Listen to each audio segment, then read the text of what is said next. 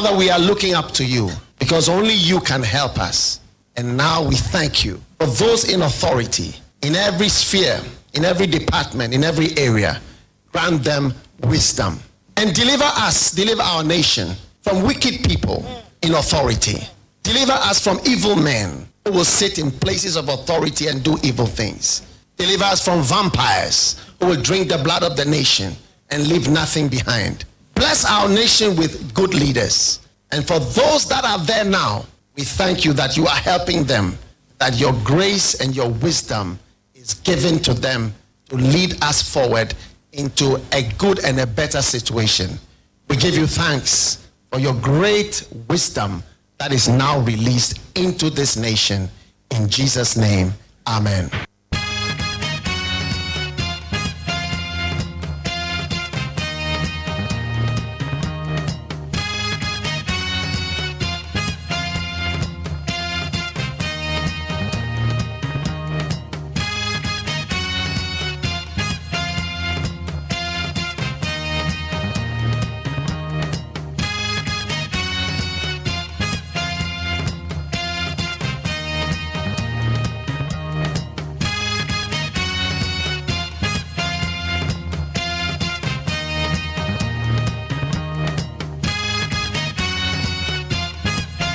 Meba chano pay mo akwa bagana mutie sunia woni 100.9 and 26 August the year 2025 ye da twede po yakopon asese wabo ye hoban e samba godo na ekoso wo ye my Ghana mo ye baba bedi ho komo o my Ghana chechire ne ye de baba konkan no ye bia da ye tenase a ye be sorry no bia bisa yan wo say ye so ade ne ye de bo ye man and na ye benada ye another productive working day.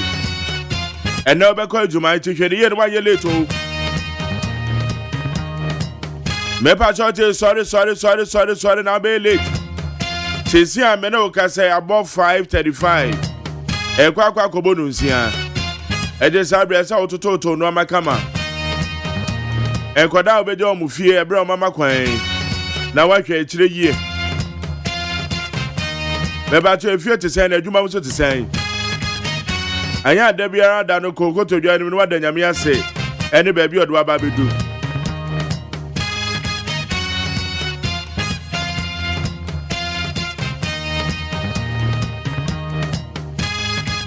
Wenim say ye kan e ya dum bi keke na na esu yeso enye ya ho oda enye esika enye ya ho ofa enye bibia ye wo nyame na dum bi keke na esu yeso tene na kan ne woni obi and etie na uche weni na hu ni bi enwa atase fo asase so a nipa na nya boni bi na kwakoyo enya ahwe yie bi na mom ni nyina no eya adum bi keke na so yeso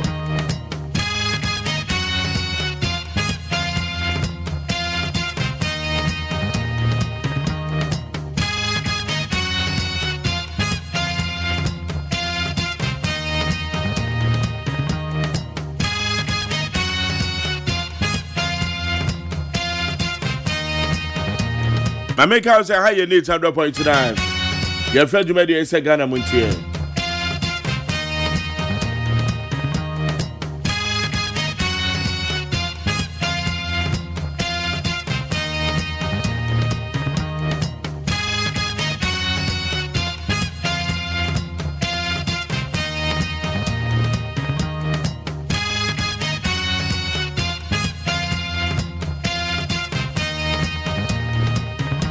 Alright, me in the Mark Jerry OSEI AGYEMAN bonus here be copies 104.3.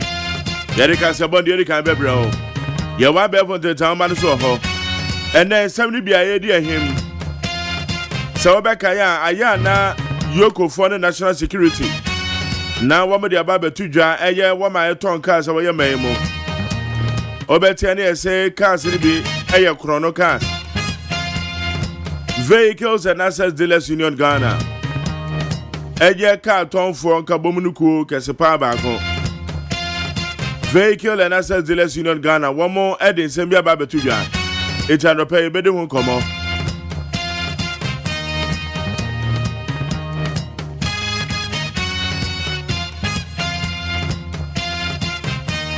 And now pay your better won't come on. I can't some more can. One may you on home. Edia free eye sa krono semna ye kasa fofore eye womo ekra cars e de bo man mu no eti ne obi kotoka kwa na ye jo say na mo kra sa cars yes e krono ni o be ba cha de na ntesa it womo statement om de ba bonte no and na no pay ye be de mu come on ye ka so akwati aba elections na manfo bo mo ho amanfo gusu e bo campaign enam say nyame adoma na watch na ye akwati aba elections na ye say Action People's Party Kenneth na Kwame Asamoah benya ne tie say ode injunction na ekoto ba elections no so de be na sie akwati ba elections no Kenneth na Kwame Asamoah Onona oye founder and leader of the Action People's Party. Yenana TSO the injunction ekwa koto so. Eti mu nsam so ye anybody akire.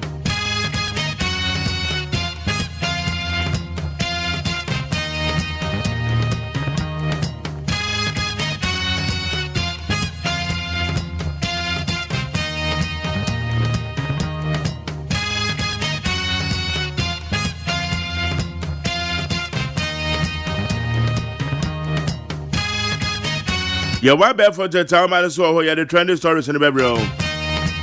Amasacha me kwabra mafo. Mami akosu etonam. Na mami akosu etonam we call value view. So what a value view Yes, best accounting student.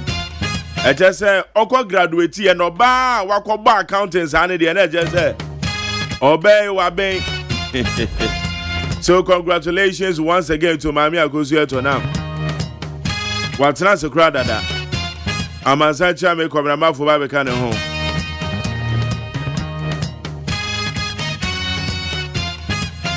Yede de obokrata musembe bro no sia de che no. Ye was solid interviews have from the time man so. Ye betre adwen won sama hodo ho. Okwa Facebook nso aye dem. Ekwa na ye need 100.9 FM. Need 100.9 FM on your Facebook live.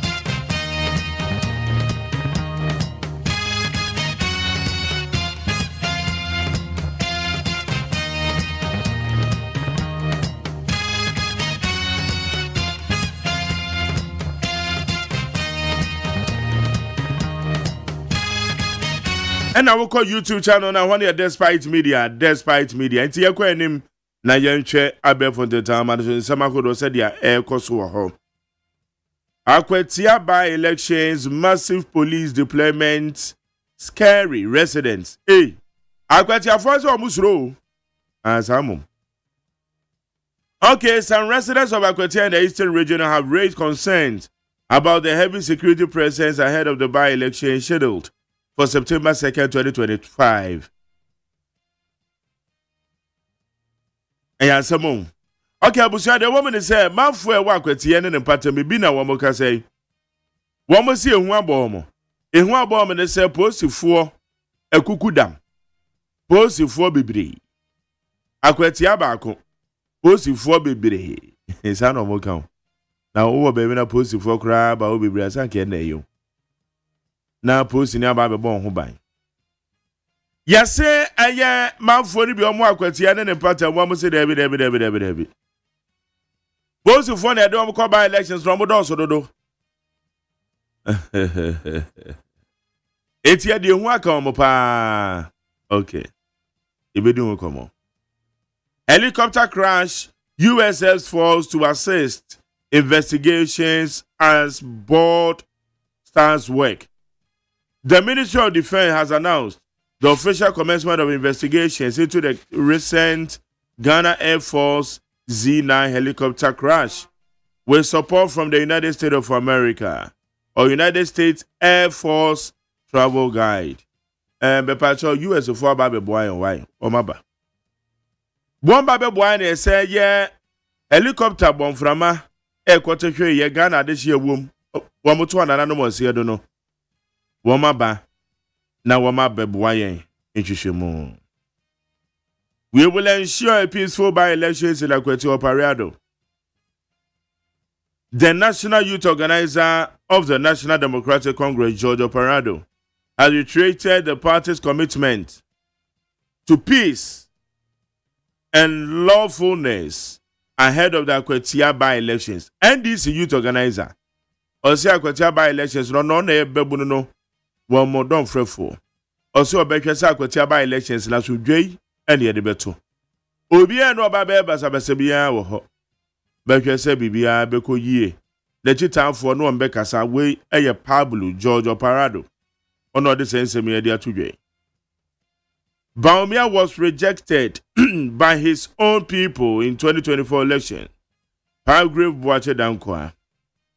Governance analyst Dr. Palgrave Boache Dankwa has attributed the New Patriotic Party's defeat in the 2024 general elections to what he describes as a rejection of former Vice President Dr. Mahmoud Baumia. But Dr. Palgrave Boache Dankwa no MPP ni. Now, say a governance analyst, ono dia to just say Dr. Baumia the one crop for quite a rejecting no. Ahead of a year about to echoes 2024. Akwete by-election, MPP's Haruna Muhammad defends party's right to self-protection. Deputy General Secretary of the opposition New Patriotic Party, Haruna Muhammad says members of the party have constitutional right to defend themselves during the upcoming Akwete by-elections. Bepacho Deputy General Secretary Dema NPP. Ono no say hwe kwa wombo kwane so nkwa basabasa bi na emum. Womo twese ombetimi abom ho ba. And the important sanoka. Car dealer union pledges support to fight stolen vehicle menace. The Vehicle and Asset Dealers Union Ghana VADAC had dissociated itself from ongoing reports surrounding the alleged import and sale of stolen vehicles in the country. Said I didn't know about years. Oh, I'm up for comedy cars aba or no cars is stolen and yanukre. Wama ombe wia cars no ho.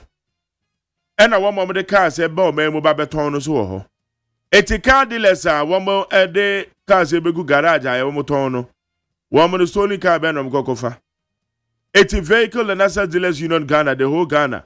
Ukua esopa na sa koi ene mo pen for the krata abase say wo better so be say ka tonfo wo mo ko bokro no wo mo ko wia ka na no mo de abam se do kra bi anim o ma twom ho afrim enti no so de wo no Rambe asada my peacefmli.com citynewsroom.com myjoyline.com check out ghana.com star fmgh classfmli.com any other relevant news portal. Woman the boy ya be for the town man so no.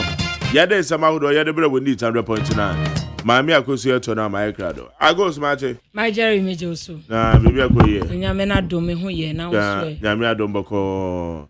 Odi ache kama. Oh nyame adom. Na mo graduation da be. Weekend ya na.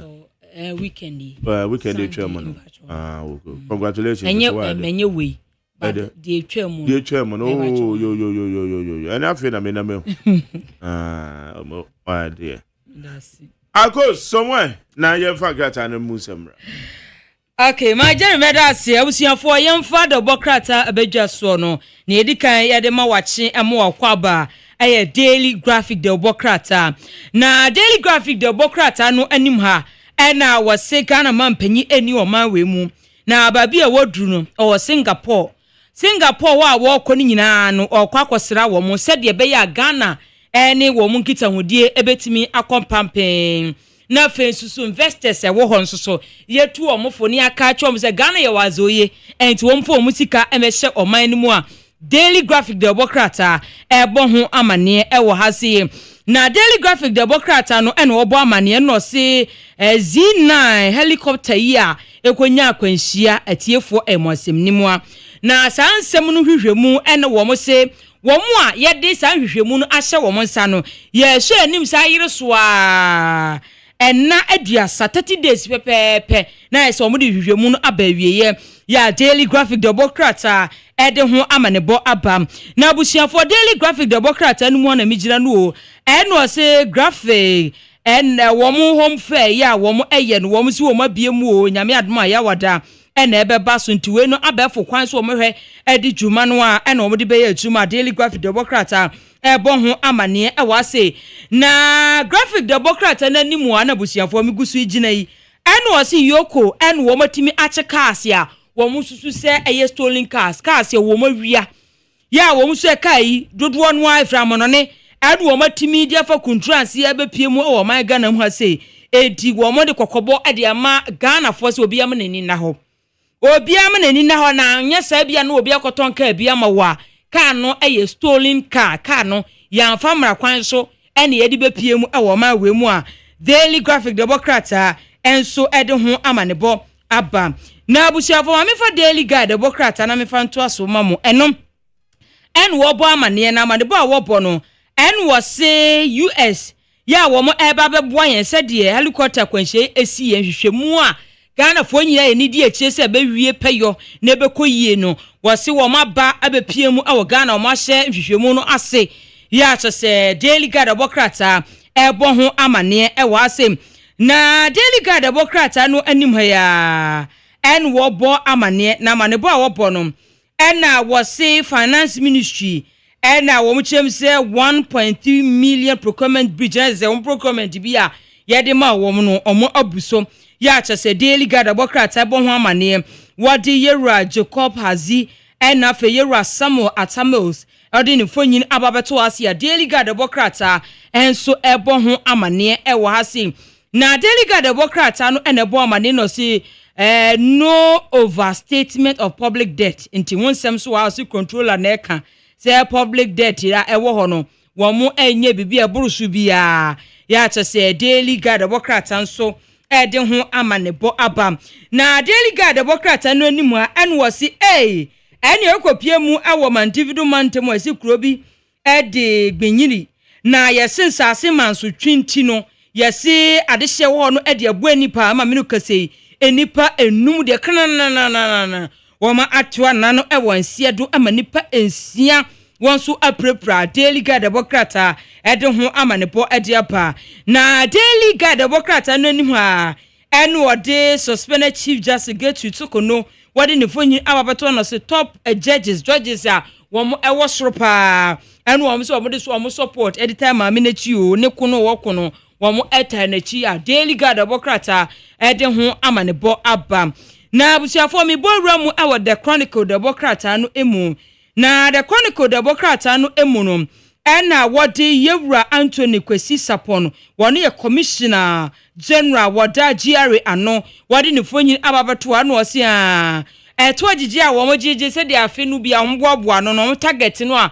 womo ensa ka no se omoto a omo age no 89.45 billion Ghana cedis na so womo se womo target ya womo na womo tu omani so no aye 229.1 billion Ghana cedis yes honsem so ewa asia the Chronicle Democrat so ede ho amane body abana the Chronicle Democrat no anim ha was ECG ene ankwankwadwumako ena aka bomu oni nyina aye kwan a won befa so na mita cheche no ana mita cheche no betimi awie peyo no honsem so ewa asia the Chronicle Democrat no ebo amane se ECG womoni Brainfield ena womo aka bomu ya womo ebehye mamita jije no ana mita nhyehyeye no atimi awie peya the Chronicle Democrat ebo ho amane wase na the Chronicle Democrat no anim ha eno se Yewura Kwadwo Oponkroma eno wakopie mu ewo ne peso so no ze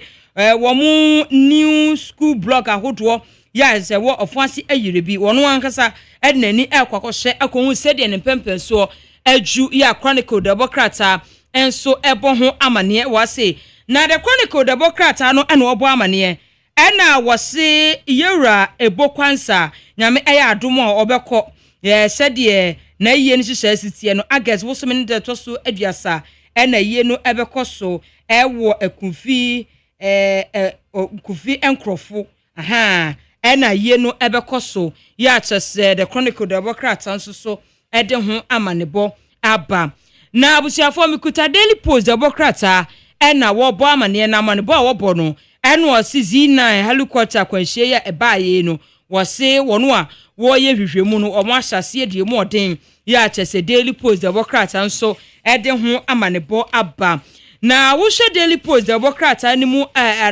anim ha ya na wo bo amane na amanebo a wo bo no wo se Ghana National Association of Farmers and Fishermen na wo mo a petition Nursing and Midwifery Council SM Owura your friend no David Temcrying Tum wo church for Emma Registered Nurses and Midwife Association was in Simbi Okan ye no wo mo susu se asotwe bi ehwa wo se ye de ma no ya Daily Post Democrat anso e de ho amanebo aba na Daily Post Democrat animu a na mewo na wo se sisi Ghana wo mo de niama egu akwa mu sede ebe ya wo mo ebetimi adi dwuma ede afa ICT ho enti sisi ane de Ghana ye ICT mu no ye hyem kenan ye kɔ wiase afa na nyina no a yesu ye betimi di ano atomu se ba ICT mu a yesu ya bene wo mu pa ya to se Daily Post Democrat ebo ho amane Dr. Kevo na wode sansem we ede atudwa Daily Post Democrat enso ede ho amane bo ede aba na busiafo the inside Democrat na mede sorry so ene anopei we no tetewde no na the inside Democrat na obo amane na osi ECG na womani Brainsfield na womo ka bom se de bia mita ho hwehwe ebetimi awie peyo a the inside Democrat nso ebo ho amane ewo ehaseye na the inside Democrat no na wode omanpanyi abedechire enfonyi ababeto a ene wo se wode ato enforces enim se wonfa ne enwu akwamu se de be a wo betimi apo adwuma de ama oman konko Ghana efa bambo ensem ho ya the inside Democrat nso ede ho amane body apam na the inside Democrat no enim ha ene wo bo amane no si immigration service ene wode kokobo ede ama Ghana fo nyina se obi ama nani na ho wo ho no obi aka chesan Ghana immigration service fa adwuma yefo enti no me no metimi ama aboa ama wo so etimi akọ immigration bia osem woni na ho obi na ebu afaso obi aye na adwen se opese woji usika edie enti sansem no ti abotugu na eno so sem so wase a the inside Democrat so ede ho amane body aba na the inside Democrat ani mo se gan emabunu eno wo de ato IGP anim se wonhwe na niema echese wase kolebu enema bia ankoyie ewo ho no wonhwe na woni hu dwuma ya the inside Democrat nso ede ho amane bom enso ede aba na the inside Democrat no anim ha ya no osisi ane de wo hwe ne mahaban no edi gu akom ye schools ni hospital no internet ye jane na so pampe ene wo mo de ba bedi dwuma the inside Democrat nso ede ho amane bo ede aba enti my Jerry OSEI atenase enchekra ye be ko peace ni akofa no nsi akase no ede abramu ye ba Ghana montie dwumadie no ye de ebeto aso amamu mera sakosia na ye kan no na ye hwese akotia by elections amanyokofo no womo ahoboa womo okay na bambofo no nso no womo ahoboa no ekosei sure because every sabri ekopemenne na wotwe no na ejese no amakoso it before the elections, during the elections, after elections. Role Ben say party for no more play. Yeah. Me who say MPP candidate no call NDC say no chem. And no go chem NDC office. Na say the omo year wo NDC office ho no. E me who say enya ade bibi body bi abetimi ese. But say the NDC for na wo mo so candidate no na wo mo fam. So mo nyina mo ni mo ho. Oh, omo ni mo mu emu. Omo nyina ni mo ho.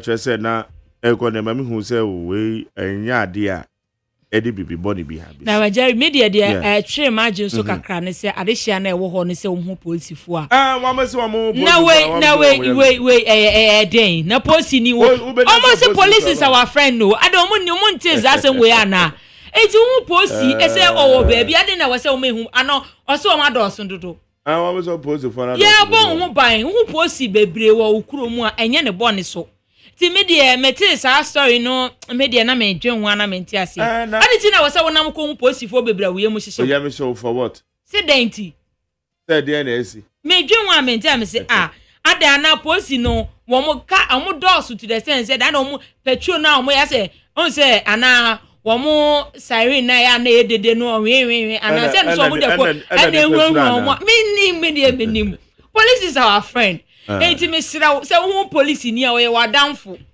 enti no sa ehunu wonyin from police ni omo Onam na kushia police ni no ejina. I don't know say o me hu bo. Ojina no no wedi nkomo police for e be a professional so. Said one be dey ko na wo kwan. Okay. Anya abotre e kwan no so nye eti ma speed no emra from no watufu. No watwam na call baby. Ye ni anadwa hwachi. Ye be. Me pie me police ni bia metani ni pie. Me pie na me hu na mani agi so di manim so me di nachi. Minim se police ni di wanim kwan de. Obambo ye safe. Ti wo police ni a mensuro obebon ho ban emfa woni dodo a omoye e bambo ne ye de brewo eti akwati afo no de enti kura na ye se bi kasa ne de me nyanti ase yi akwa ba because suppose ni na me baby na nko di boni bia woni problem so that say woni problem bebo enti ina na be na we graphic anim ho no yes, Yoko recovers 100 stolen vehicles. And the vehicles and assets dealers union Ghana. And your car tom for kabum ko kesepa wo Ghana. One more day, a year and krata babonting. Na yen komra. Okay. Ye ba ye beke mo asem. Ete for ye ko peace 104.3 kasebo de kind here.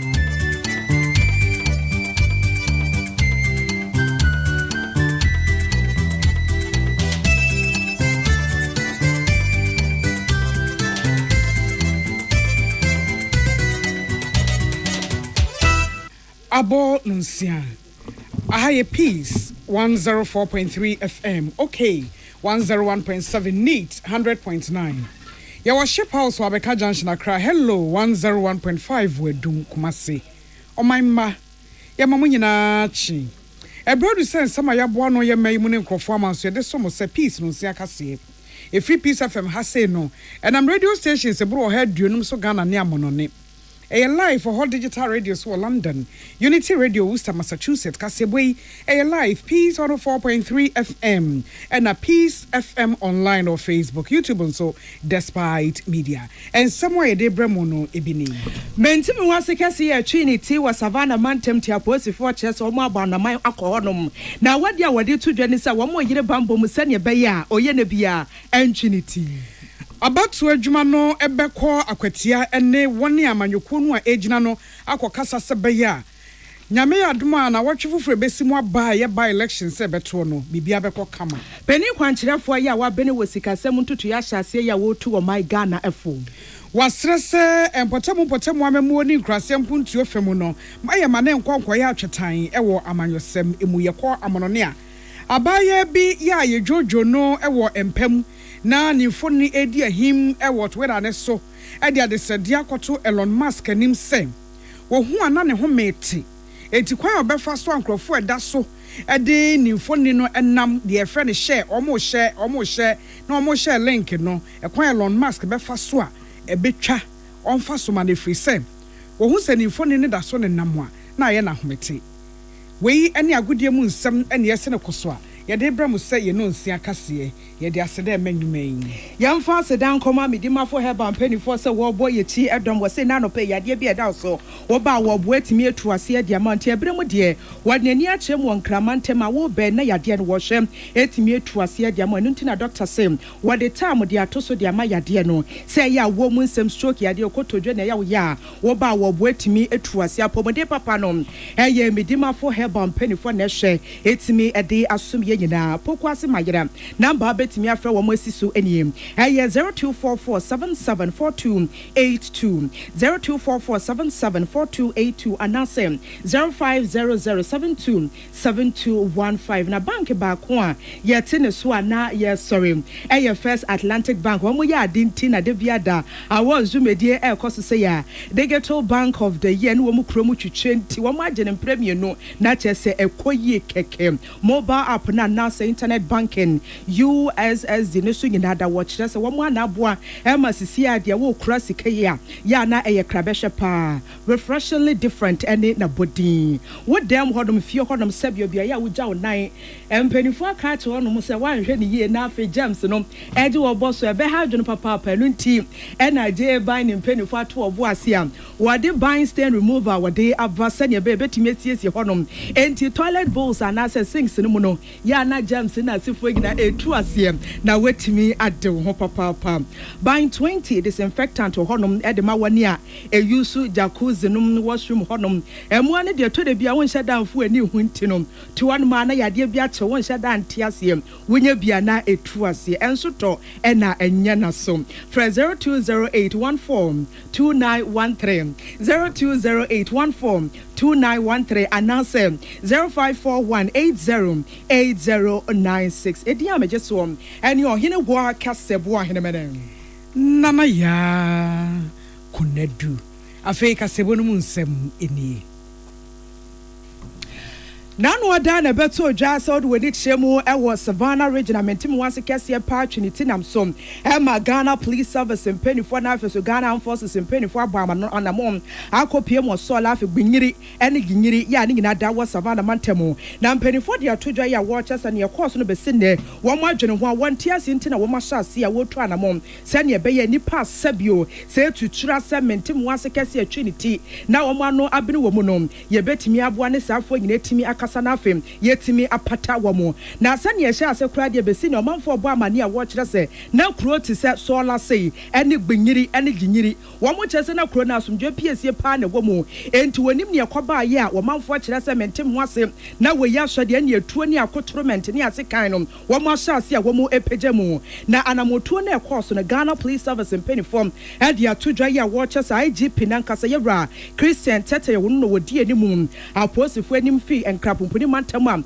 wadi weni chem wa Savannah mantamu na woba amane a wo kyese sane be ya bambom nsam ye betimi ayire muntino wani nananum atena nkonwa mpanifo kukudam eni kromafo nyina hia sane be ya wo betimi eni ade hia di nkomom wo mo stress asomdwe piesie ehun nsuo na oguso a wo hwe nim so manfo de betimi anom nti wo mo ahyase a wo mo kasa bodevrosem asomdwe pa ne ade ehia sabe ye ti wa my Ghana musie sabio asembia maya ye die kuma na se tractor ne de adwamu asembia ba eya no baba ya ne eguso a ye ka ho asem ntimi nsore keke emfa mra enhya wonsem Ghana's Police Service mpenifo ba amane a wode to dwasem sa mentimi wanse kese atwi ni tinti and one more sir manfo nsa posifo no bedoso pa ena ememma madu before complain for no one bedoso enti wo hia mo se biom guso mo bom pempen e wo mpehia no so ani kwansa sabe wo twi wano bia so koka so posi ni we de mimuno anase wo se ni we mehu no so ni awo kan na motu a wo tumi fa nye dwuma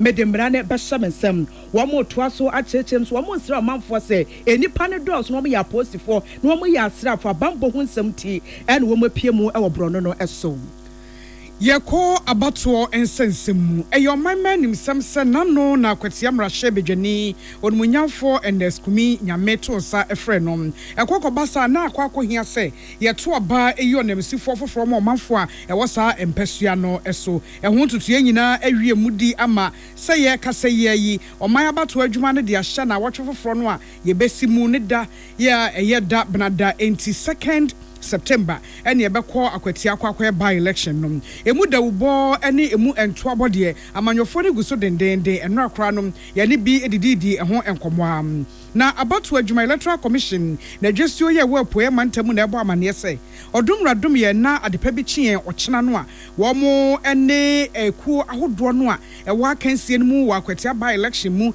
ebehia no mafa adwene na adwenfa ne beboa ama pepepe yo ene ahobo mo de kwa abatu no mu nhihya ahodo ewo so mu nimde na so akakaye egugugidie sunsuo ntim na aboa ma bibia akotote abatu adwuma ne pani a woda no ewo apoye mantamu owura jo apia bafo ene de to woni a wanu duru bunumu ne wo bibia obata abatu no ho bia nim sem abatu adwuma famu de wo mo be ya mawia bomu bibia beda fine kataso momu aso bia emma na botae ba kope ena ehia se yebeto aba no ewa asomdwemu na twobo esembia enyiniti enu nti nyame admo ochena no womne amanyokuo ni behia na ɔma fa adwene de akyire obi adwene no wɔma makwan ama wɔyɛ ako atimi abisa na wɔn de yie ato baabi a ɛwɔ sɛ wɔde toɔ na ebnada ba a wɔbɛtoɔ no akɔkama asɛm biara emfiri akyire ɛma na anu ada na Bank of Ghana mpanifo pie montene so ba amane akyerɛ Ghana fo sesi adeɛ anhwɛ ya dollar na wɔn mutugu ɔman Ghana economy no no wɔn ba bɛte so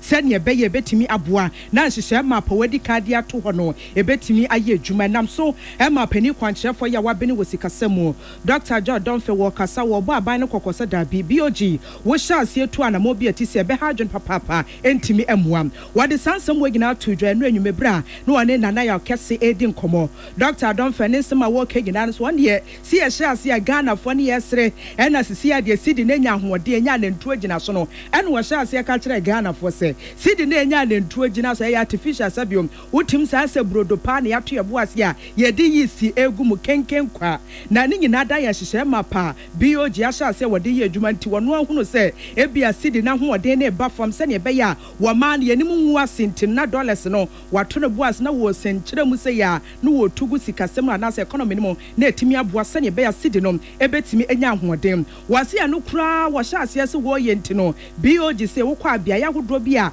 ye kura dollar no ɛso tia na ɛteɛ na nu sɛ kura na ansa na aba ne bɛsesa no ɛna hyɛ ase ase ɛteɛ sika ya hwere nko am ɛyɛ $9 billion na wato so aba amane a wo kyɛ sɛ gyina yesie kɛse we International Monetary Fund mpanifo World Bank form akyerɛkyerɛ mi a wo kyɛ sɛ ane sɛnea BOG anamotuo na opɛ sɛ wotu ne kwan so anu ntim wogusu a wo de chi edom na ɛno na Dr. Akasa wo kyɛ sɛ dabi ebrɛ mu de sɛ yɛnyina betimi ahwe anim ne aka no korɛ yɛde no korɛ pa de akyerɛ yɛ ho a saa gyina yesie ne hyɛ ase korɛ sɛ ɛbɛba so no na sɛ Ghana Revenue Authority mpanifo adukan de aba beto dwa wo kyerɛ sɛ ɛba no kwan yɛ fa so gigi sika revenue no wɔse ɛso ɛhwan wɔ ham nkyekyɛmu aduasa yɛ wo kyɛ sɛ ebrɛ mu de ɛkɔba no sɛ Ghana banpo wɔ bɔ no ho musu aka sɛ to afoforo wɔde ba na gigi ebe de pa yenti afuto mapa Dr. Donfe wɔde ato aban no anim IMF aba the people aba bontra be won ni wo World Bank so de ne dia aba pe na omo ani aba omo ho so na omo Ghana for bo say ka dodo na omo di be dwaso mprempre wano be guma abosi di no ba no afa di adwebre omo be kese so kakra omo ti so pe obo se di no ahoden na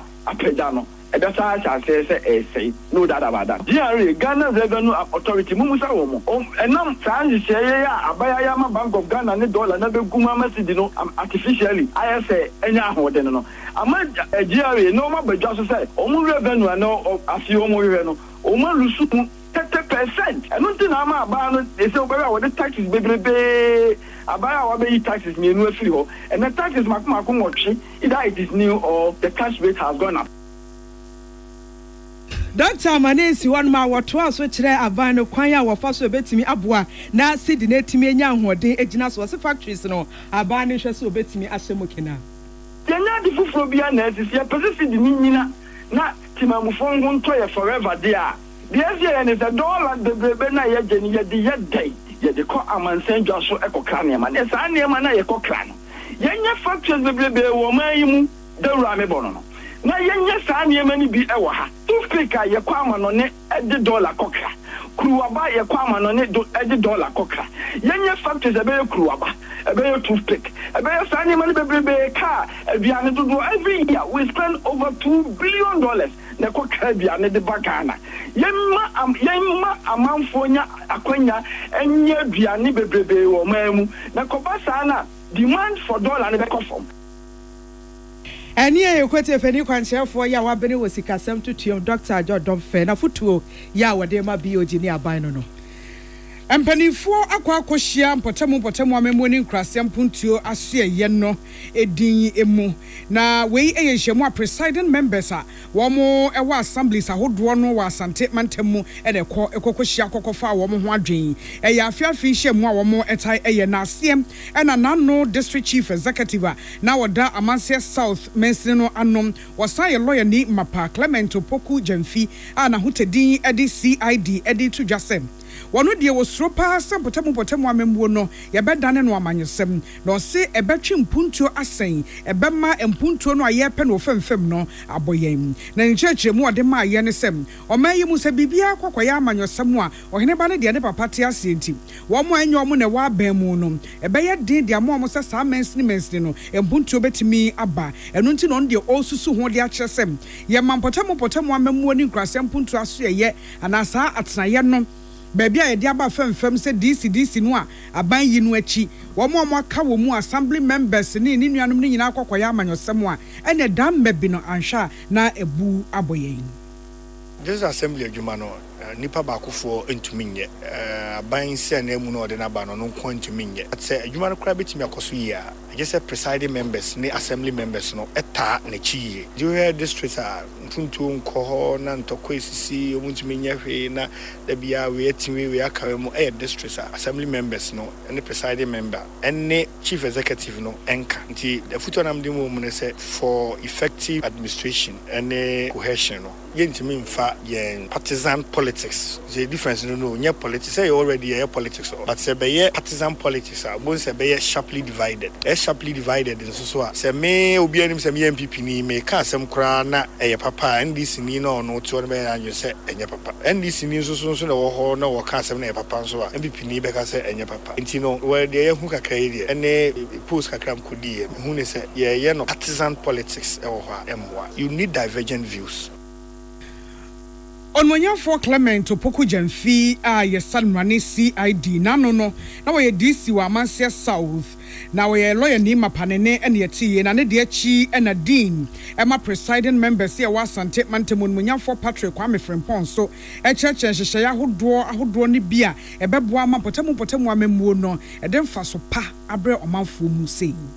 Presiding member about instead of 2/3 of the house, any 2/3 member present. This which was executive relation, you should say, Yama community, and I said this was no money pan your day. And so you also be if you say you try a cap from the consolidated fund, instead saying a day IGF and a 3 members sitting other ones. In Tobacco district, you know, a woman community because of say a woman is cacrum to be sitting allowance and no more Emma assemblies. They are also be used. Assembly, you are the agent of the world. Until you say common fund on our bind, in your access to the common fund. Na because ye bomb ba na ye nche de be dan say e be ba na central government na ache de emfa sika ne because mo fa 10% nkwa bi kura na sa ba bi de kono kura this na nyo mo hawo nti sika na ye dia mo nya mo action plan mo nya budget of the year na Ipetene kaseyi eye dean presiding members ya wa Asante Mantemu Onwanyafo Patrick Kwame Frimpong yensentre ni pani oton krafra Asante Mantemu Samson Kwame ameche na de amane boy baye ye gina so ho meka sebo so agyaboa fon krato mo daroma ye basisia Peace FM. What be some plumber? A damn pipe no de boy dumano. Kaino say DPS pipe nkwan no fa mo aduma bribia o. Esan gidi amenya wo DPS pipe munti. Me mfani agrokra o. Enti frɛ 0543 662 727. Pomachina kwan was Spintex Road, Coca-Cola Chiriwa. DPS pipe. Chidie ashenso die. DPS pipe. Pipe nyina hene. Amanfo dia moka kire Freddy's Corner wo home appliances ho or dia ba Freddy's Corner Home Appliances Center. Home appliances a eye papa bia ebi wo ho Brands ben Media, Samsung, Kaiwe, TCL, TV, air conditioner, freezers, fridges, water dispensers and dia keke ka ho. Nia ubenya good warranty dia. Ko Freddy's Corner Home Appliances wo kokomemle. CCTV a eboama monitor of properties any business at anywhere in the world. CCTV ani da ho. Ewo detector, clear pictures, Wi-Fi connector. Utimi connect ma wo phone. Na wa monitor baby a wo wiase bia. Freddy's Corner Home Appliances abeka Freddy's Corner edwosu ahodo a oton phones ene ehun accessories no. Fresh 0544 959195 ana 020 7937323 ana so brakoko memle City Light in Chehwa. Na ye can discounts ene achede a obetiasie. Freddy's Corner, home of authentic home appliances, phones and its accessories. Amanfo dia moka kire Freddy's Corner wo home appliances ho or dia ba Freddy's Corner Home Appliances Center. Home appliances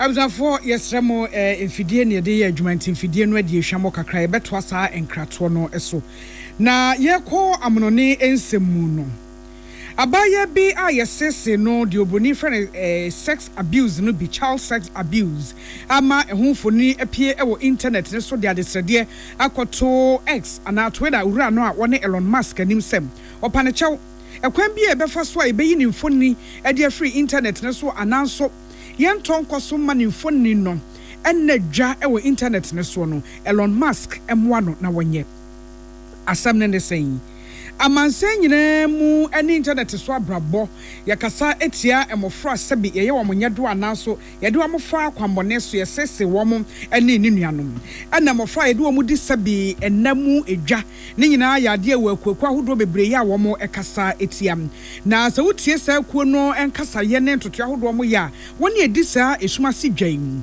sika wo mu enya efrimu afiafe eye dollars no billion bebre na no ye Global Child Safety Institute for Crashmu a wode eba ye efwa so saa ebim na eno no wo mu kyerɛkyerɛmu e de akyerɛ sɛ enya wone a edi dwane keke na emo enya wo mo de nkwada no sɛbe SS wo mo keke ne wo mo di hu dwa keke na emo wone a ɛho fiafia hu nyinaa wodidi hu no ne nyinaa ne ka bomma ne baba yesika puduo a eno na nkrofo nya e de free saa enya do asɛm no emu na abaya yi sɛ binti wamfani dia kasa antu dwa ne dia de ma ye wo internet ne so a Zora yi na ekyerɛkyerɛ mu de akyerɛ Elon Musk sɛ de enti a wo pacho sɛ ekwan bi e befa so ebeyi ni mfoni na naso ye makwan ema ni mfoni ne nsan tretre bio no wonfa so enye ema no wo se ebre biara obehunu ni mfoni ni bi e wo internet so no na kai no ada no enyambra samu ananofo no edidi no no eyesa na ne ho metina bibi eya ye no wo kai de si ye na no pa be se efie aduonu ya ababesne ekro eni enu nti ene wo ka kire Elon Musk ene amamamufo nyina se wo mu enyaim enuanom saa ababa ya wo kasa yi emfoni no akasa nso enya de da internet ne so kwa de wo internet ne so no senkrofo kopemfoni e de atwere wo mo asem afampamu enyedoa ho a eno no wo mu tuaka e wo X ne so ansa na wo betimi de saa emfoni no adi dwuma no wo mu tuaka ansa na wetimi a downloadi eno ho e na ababa se obi e share se obi e postie se obi e to e de aye na ade no emwa na okwan bia so nti empanifo nhwe na wonsi ano efrise saa akaka ye wese no e de abofono e na eba ebeja ne so afi boalebo EPL no na ye de hyase ye de amamo eno ada Newcastle na afi so Liverpool na hia ye na wo nyina wo bia yere ne ho pa sa ne atie bia wo se wo hwe na wotimi eto atena ewi echi no Newcastle for timi hye no Liverpool hye miensa afi ye hwe Spanish La Liga nem Atletico Bilbao na afi Rayo Vallecano na hia ye na wo hwe Atletico for na wo mrante no agoprama no so na krabehwe womu dia gro fefefe wiechi no na womu ache Rayo Vallecano for ashom ba ko am womu ntimi ansemu adabraka afi Sevilla for ne Getafe na hia ye ewiechi na chese Getafe for no ahyemienum ema Sevilla for no atimu ba ko eno eye Spanish La Liga ye koso enu adam yenhwe ene UEFA Champions League eye qualification ebekoso ene ye hwe enim se some grass and after so Bodo Glemt for Ebesianti and some grass for and Bodo Glemt for Besian Paphos and Red Star Belgrade for Ebesia and them Karat Almaty and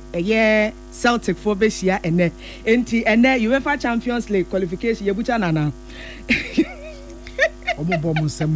Oh my yard. Vem no crime a day can cry to me ma komenimpa me producer ni age enti na matches e ho no e ma UEFA Champions League no qualification no e na ye de atomanim kase ye bono esi ohene wa kase bu ahene me ne me maame nana ya kunedu yade aseda ma medima for heba for ma yade Dr. Baya wo se yade no wo de bre na to so nti eye na ho to time da so ne Dr. Dean Dr. time da so yade bia betena wo so nti ya na ayam hihyew se enche na bia o fa bag 6 feet na abeko doctor se bra wo ba ne atie bi obehwe etimi tuase wo de bre and wo de aye adwuma ebra so se yade na atena so achese stroke anasa wo mu nsem kotodwe ya wo ya wo bi de pa ne se ne sisi achi enye betesa doctor se wo ben wo behwe Ghana ha se bibidre bia na wo to ne bo asem se wo de ye adwuma hwehwe ne chi akwan e wo poko asem mayera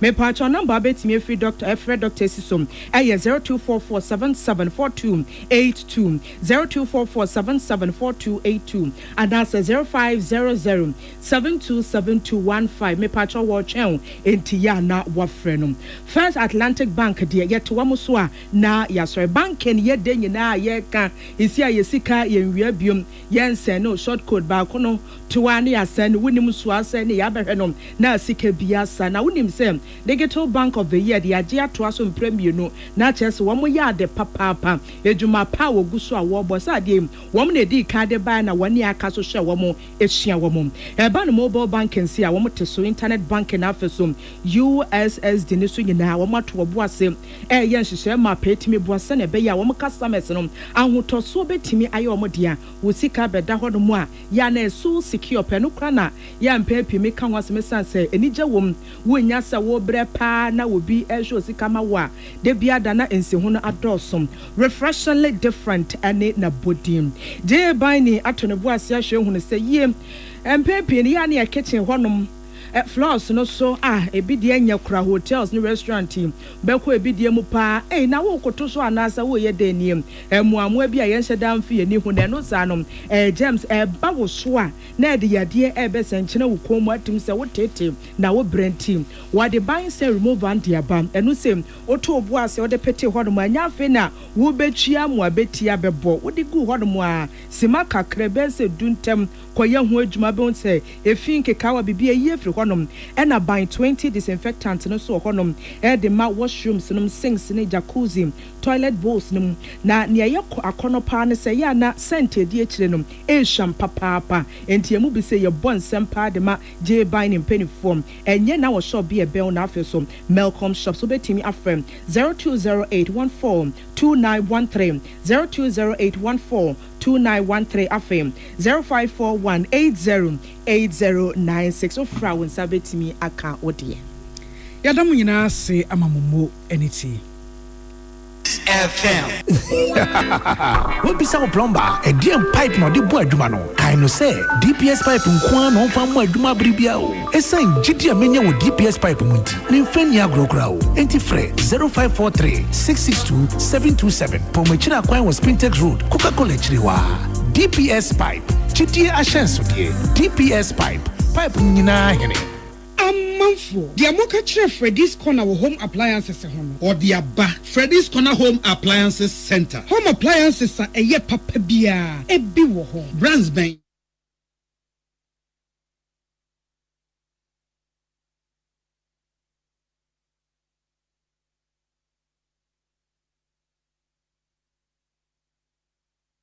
Montie na mansanya so Ghana Montie na mansanya so adawroko fiaman homene so ejiji tonton sansan ewo neat 100.9 FM Ghana Montie Ghana Montie Ghana Montie Ghana Montie Ghana Montie Ghana Montie Ghana Montie Ghana Montie Ghana Montie Sunia wo neat 100.9 Yede kase bono ena yede abra wui yatena se yatena sie esama hodo ne ba bedi ho komo yede esama ba begu sane ani na yahwe sedia enoma eko de obakrata musem ho mami akosu etonam ne amasacha me kobra mafu womo wa ha enkrata no wombeboa me na yetimi ayemu adwuma na asemo Action People's Party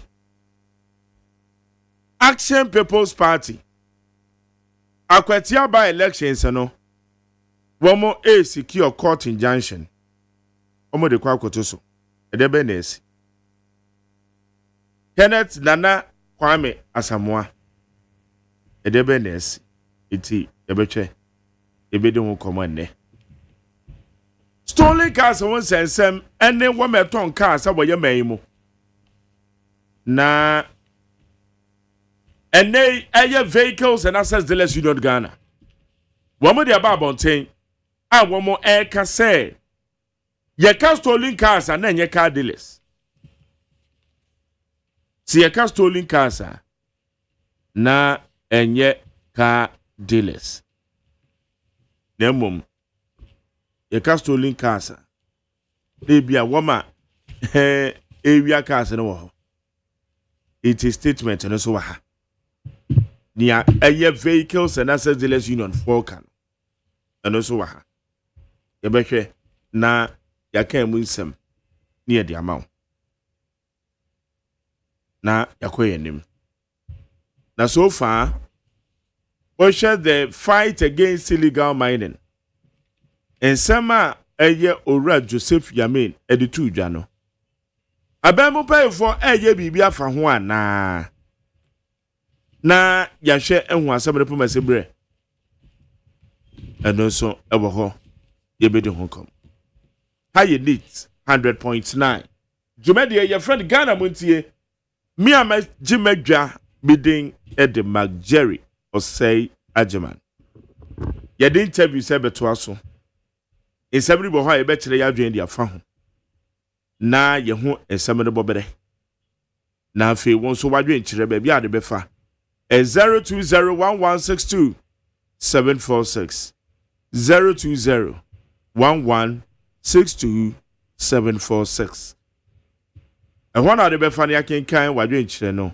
na ye dia mawo maami akosu etonam ewa ha kwabena so enche ono so ebetena se akosu am akwaba my jerry me just you na ye behwe enkrata no okay na ye de mboboso no asanyaba okay se osha asemo when na be was story bi wa ha na me interest won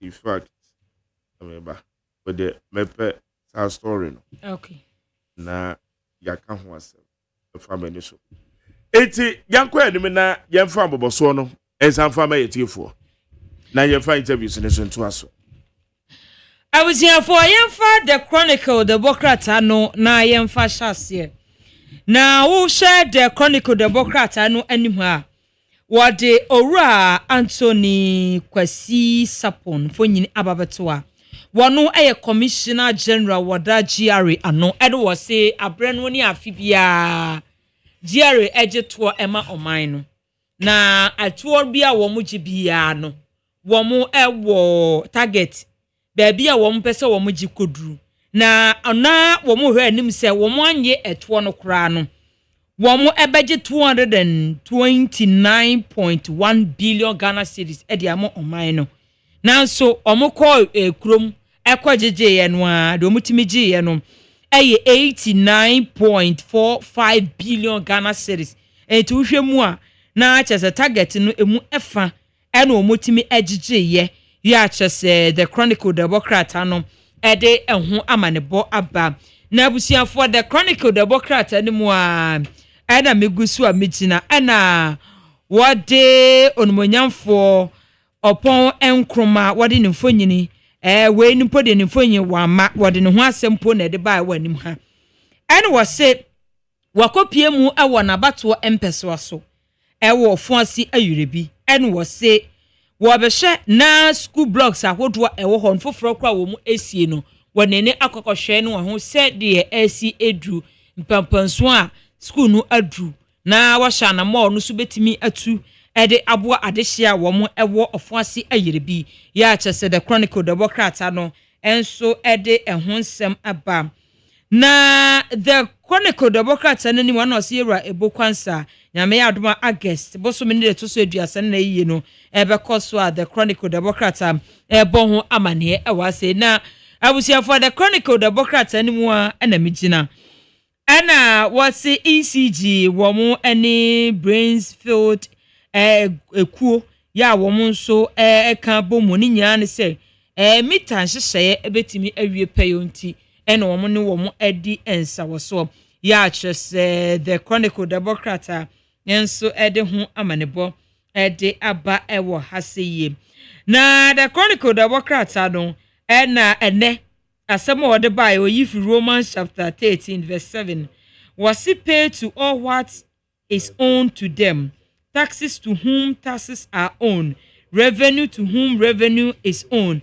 Enti we edi ene asem a wo de bai ya the Chronicle Democrat anso ede ho amanebo ede aba na abusiafo amefa Daily Post the Democrat na memfa entoaso emamo na wo hwe Daily Post the Democrat anu anihwa ya ena wo bo amane na amane bo a wo bo no ena wo hwe anihwa se ya wo de panyipa wo no eda Ghana National Association of Farmers and Fishermen wo de nemfonyin ababeto owura Michael Tete en wo de ensami ede aba en wo se Ghana National Association of Fishermen and Fishers we fishermen and woma petition Nurses and Midwifery Council say womo sro mada Dr. David Temkran Chum ya wono choshrofo ma Ghana Registered Nurses and Midwife Association nsemi okokan no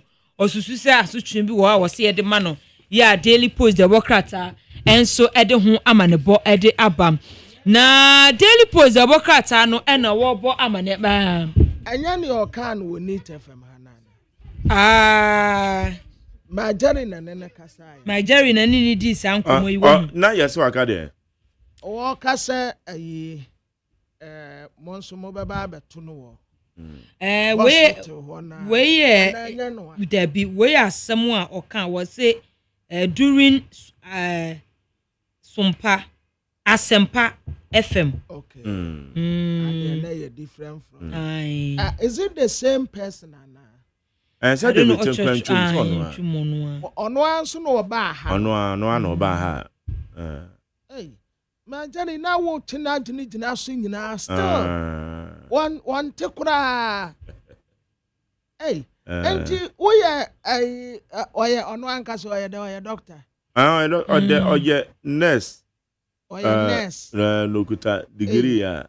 Ani ya nurse mponi ani wakoye surgeon ani na say wakoye medical doctor de ani anka kaye nhuni obeye. Hey. Na wo betina hanom ka say na nkofo beba abeto nkofo beba abeto. Wo mu beto abeye omudai.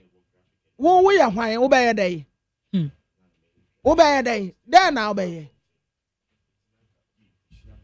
Wo be a we nurse na, wo be mua nurse ya, wo kasa tre wa manfo a, say okay, obi adu atem, posifo.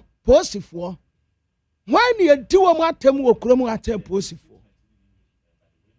Posifo, debia, wo mu ye survey. Si a penkofo a de bribe akonya posifo na de bia ka o ma me pacho ai no kre obiara ka enti because of your kase posifo ana wo munyanti bibi kwaso na posifo aka wo munsa e de aso wo dem ne fam no wo mote wo mu kura wo mu kokoya aduma na wo de wo ye wo mu kasa maafo enti yanso wo he obi ba hospital akunu obi ba hospital akunu wodi anyini natu professional sia maso e want to say ekwaya mbafo so ambaye adumani o kasa basabasa sa siminim sa wana man sa post no say obi aka say di ande enti di an wo aduma na wo ye ni nti obi ani kwan so otumi kasa tia wo ye hwan no wa betina no say ena nkonfo bi a wo mu kaseti am wo mbeto wo hospital wa wo mbeto wa ku wo mu beto hospital wa ku wo mu Ukasa nyakura esasan tempa uba bonten na ube patel. We nurse inti diain. Ada wona ode nurse by. Enipa ni bi wo ho no mo a woka da bia meka se sa nurse fo ade ya no wo mu pe. Eye pa. Woduma ye ni de na katua esafata no. Na yase wode sedi agi a ye de maw. Na wodi muna nso gi a ye de maw. But echira asem. Mpanimfo ayesere mo. Aduma no ayeye no. Enho akade ne akatua ayede no. Esa.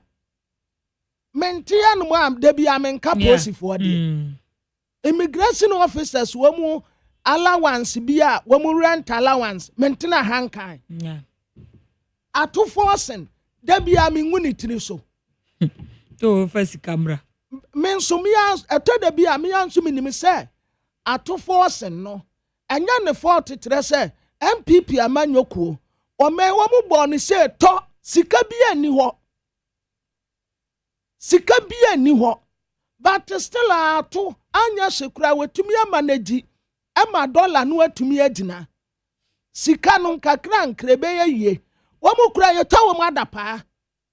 President kura ye to na adapa.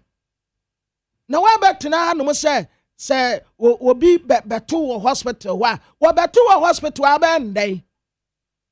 Jama na me ya na metia no mu a na me kasa de ne tia wo mu no. Ena na wo bo makutia me beto wo akume. Na nyini na tu enwuda. Sabi mpanimfo a mo bobil pa betena no muka se obi beto wo hospital wa obi beto wo hospital abendai. Obeto wa abende day na wo de beye no. Unkwa na wo ye nurse. Ya wa nurse fo papa fo wo a wo mo ye professionals wo mo ye aduma. You don't deserve to be a nurse. Baby posisi no kura wo kura no kura ese ya pam wo firi wo. Who are you? We are why? What ha Magdari to wa diri dina so say Wetuma kura wo ye no. We shy. Ye top posifo adapa nti wo munya na Roberts nyu wo man mo so. We ya nurse ni ye tawa adapa nti de an. Ya enti de an. This year we a politician na we a nurse. O kasa nya kura. Minim ba bi a sabi efi a wo firi mu. Omo so munya amanyo. Nurses de omunya amanyo. Enna metre sasa nya amanyo sem no ya de. Enia menim fie a wo firi mu. Eso omo tene na busua pani tena wo. Na wo tunufo. No wakasa kire no. Sa asore nso a wokwa ne sofo tena wo nim no wantunufo. Na won kire no kwa ya kasa kire nipa. Edi a kasa tantan no. Obi professional obi bato wo ha obi bato wo oba ne dai obi bato wo me kura me nim baby a wo ye aduma kura mpa kama advocate se mu obi ama ho na wo nko atena ho wabusuanfo yare ba no wakunkum wo mu what kind of unprofessional so conduct no and one nam no kasa basabasa sa na obi anka hwe nkire no mo nurse fo ade a mo pe no eye pa ye nyina tamati but mu nipa no a wakasa ma mo no sama mpam na mfiri ho no mo mo minister no sabi utipe no kwabra mi ntra aka no utipe no sabi wa kura wanyina duru sen ade a sa tumi na wunya ya obetena a wo kasa te se de wo pe no akoya nimu a na de wa ka bi a kire no ma tani da bi on say the according the story na gaza no mo say fabien na me yes on be pa o so but story na like also I comment bi a wo make ye no ne kasa nya kura nya comment po ne kasa nya kura ese omu tene fie omu tene fie efie na wo mu kire no kwan a ye kasa wo nipam obi ba to wo hospital we kura nka ese ya che no yes ese ya che no na wo betire adekura a obi ba to no hospital wa wo de be ye no obi ba to wo hospital wa wo be no dan ese ya che no entempe ya bebi o bi anka ese ya kwache no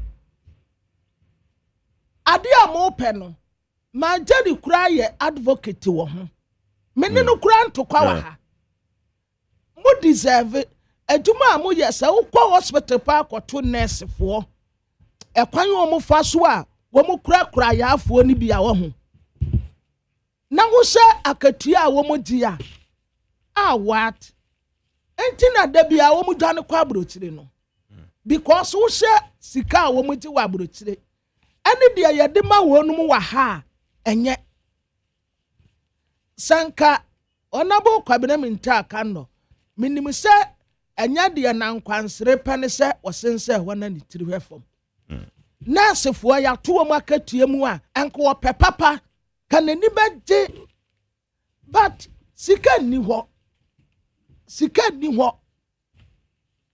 wa man no ya kofasi no hwi nim ntu fi se di onabo wo pe no ho ani akatua wo mo di no nye wo mo asetena mu nye bibia wo mo eta wo mo asie bia emwa wo mo asetena mu nurse ni betumi ya adwuma be 20 years no woni 10,000 put an account no woni 10,000 put an account yanim but mu nipa no a okasa mamo no ne kasa nye ba kokora ne kasa nye wo ye loud tese woni mi said ye didi atem woni mi said ye kasa basabasa woni mi said ye kasa tantan enti wo betena radio so a instead they say wo be pleadi na ya nyina ya support mo no wo si wo bia kasa etia wo enti wo beto hospital a wo be kuno kuna wo de anyini na tu enwuda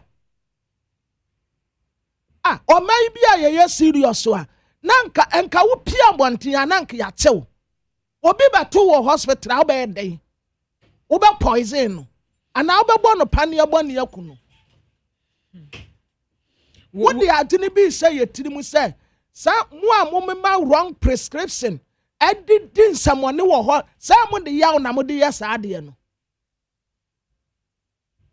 wo ya hwan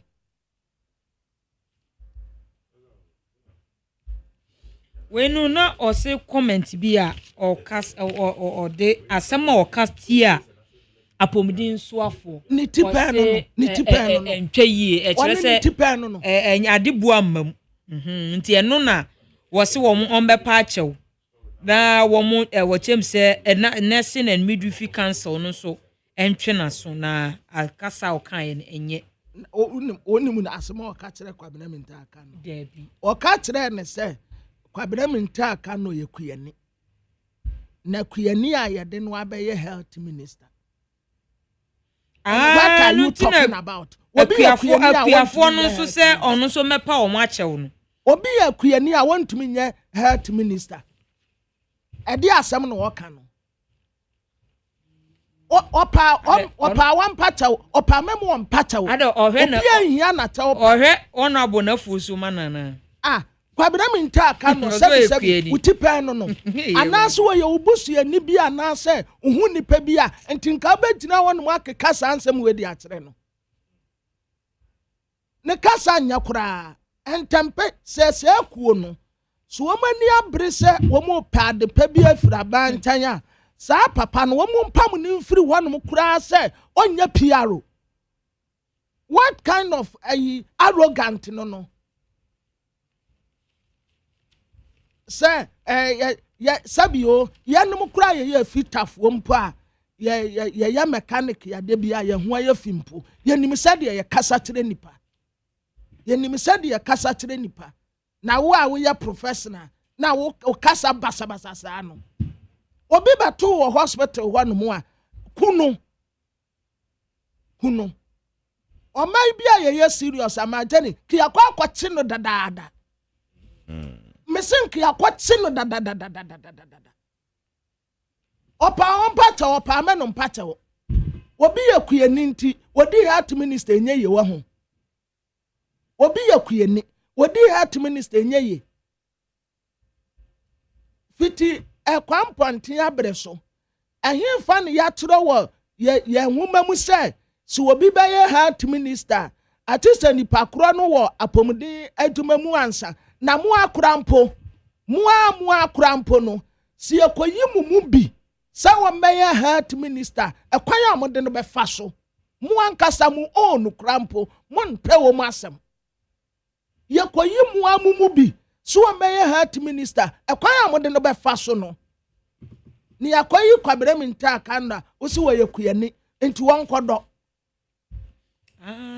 mi kwamre fi se oye yi o owo emu processing factory afa na Matias ya no ma de nko aha so okan ya no me hu ba bi okan si afa na mahu se odua mo odua kantra mahama se wa ma kwabere minta aka no nkodo ne mo na won yi no health minister na ni processing factory mo no won yi no health minister adi ahomaso kankan no o kasa tire pani a o sa kwan we ni fa so aye kasa tire pani na is it about issue na pop ye na nam so a wo to aban ni so atua na eno aya aban we ya rage was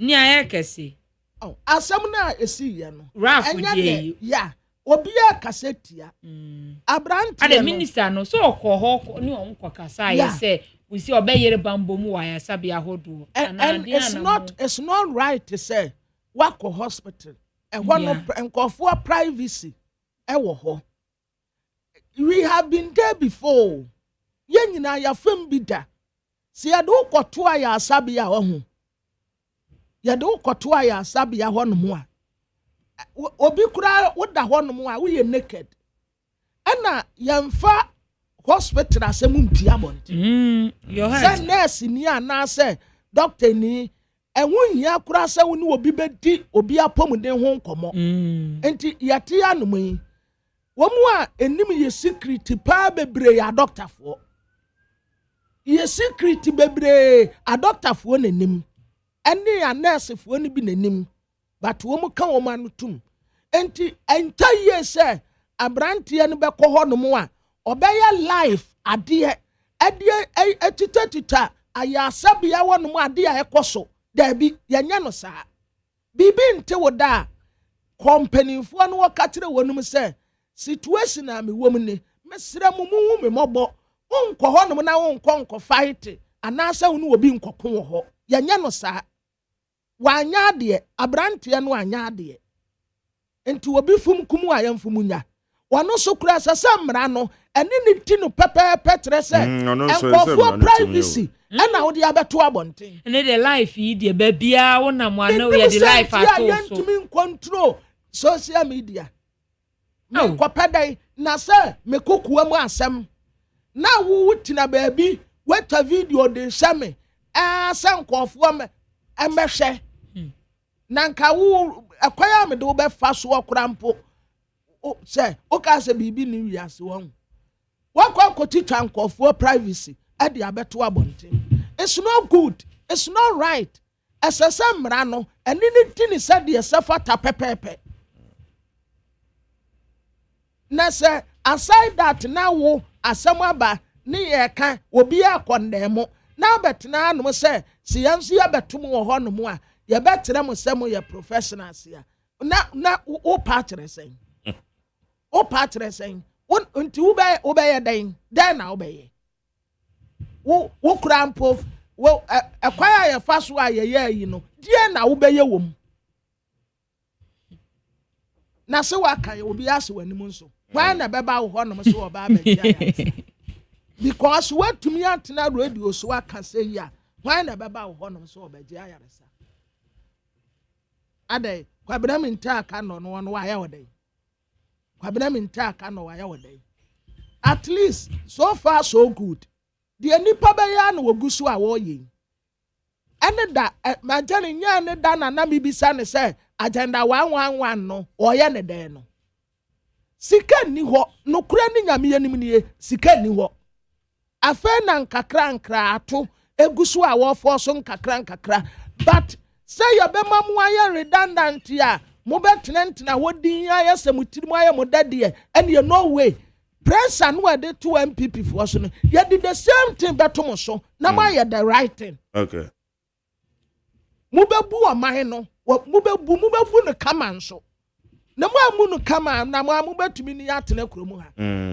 Mobɛbu no kama me yɛ ho atɔ yɛn but ɛnyɛ deɛ nipa yɛ ano ɔyɛ wɔmfa apɔmuden ho nneɛma nkɔ ayasabea na wɔde mirika na wɔde kɔ esi ayi a mekasa agenda 111 hospital wɔn kɔ complete wɔn wɔbɛyɛ dɛn sika ni wa wɔbɛyɛ dɛn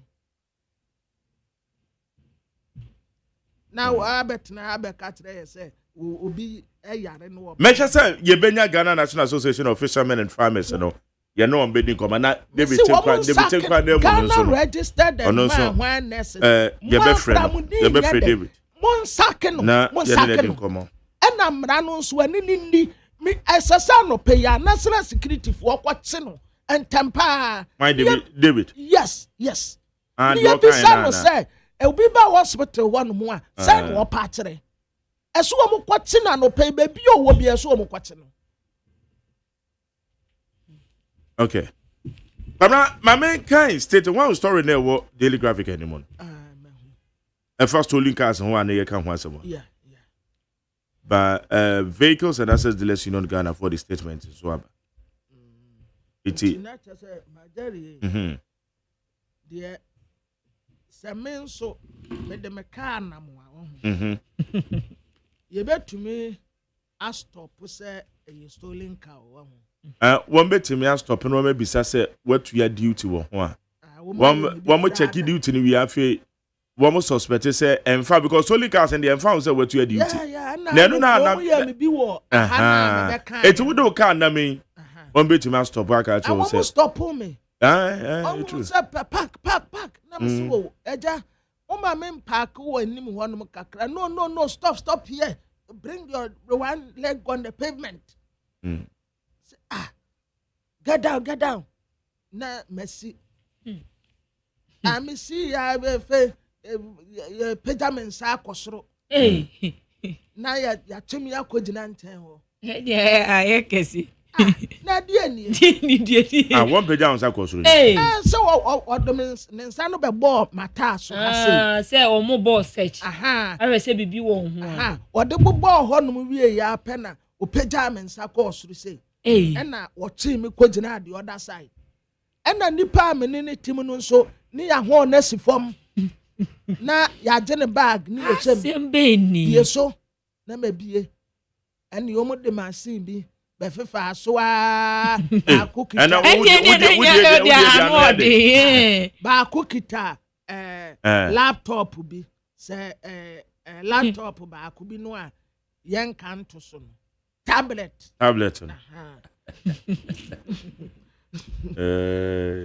and would you no what the tablet no say ya no tabi no abeta baby a chances number no eno na ogba hwe omo code bi omo timi checking we say where to duty and wuntu ai but the stolen car no abescan was scan wie ya pe no de akwagina chire honom okay it's duty pay and let us say who say wo can make us say we no more check say what to ya wo mo de ya fa so no ena na manin ho kura se we wo bi twam no onimi a se wo be kan se me se ade ye kwabena wo kwa no ho pa mo de mo ba in a professional way masa park yes o car no papers way this particular car we are looking for it ma jale woni mi say nra siasi traffic light no car ay garage fuo ni bi na woni posifuo minim ha wa woni posifuo no communicate ye enti traffic no mu hu yansa posifoɔ na cross na ɛsɛ obi agyina ɛna wɔse ne car wɔ mu awia ɛno no ai ne car wɔ mu awia rafo so wɔn mu wia Ghana ha na sɛ efra brochire na ba but wɔse ne car wɔ mu wia no wɔ ne garage okay ampa penny ampa ba ku sie dwane aposifoɔ no sɛ memo make attempt kura okay enti anu de okay dem so mu wia no here ya wo mu wia wa me de efra brochire ba na ye say ye wia no ye gi tum sampa nipa de betima ko wia cars na ba but process a cars na fa mu asa ya beyi ye ente say ye tena ho etwen say car ne mra emewe system mu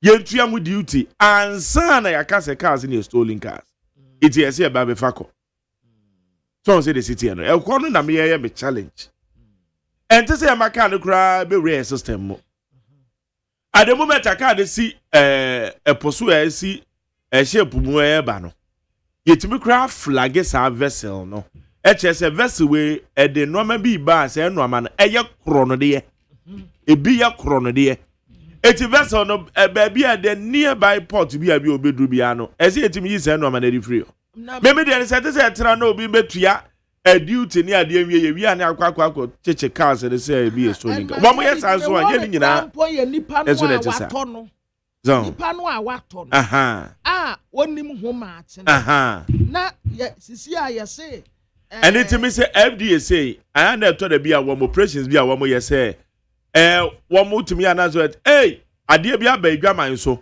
sa de ne anya ahwe yie esu bi a ne ade awie ada na say yetena man be wura system yekodi wi ansa they say sa de ne bekuma say kumo ma say kumo mo me wone de nipa na wotoye eno na me kan ba be sisu say nipa na wotoye ono no so do nim say because ono no onim say you stole there be don na me de FDA for de ye mfa to hu say ebia na FDA for wo mo say ade bia ba adwaman so ade require say no mu nim na be wura system no anti wo mo withdraw ni nyina that abre no so enipa no koto ye no no innocently no we use ade ne dada that's a withdraw bi wo ma say ne da ka no eti we enipa no koto car no ono no nim say car na store wakọ garage wakọ koto car yama no papers official wa ye bibia na later na yesa ba be che say enipa no agwa koto kron why imagine say nurse ni a wa address na wo kwaduma ni ya stop no stolen car ya tena ka ho wono so woni mo ho maache but mama kind statement we na ye family for because comment very important the other time na ye ka ho ase eti we free vehicle and access dealers union Ghana woman na this statement we yaba also press statement on the alleged import and sale of stolen vehicles in Ghana. The national executives of the Vehicles and Assets Union Ghana, VADAC, wish to register and express our concerns on the prevailing issues of alleged stolen vehicle sales in the country.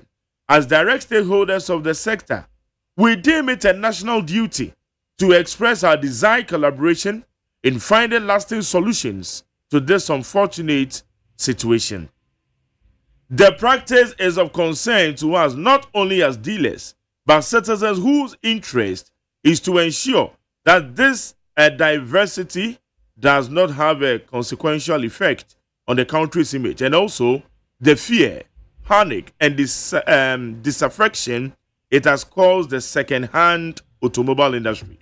As a union, we always are in favor of best practices and ensure that our members follow the right procedures in the acquisition, transportation, and disposal of the vehicles. We want to state emphatically that we dissociate ourselves from any person or garage who is labeled as a car dealer or found culpable of these global menace. We assure the anti-graft and investigative agencies of our utmost support to crack down and bring this illicit trade within our jurisdiction to an end. We entreat the various agencies tasked with oversight responsibilities at our port of entry and our landed borders to act with extreme professionalism to ensure that such illegality becomes a thing of the past. As executives, we are ready for a national collaboration and enhanced interagency consultation to educate and inform the general public on procedures and best practices in the automobile market and its operations. We hope and count on your agency's cooperation in according to the union the needed assistance in this matter. So signed with your president and council sign here. Your friend Mr. Bernard Intrakwa, President General, Edema, your VADA, Vehicles and Assets Dealers Union Ghana. Kwamra, Trim Kakramami. Abusiafo aye press statement ya fa cars ya wo mu de ba edin ya da so ye story vehicles no eno ho asem na wo mu kan National Executives ya da Vehicle Asset Dealers Union of Ghana wo mu a eton asen wo mu kra asen ba eyie besi garage ya wo mu ton kabo mu ko ena wo mu so de wo mu anu ato asɛm a aba bɛtɔ Ghana ha yɛfrɛ ne storing vehicle no emu na yɛkeka funa keka ma dampan nti wɔ mu ɛna asɛm a yɛkan esi wɔ no srɛ so na wɔ mu hu ne sɛ ɛyɛ wɔ mu asɛdeɛ sɛ wɔ mu ne mpanimfoɔ bɛka abom na saa ɔha wei ɛto atwa na saa asɛm yi a ɛkɔ so yi no ɛha adwene paa enye wo mu dealers no nko a na ha wonum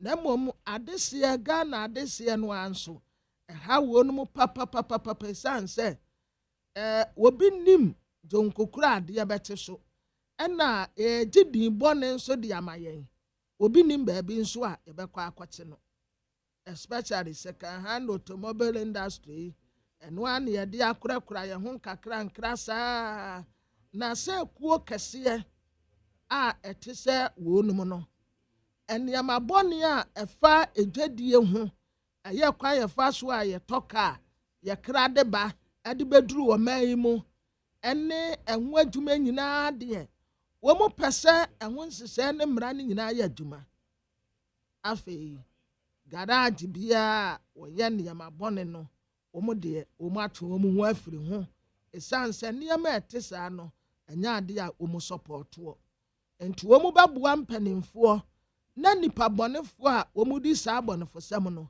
yetu wo no so sa wo mu ka tre agencies a wodo nyina titiri borders a wodo no so wo mu nyi wo mu atuma ne yie pa sanse ebinom wo hɔ a wo mu tumi de fefefa ase ya so wo mu de aba be wura hanom afi executives no aye ready national executives no sɛ womuni ekuo bia etu saa na mo ibeka bom na womuni womu ayɛ adwuma na womu tidi sɛ saa na mo ya womu tuyi ɛde bibi papa ɛbɛbrɛ yɛn yɛfrɛ no Bernard Intrakwa ɔyɛ president ɛma ekuo ya meka wonumu asɛm yi ɛyɛ National Executives Vehicle and Asset Dealers Union of Ghana one were president ya oda umuano ono ana ode sa krantei ediaba ena kwabra says offer daily graphic related stories yeah also Yoko recovers 100 stolen vehicles warns public to be vigilant it's a wisha hana also the economic and organized crime office has recovered over 100 stolen luxury vehicles shipped under dubious means from foreign countries into the country. The anti-graft body is investigating about 300 cases of suspended stolen vehicles in collaboration with Interpol and the Federal Bureau of Investigations, FBI. Now, one more abrobro so ha. Now, about it, Sana Kwabra, when him say, "Mwama car business, car dealers, a woman in the business, no, mwa because we be crab a garage, a quack car na." Nipa na be na just say mo kra yes mo wia cars na mo dey about Google garage say okoto a obesuro aha so inti ade we na ye no so no e te say yetimi ye no kwan pa so na nsan kokele sa local business because any count on ade a ye nyina enim say na for mame ko ama no so esiwa kra esiwa so that say nipa na brand later no be about no ba beto na fe kofa say ba a whole lot of things. Yene owura Bernard Intrakwa or President General let the Vehicles and Access Dealers Union Ghana or ahoma so. President Martin Abom to say Raja do me hoye. Ye den Yakopon ase. Mamoso Yes, Yakopon do boko or their chair pa. Or their chair. Anopai good. Ye friend wa statement Modiaba Bonti ye Vadak Vehicle and Access Dealers Union Ghana. I will say chance ye fa ka ya. Aya yetete. Se nipani bi ewia ka se de bo memo. Sense me kwan ben so na se union mo di mani adi akire. Ade de enti a mo twe mo ho afiri mo. You with the and pay me that say. Na me fa sa kwanya we so na mintie need a tifo. The ye ka Vehicle and Access Dealers Union of Ghana ye kan nyina ne say be 2002 no be 2022 no mo na yoku for started say sa cars bi a almost suspect say stolen car no I started ba oman mu almost started echiche cars ni bia ama say wo hwe a kwan omo fa so a bi omo a ye nkrofo ni bi ubete bi omu kura mpa na wo ho no unexpected no ma ba broke garage ni gate no ma ba say o yembi cars ni nyina so no mo church chassis no mane ade my baby cry you raise concerns at the call your friend is saying your press conference my ye who did the kakra my say ba form kakra efe asan ama no hombre so biu say wodwen ho a wonti ase asan ma no hombre so say efe de cars aba begu o man mu akoye bebre say wodwen ho a wonhu ni a yoku epese omo kire na de na ye kan nyina ne say wo hwe o man yi mu a ye car dwumadie no sisi no ye local na say used car no ya ma empo aban de hu say ekrum ha no ade a ye tokas party ono akwa de assemblies aba begu o man mo so ye cars bi na o man a ye pese West Africa na say West Coast ha no no yetumi eba be o man a ye be ye car ama o man ni nyina Togo Benin Côte d'Ivoire for ni nyina dan wo mani aba behwe har mo no ma be digwa amaye no efe de ye san asay ekwan a ye fa so abo ka medie no ho ayi internet say wo see ye this statement ba bontin say kwan bia so say bibisa aba mo frɛ yen a ye ton cars no na mo fa tu ye nim esan say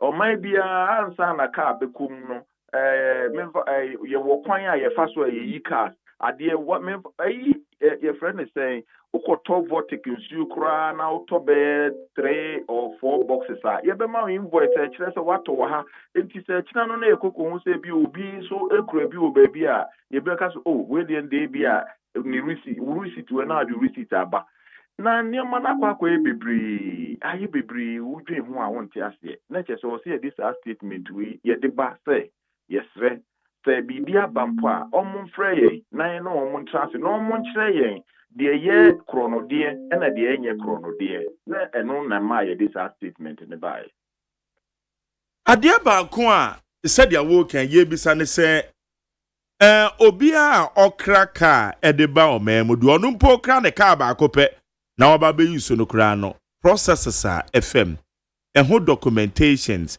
say o man no de eye ka ne kra free mu aba no sa vehicle no so o de be call the port ho kra na wo mo de akwa akosi ship mu na de aba be duru Ghana ha is a possibilities in ye saying emphasize stolen vehicles in ho kwan ben so no bi betima akọ wia car na odi aba mudi mani ye de akire sa kwan so sa enunti na ye ka say omo kire ye esan say so wo fast say me say na me say me kraka na makwa akotoka enioma mehia matoka na wi de mehia ba ko purchase agreement na maji me manifest na fi no bill of lading na maji minya sa enioma wi na me de ba nese me the man me shipa behwe sa ne o man so na o de car na akọ or the car no kodru ho no mu wi a or the kodru port ho ansa na ye de car no kra behwe container mu no ye best kind container na hu say ade na ye ka no car na ye ka no eno na wu no ma hwe your friend is saying we manifest no so hu say chances no mana work car no mu no eno na wo many document na wo de ama mu no so na if you almost scan no no ma send no amount na if you almost started the your friend say car no akoshe car ship no mu na a started ba it will before say car na baba be dru Ghana no na wo nsa ka your friend say bill of lading no dada it will nsa ka wo twen say e bia car na baba car no be di e menfa say be di be 60 days and as bibia baba be dru from US be di be 60 days baba be dru ha no mo no na che so wo so do documents no e di ama agent no wa support ho no so akwa yes process e wo so ye bia the documents how the man no manifest ne sa bill of lading no ne ade ni nyina wo the man no de kokoduru ho no mo no so dia ye ho adwuma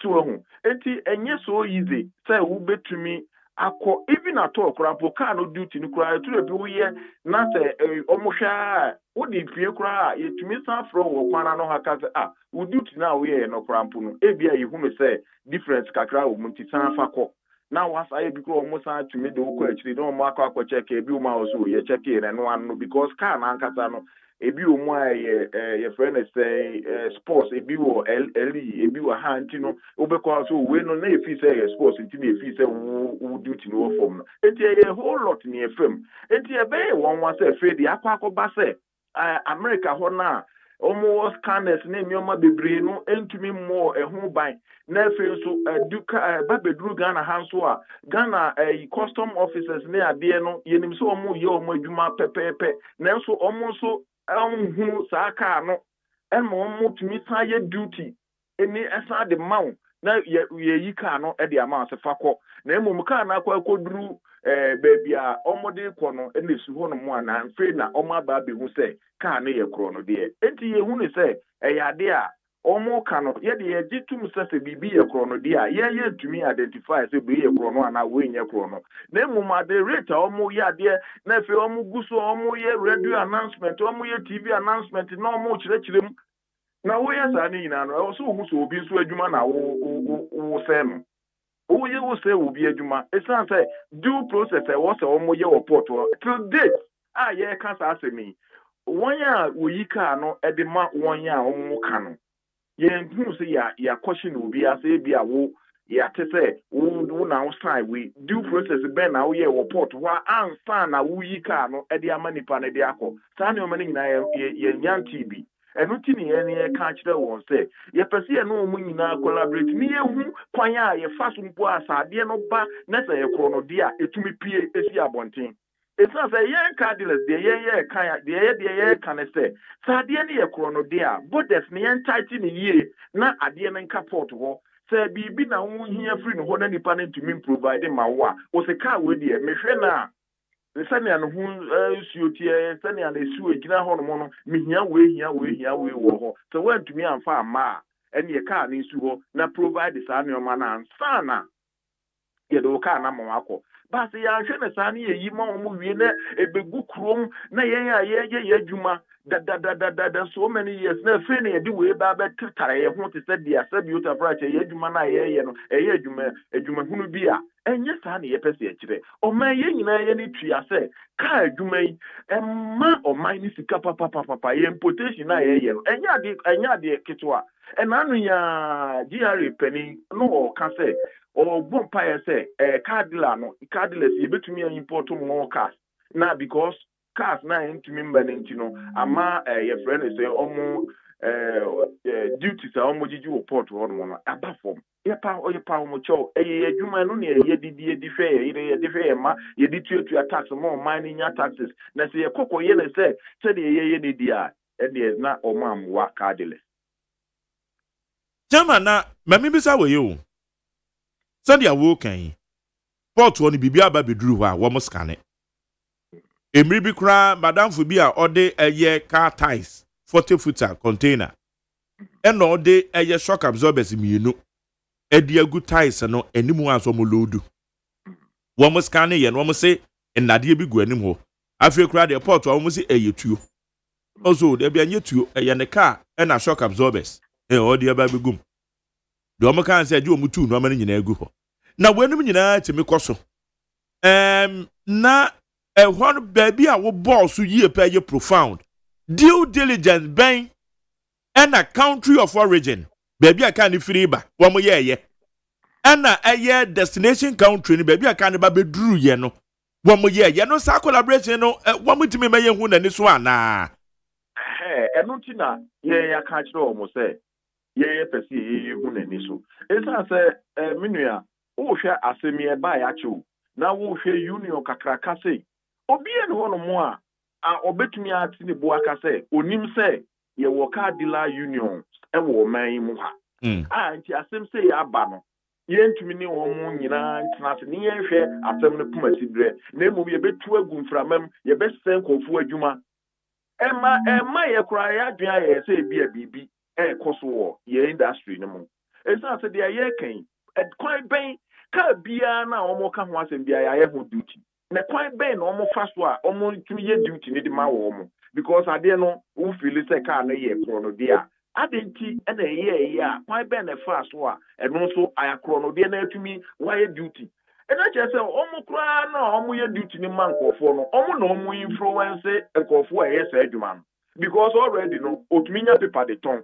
na so otumi de car de beti port no wɔn nya documentation bia from customs a ɔbɛde no waba beton car no ma na yi na brada na yɛ de ho ahokyerɛ ne brɛ yɛn a yɛtɔn cars no yɛn kan no de ade na ba so wɔn nya paper no wɔn amfa ama beton a ɔbɛde no watumi aba kurom kora bɛka sɛ me wɔ car wɔ esi enti bibi wɔ hɔ no mo a yɛbɛsrɛ yɛnhwɛ yɛ borders no yɛhwɛ yɛ port hɔ no yɛhwɛ ne nyinaa yie na yɛ nyinaa na ɔsɛ yɛ ka bom na yɛhwɛ kwan a ɛbɛfa so a saa adeɛ no bɛstɔpo ɛsiane sɛ adeɛ no ba na ɛho gu fi a ɛka yɛn adwuma ɛka ɔman Ghana ɛnam ne wo ka sɛ wofa daily graphic a ɛbɔ animu Yoko recovers 100 stolen vehicles warns public to be vigilant yɛn public vigilance bɛn na ɛsɛ yɛyɛ rather than ɛyɛ custom officials ɛte sɛ boa yɛn sɛ stolen car bi bepie port hɔ a ɛkwana nte sɛ epie mpo na me deɛ me a mekɔtɔ car no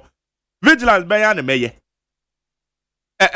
chairman story bi say no how it was say Mike me say asɛm ni nyinaa ha adwen asɛm ni na bɛka kyerɛ me kwade him me a me nim hwee sɛ menyɛ vigilant TRV bia ebe ube hu to no also TRV bia ebe ube hu to no also you careful to F150 also you careful to Dodge Ram also you careful ya bubo cars ni bia enti when the car say Honda CRV or my mu hanom a enye stolen car na genuine a ye ton when the car ye wo cars ni bebre wo honom a genuine ye will be one more, be one more, be who dented. Fair wash, car dealers, ya boy, a home modern pa. Ye ne standards. Standards. On much there, cars are on person, your deba. It's as a Becca, bribi, omo, say. Omo, ye brand new cars, or I think ye ma cars, no, and macra. And until ye ne standard authority for a year standards, and almost there, say.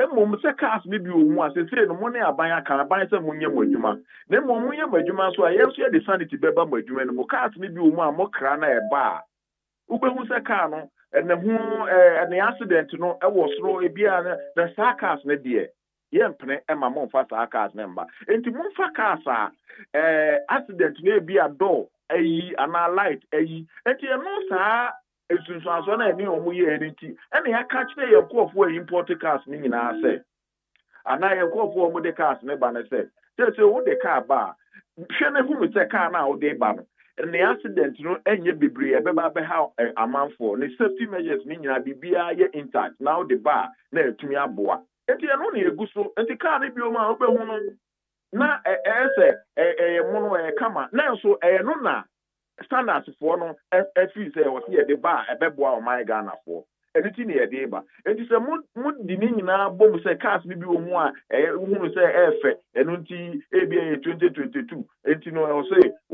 so dear no suspect here. No, not than a young suspect here, no report 1 years ago. Now, mind your verification in your report. Yet, the year how you know. Yeah. I didn't quarter the among support. Okay. One man, Macroom, crying, and Mamma Haya, Yedumana, Why, Ben Sona, Meteo. Yeduma, no one has said, Didi home, and one on mine also Enya Musica, and one Musuna, na impo, a bind the end or the abasa brand new ones, no, ye no money in our carbon, never Yasha say, Benya at of West Cote d'Ivoire, Burkina Faso, Mefan say, Liberia, any other countries, Nina, and only Asia. Nasisiano, yes, I did. No, yes, Pequan Bisus, near say, you man, or Liberia, Liban, or to say, and they, as a gun, a crampo car, say, oh, you know, a cram for car, or between the car, free Liberia or Bagan and Wababeto car. Quite Ben Sona says, and no man, Samia, Yakekafa, a year, cars, yes, a year stolen cars, yeah, affect my business. Oh, Mike, since the crowd will be able to why I been so the Babette Tower garage view. A human on a press you complete. Because now, Mike, why your sick cars are back room hanging out? Send your sick cars and also your sick cars are back room hanging out. Akron for a stolen car. Mike, who could have car by 200,000 or the Becquacoma car airport no car because who to me who's a car no a chrono car and I said, car. Na ya ken so no emri bi won bejeje mo ka asibi yes o baby say yes o yoko o baby say yes o national security o baby say yes o he eno no mutibi di akire na ne po mesebre kosi say because yenim say cars ni bi o befa kwa ene kura no na enye stolen cars bana nipa bi wo ni FBI wo ni wan ba izako ehun sama kosi say Mike no I say a pen baby no cat na ye de ye tonton no a pen baby no ebi wo mu krampa no obi e na de abrew enti ebre ko ba asa no obi a ne car e wo wo nchen no na wa ka kire so wo car no e ya ba be fa say car no e ye chrono de ana say e stolen e enti no o ma ba be fa ebi ni mo e ko ye de o mo documents e ko ji sa cars no o mo ko ji o mo car and a be at almost to me and your cast in the and no a war your friend is saying you could for a catch it and no dear a hot dear yen car dealers ye bemubi sans I didn't know na car now all day but so and yeah men fab back it's all the banner you could and I said Mike, it's the unfortunate card because that's a crime so be a behind your movie. Catch a crime say, and Yabro won't come on tomorrow. Yanabere, your business here, the abattoir, you are no moment. So, okay, it's no, a bit to me recover one more, a bit to me recover. A bit more to me recover Boca. Nania Martinez say, Possi Binum. Some information, no. Yawo a big crowd a video. One more son am say yes stolen cars in tea bambo bi and the post if bi nom. Yawo pictures I had my IGP. Now why we him? Oh na man no ma ba be twaro. What were you care free port to know? O ma ba be twaro hey we can no ma say stolen car. Yes stolen car bi no ba be check you na mom. Kwambone so no ba be gisika de free car dealers him ho. Sense me say because yeah Netia yate. Enu muni nyina nti na ye ka kire you go say kwan omo fa so omo ye omo adwuma no. Omo ahwe ni ya omo pe eman ni yi na so na omo akwaji din bone. Because obia obeti sa asem we bia no obetumi aye sa de no. Ami me wo me nkrofo ni bia yetumi ekwaji cars no to say dia wo kan ya omo tumi kokwaji cars no de wo de ko. No ma kwa hwe ma bi wo mu a no ma request say o mbe hwe mu kura na hwe nim almost for bibi ma yen ade na ka ya to na hwe wo say chrono de na nye chrono de na so ma de ma me wo say e bi a nipa ne etu bibi ma wansa enti eno mu ni nyina nti ye friend say we na ye first statement na ya ye no ya adwen say the big kwa koma IGP ye the big koma president ye the big beko baby bia even the FBI for no krampo no ye pese invite omu nyina ne no omu nyina transfer as stakeholders so ye nti o man no keke na ye adwuma aban ama ye ho kwan ye mfa ye nye sa adwuma no enti se chimato bia ba adwuma no ho a e wo ti ehwe ne ye na oman no e ho te oman Ghana no e ho te eye card dealership no ye ho te. And this will be a team that's a bro, I know a fan of Kura, no, the faculty discuss. Said they are okay, no correct. But yeah, no allegations. And to me, and Major and radio soon can I know ye the atom. Therefore, me a idea. And one the ayatini in me and one, or my core, I call it Adiano. Ye didn't know that you got. Yes, sir, ye poor mucho. Baby, a Ghana, ye bedroom. Yeah, do far away from so say it's annual we eba a hard being international na adie hard being na adie ba kunko no one say FBI any Royal Mounted Police of Canada omo na mo machines ni adie nyina esi den na annual we ekoso bebre na emo no mo amantumi ankroso mo borders na emo mo de ohaw no ebreye and ohaw no so atwam free borders ebe bedu omo ton cars. And no more Mokofaba. Macano and Macru. Yet, the how we just in Ireland. Nayeke, under your leadership, a year chairman in Trakwa, President General Edema, Vehicle and Access Dealers Union Ghana. And they car dealers, Nina, under wo umbrella no. Obia one ID card, as ID card no. Ukra mobile phone be ukra obiano. Especially smartphones, which me checking who say yes. Nipano or ye accredited car dealer by VADAC. It's how they win and pay for ya way. Say Obia and sorry keke one who wants for yin gaso me a car dealer. Na car dealer on beche na be and the cars I walk off and cry and yet cars are a number of coins wa. Normally I bear for the munina. One require VADAC and so may to identify mo who sadia no mama penny for ya way. It's I saw no buy a kind of so I said buy a kind of IGP and Casa or buy Sa Kratano at the table. So yeah, can't say IG. Yen Vehicle and Access Dealers Union of Ghana. Ye members no a cut across the whole Ghana. Kumasi, Takrade, Tamale, any Nasefoni in I work members were. Say me, and I say so any name you identify and you started war a former IGP Ebreso Ebra Bestra any this side decided to name says Obia sorry I know the car see mantra baby now or tongue Obia sorry I know the car see mantra baby no they tongue they say Adiana unorganized it's a business being or organized. Say car dealership no, it's about time we have your work brand new wahanintime. Yes, you man and say na obi ba wo ho say me ko Ghana me kwa koye business ho. Enti that card me yaye. And ya say ya do man standard authority for so atnase and your mama education say no sa dey we na ya. Ye support your de be mama no say. Yes ye be register mo.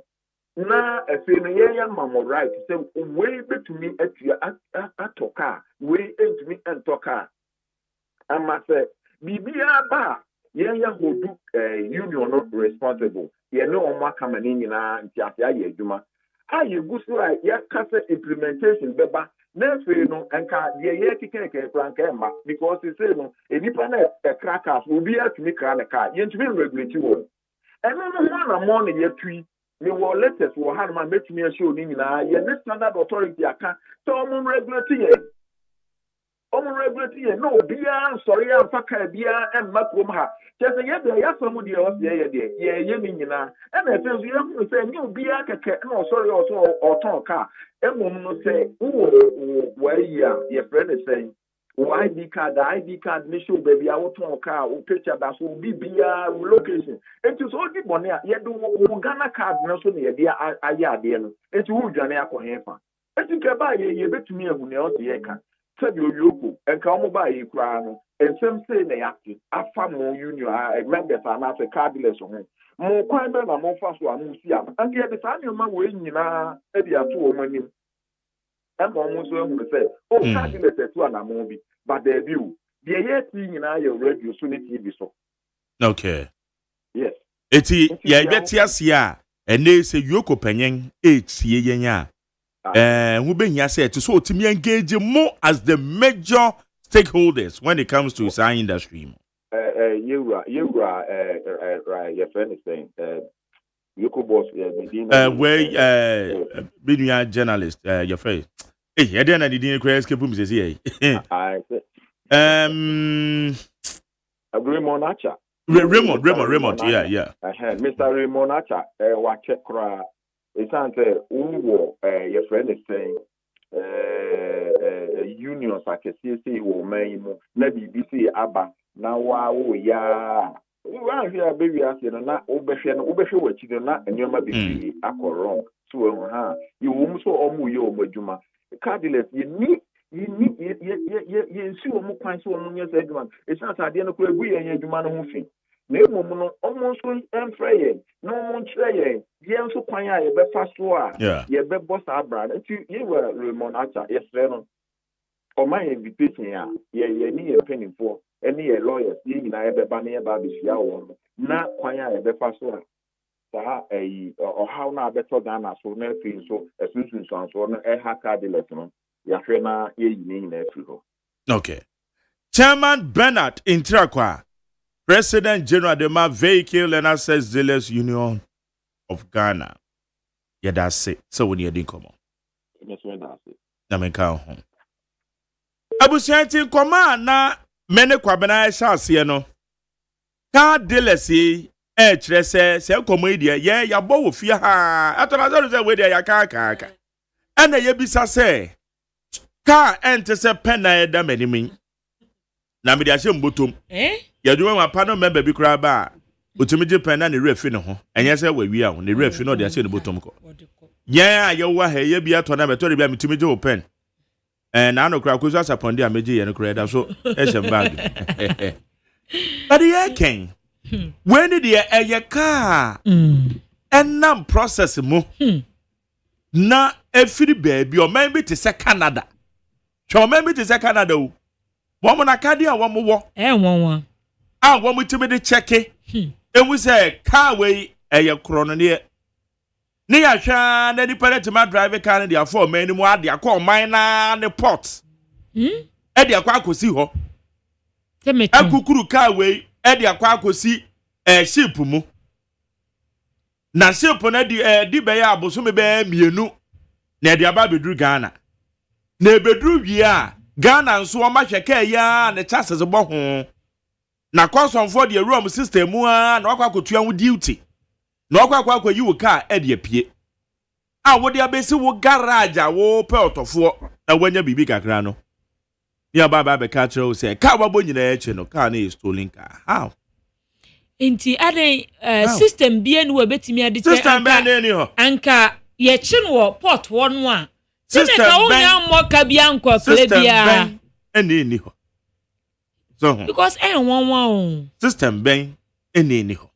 Na me put the Ghana mpo de na me ka se Ghana mpo bia na ye system de emfa nse wo fom kaka na abrofo no so. Abrofo no so Cars is why you can cars and don't want free US and Canada.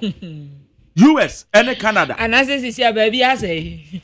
It's not as Bronino so Bronino was compromised. And yeah, and that's another chairman. I can say, I don't want to be a discussions in the year.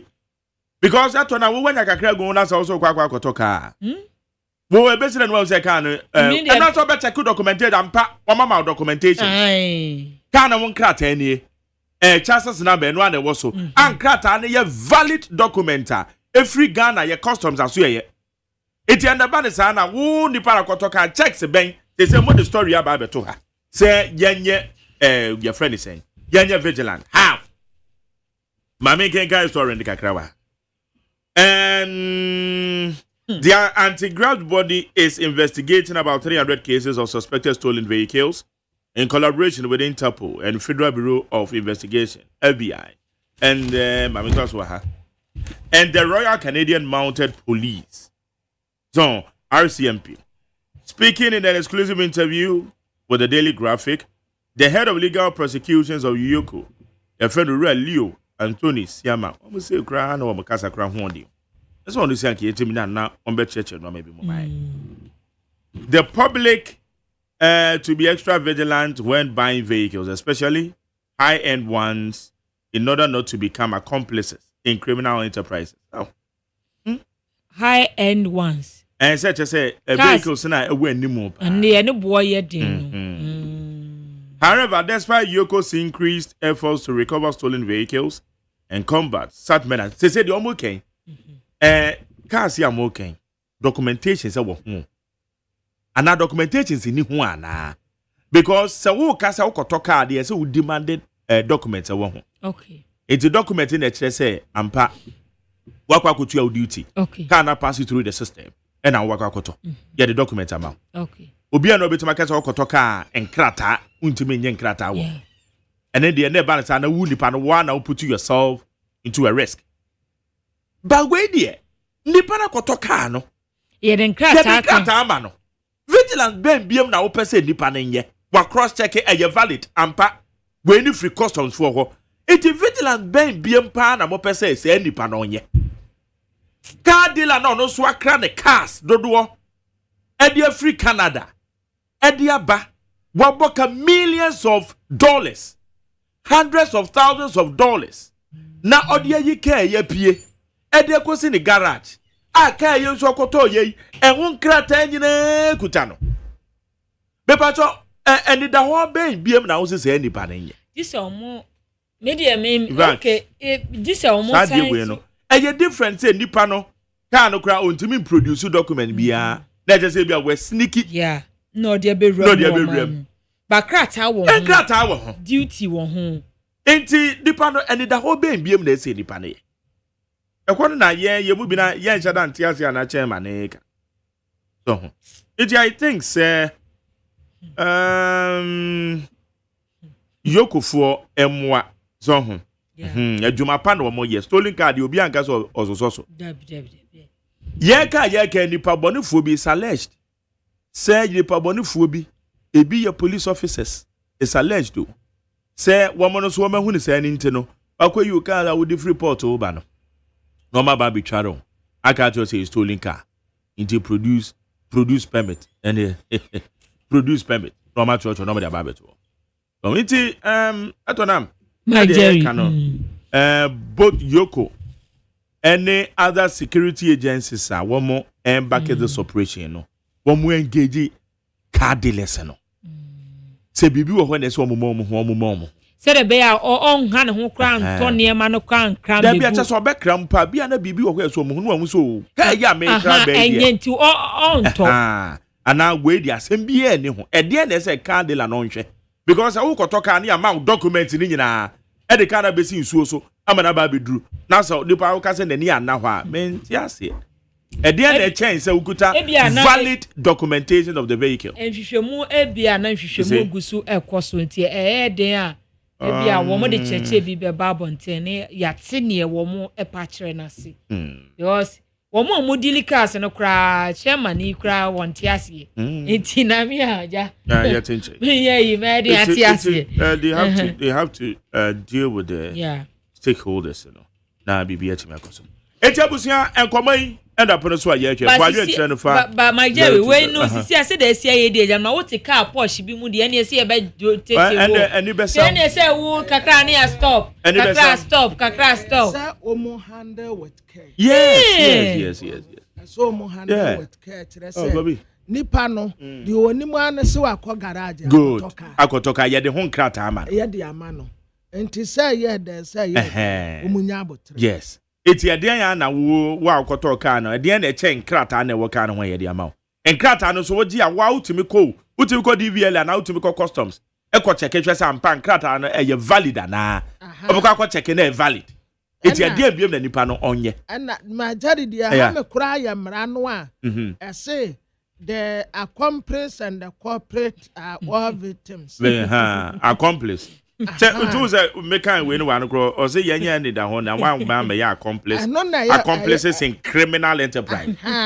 Oh, e dey that with him. Accomplice ne corporate no. Woman na be victim. Oh, well, there are some more.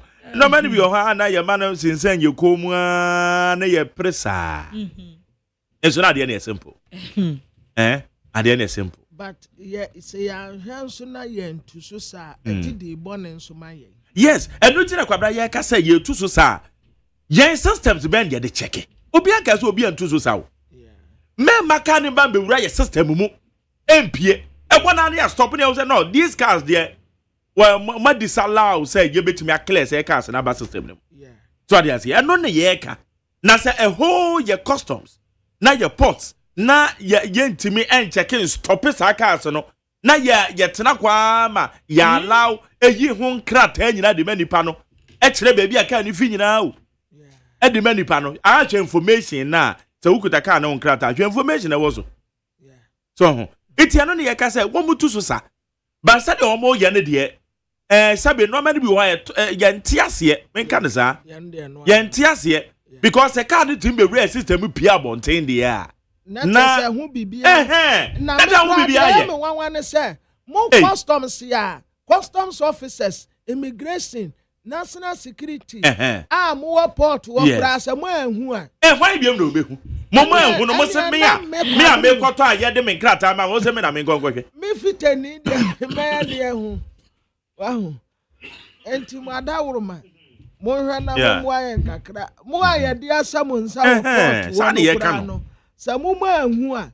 Ani ami a me kwa akoto no. And dey say me de me de hu. Ti mo aye kakra wa adawuruma. Okay, yankwa kwabra yafa krata ne bi to aso ne interviews ne bi nso edidis. Yankwa. Abusiafo yasama mo ate, yasama mo akwaba.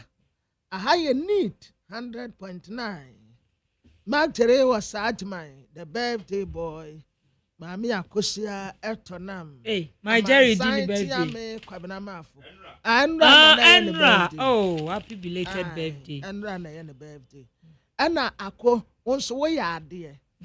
Eh, wa bin yo. What? We ya ade. Wa bin pa first class. Hey. Ma jari woni me say kakra bi nka menye bi.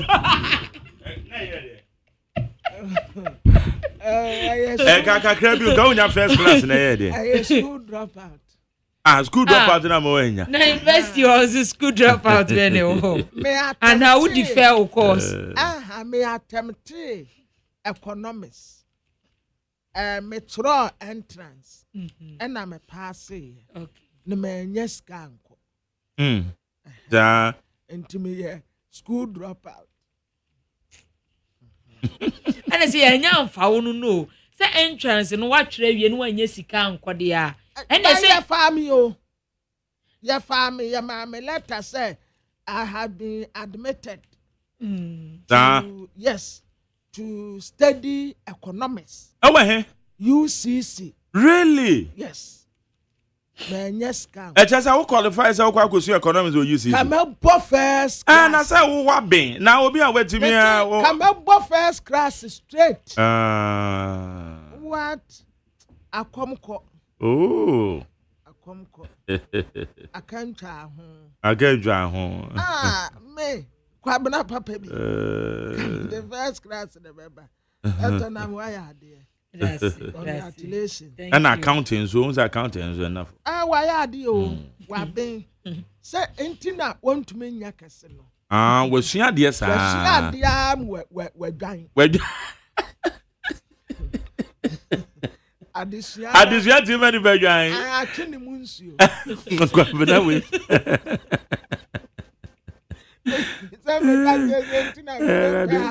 Intina wo be pressure bia no. Na wo mu no body na dwan dada.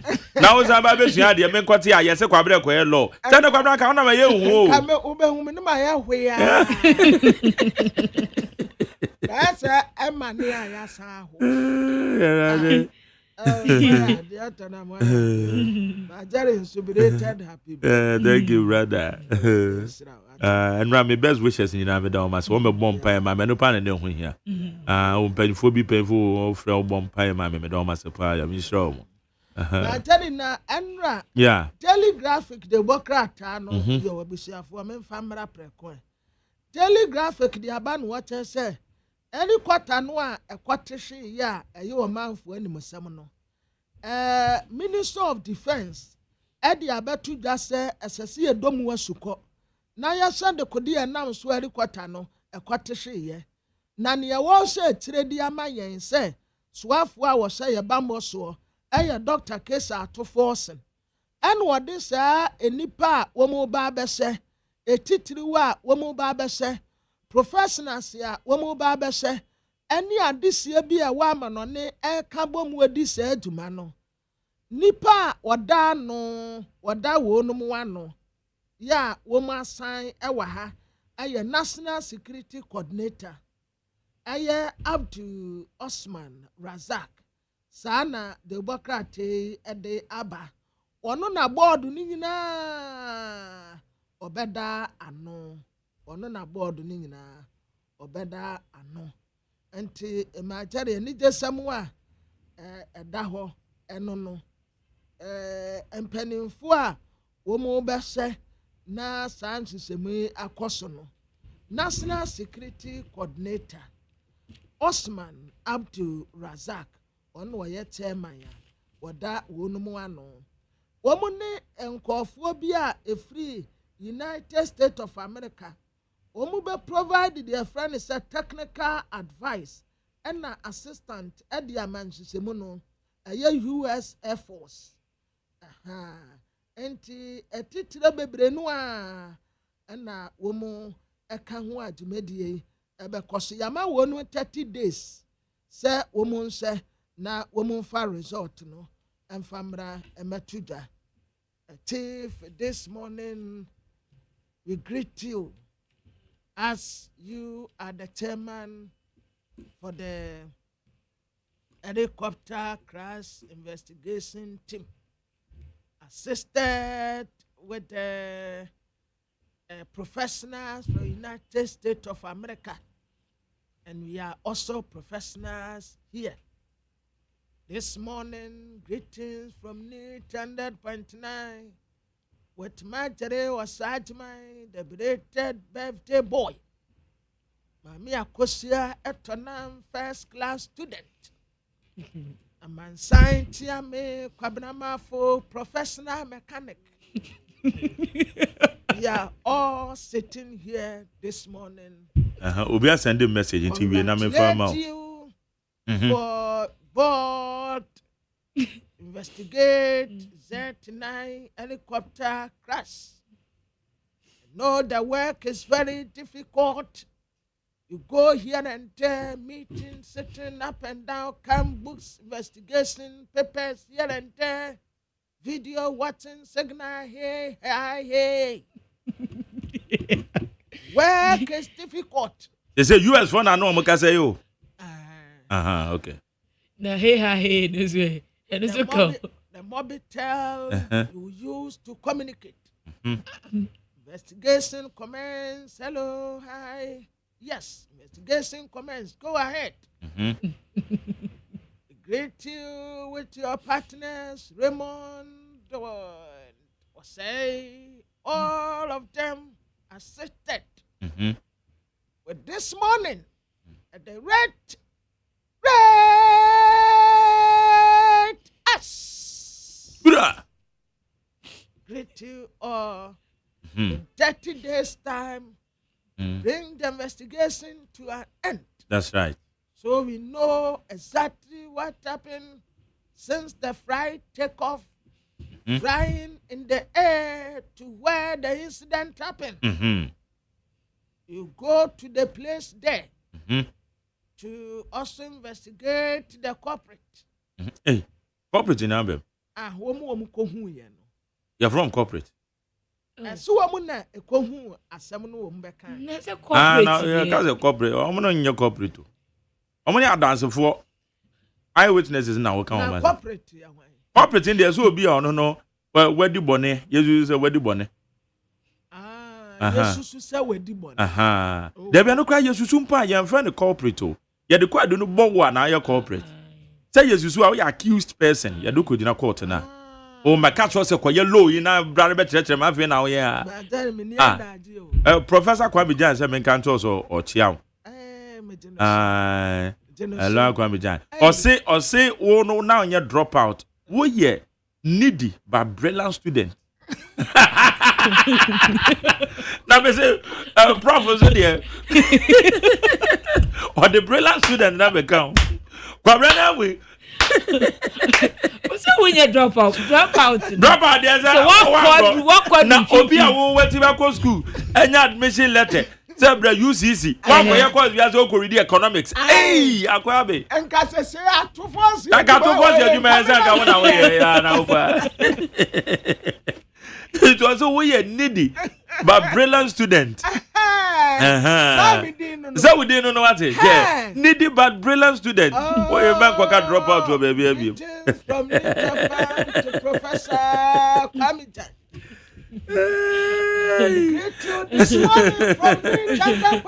That's right.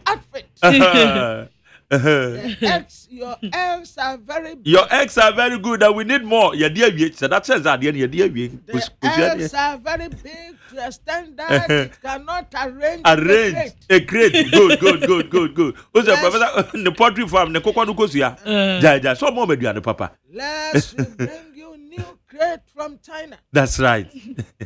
Specially designed to fit your egg. That's right. Also great your rice, the chickens and the layers. Hey,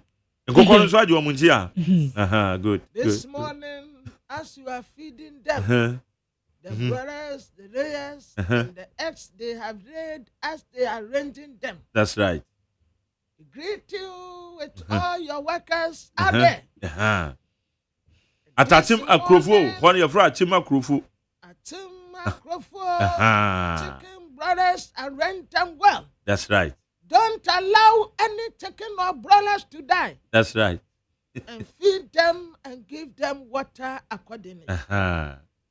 Greetings this morning to your outfit. At the red day say yeah, well. Hi. That's right. But when Brown himself commanded you man, I'll be to my power. The woman Independence Day, no, Maza, one and I'll be to my ear, man. Now to Ponko back, so. Sir, Aquatia, Nami, a person here was so quite good. Talk about it. Independence Day, so I'm not do parade. Mubenum was some of them call. And one can be now. Now, some more. Money I dinner more. Now, be the about me. Sir, now when you're bossy. Oh, bossy is a. And it's not a call police in the Anfano. Bakua. There were one in a better. My better than the call. Yeah, once we're more than a choir as I be. Mary, that's all. Investigation. Mongoyo, my dear. That's all. Okay. To my baby. Now, I wish you for.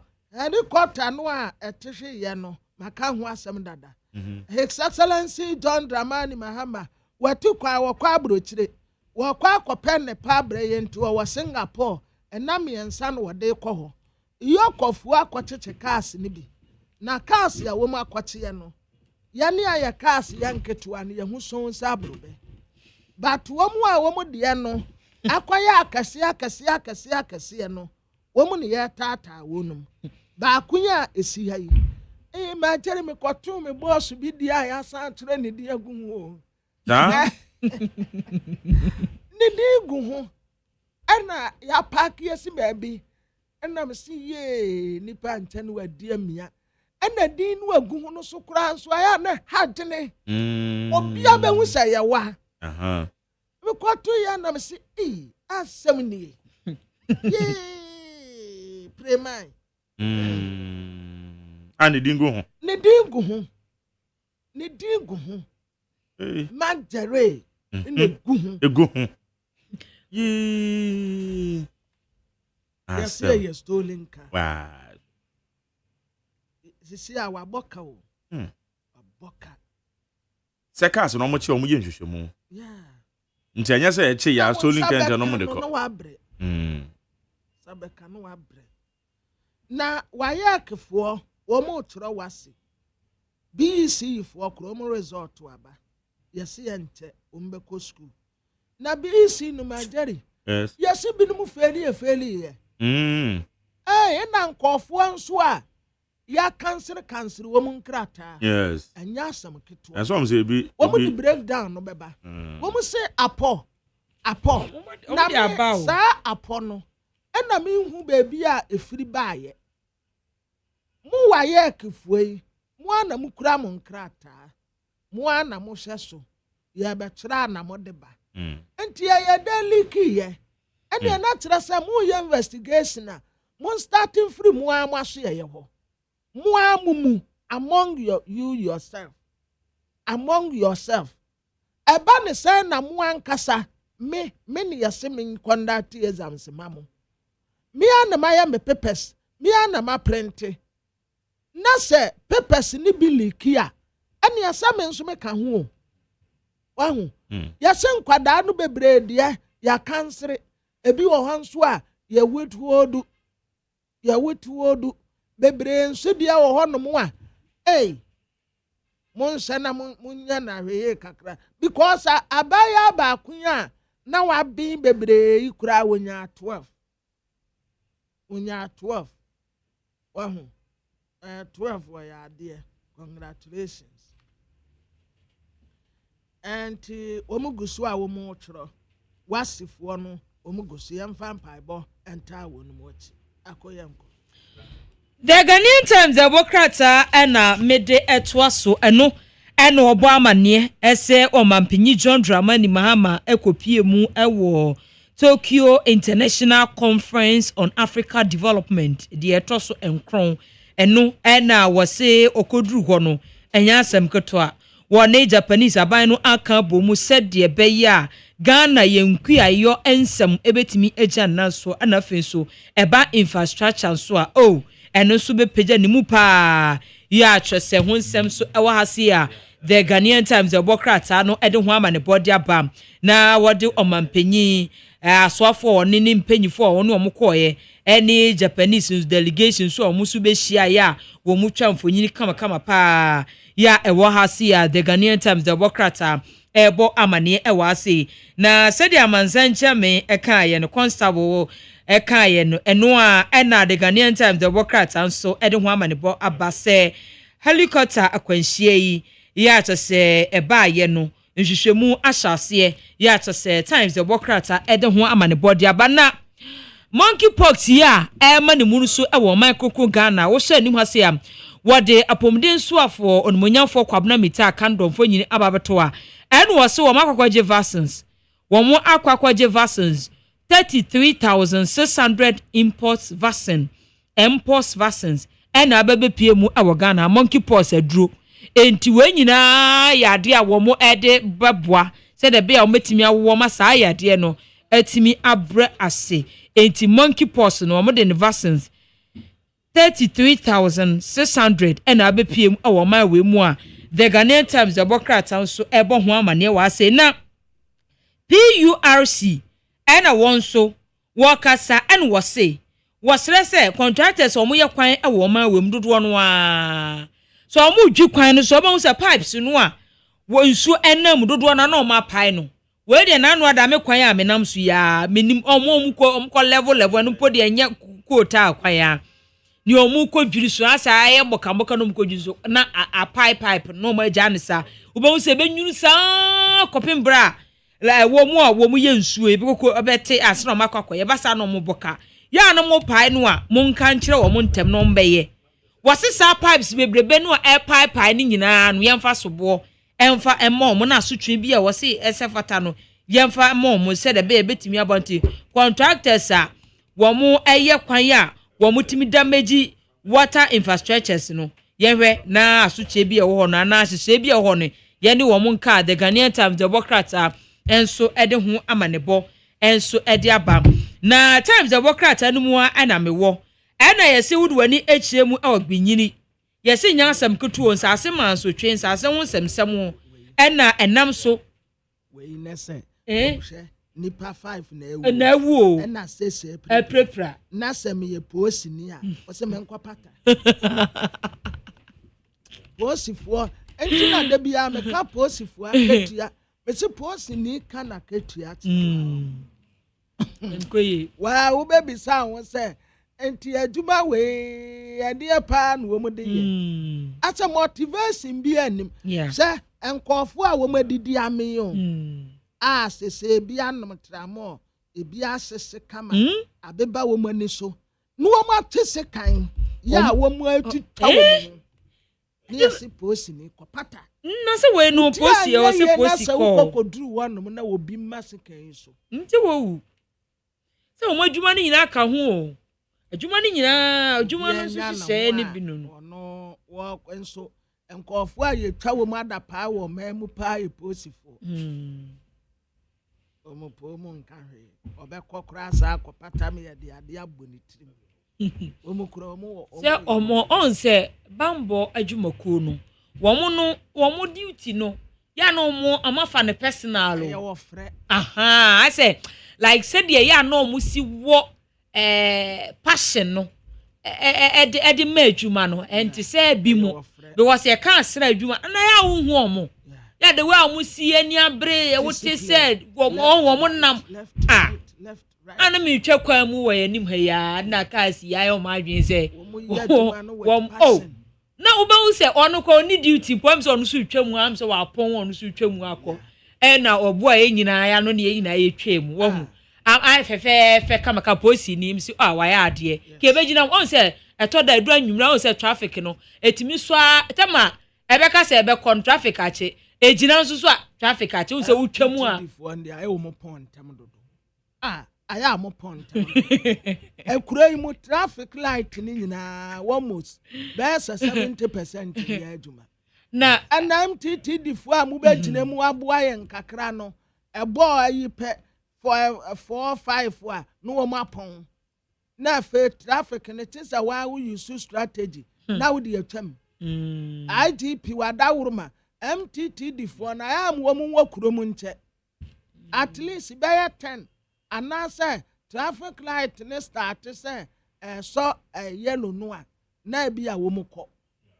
wa mu ya anajo na enya nso ye no ya na ha adwen kakra especially ahomache bi wo hokora mpa uduru ho no mu anajo kura me se me duru ha metwam adwowulu traffic light na se fiesta ho se bia me nenam emu wonom baabi because akromfo ho papa wunya wanya lucky pe wugina traffic ni mu anu mu ebebie udo no ai entiti se wonnam ho no anajo bia sa o grass ni wuro no na wo sa lucky udo so said wo mbesi abewuram wayi wo ni ama no kura wo hu ene wo mu ba nso wo mu bie do no enti atimota forest kwa no so sei ho traffic light no so red anasa ya anajo mfansa 10-11 kura me se ka bi ama metwam wo gina pe wo mba wuro sisi a enti aya mo mu wokuru mu nche chief mo mu wokuru mu nche ena 24-hour economy no ache o the 24-hour economy ne saase a ebema posifo no awokurom 24/7 ese wo mu wokurom 24/7 so omo wo hode da o but one say do anajo a wo mu sa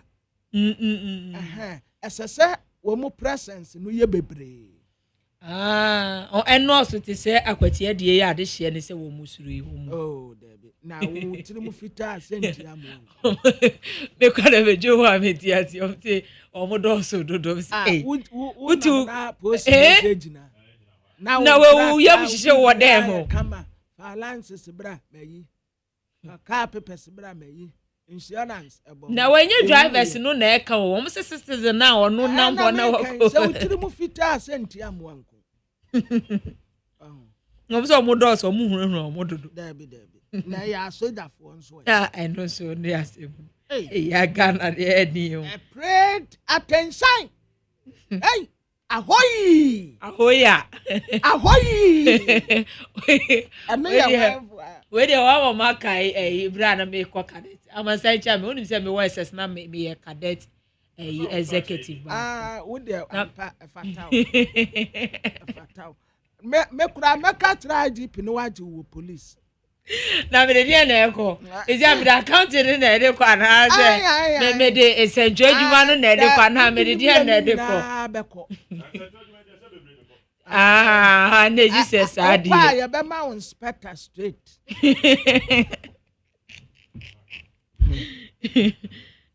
In fact, na security adwuma dey. Na manage ho. Me wi asema ba na adwuma mienu na manage ho pa. Say wo be ye extension officer. Obey anase obey veterinary doctor obey wo mo ampane ene se obey asra adwuma ne titiri soldier ne kra so obey accounting. And no de na mani sa nkofo de mi sa professions de mi hu omo anamakoma me feel omo sa nene me hu obey soldier me those time no pa de no many jihoni aye de ba bi ato afa ne de ayeka soldier for man wo mutrimu wo mudo hey so ko fa na gara what wo mutrimu wo mudo papa we de so ba bi a de o ba bi ati we ndu ana wo de ne e buru so wo mu nyina sprayers man wo mu yes sprayers wo mutrimu nyu wo mudo man of yes when soldier ni ba bi atwe mpran pe bisa ne sana boys neka Around say me sana boys neka on hey yanso ya catch pa unim say me police ni ba me fa bi da it me nim say the experience in it here man jari de say me de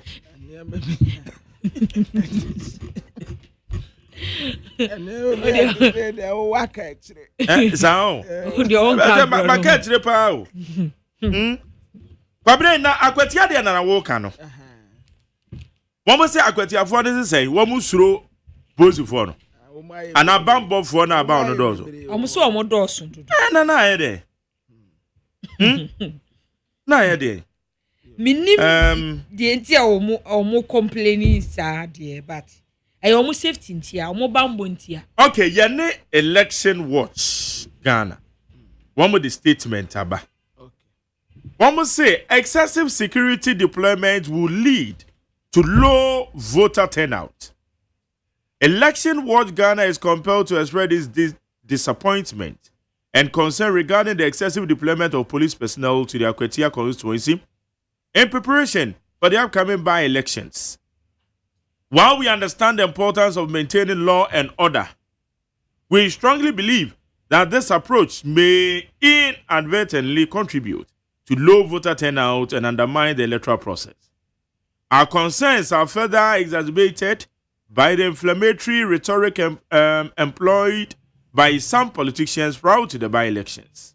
We wish to emphasize that victims of violence during by-elections are often orchestrated by mainstream politicians rather than grassroots party loyalists in the constituency.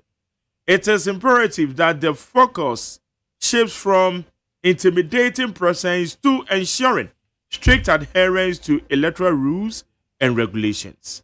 In light of this, Election Watch Ghana recommends the following measures to ensure a peaceful, transparent, and credible by-election.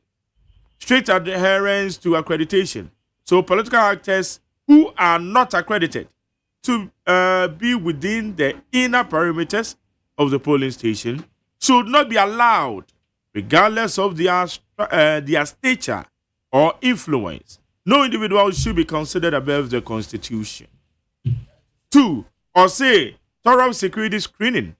All participants, including electoral officials, party representatives, and voters, should undergo thorough security checks before entering the polling station premises. And this will help prevent any potential security breaches and ensure a safe voting environment. 3. Prohibition of unauthorized groups. Groups of individuals, whether in uniform or not, who are not authorized to be present in the voting environs should be strictly prohibited. This includes any form of vigilante or partisan groups that could intimidate voters or disrupt the electoral process. By adhering strictly to these routes, we can ensure a violence-free by-elections that truly represent the will of the people of Akwetia. It is critical to recognize that elections are a celebration of democracy and a display of ideas, not a battleground.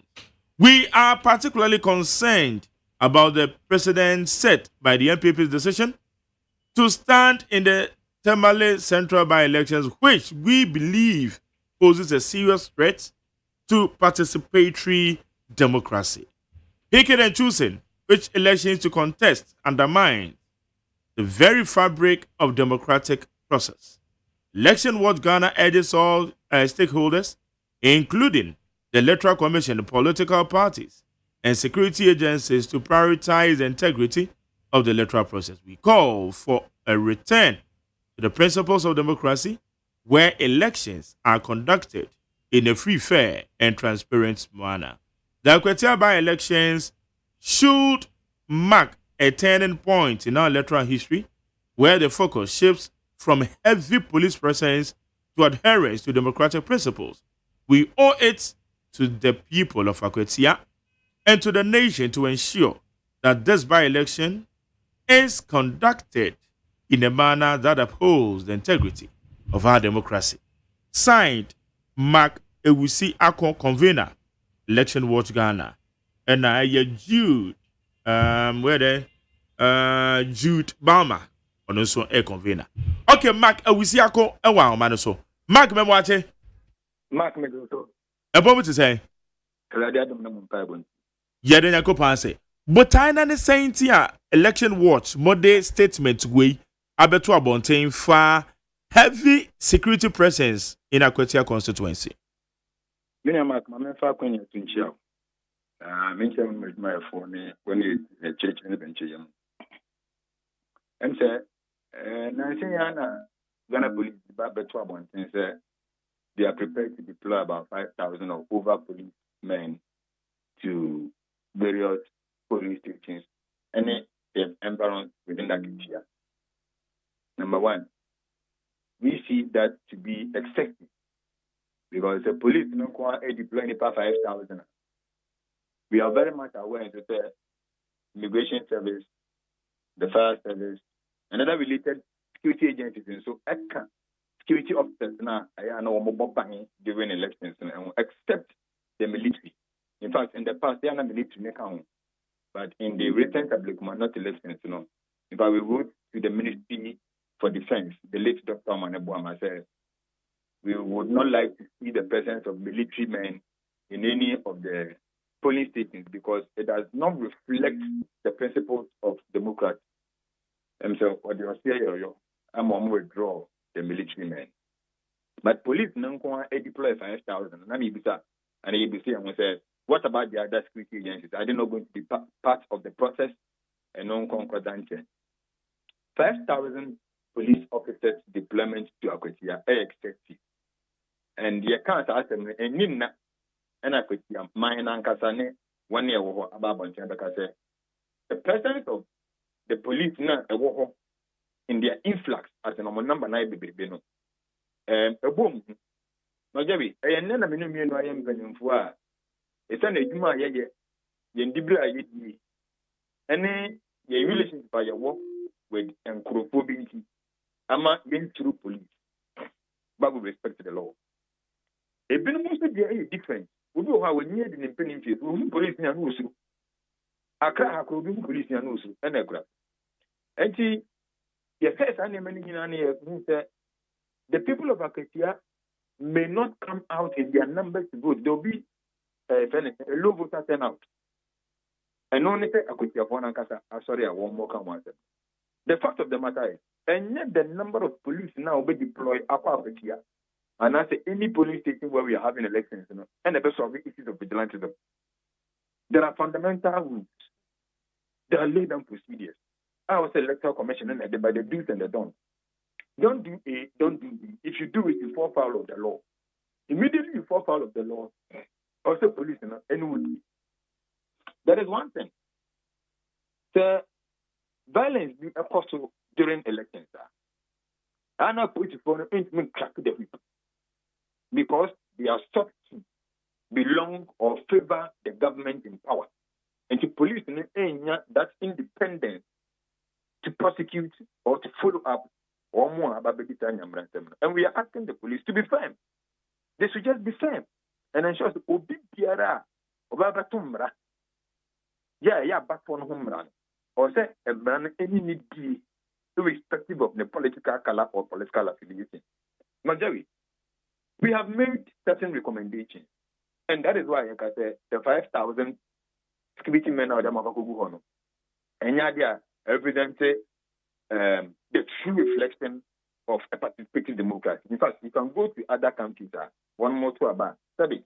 When you take police name, agent how quick it will. But yes, you can say,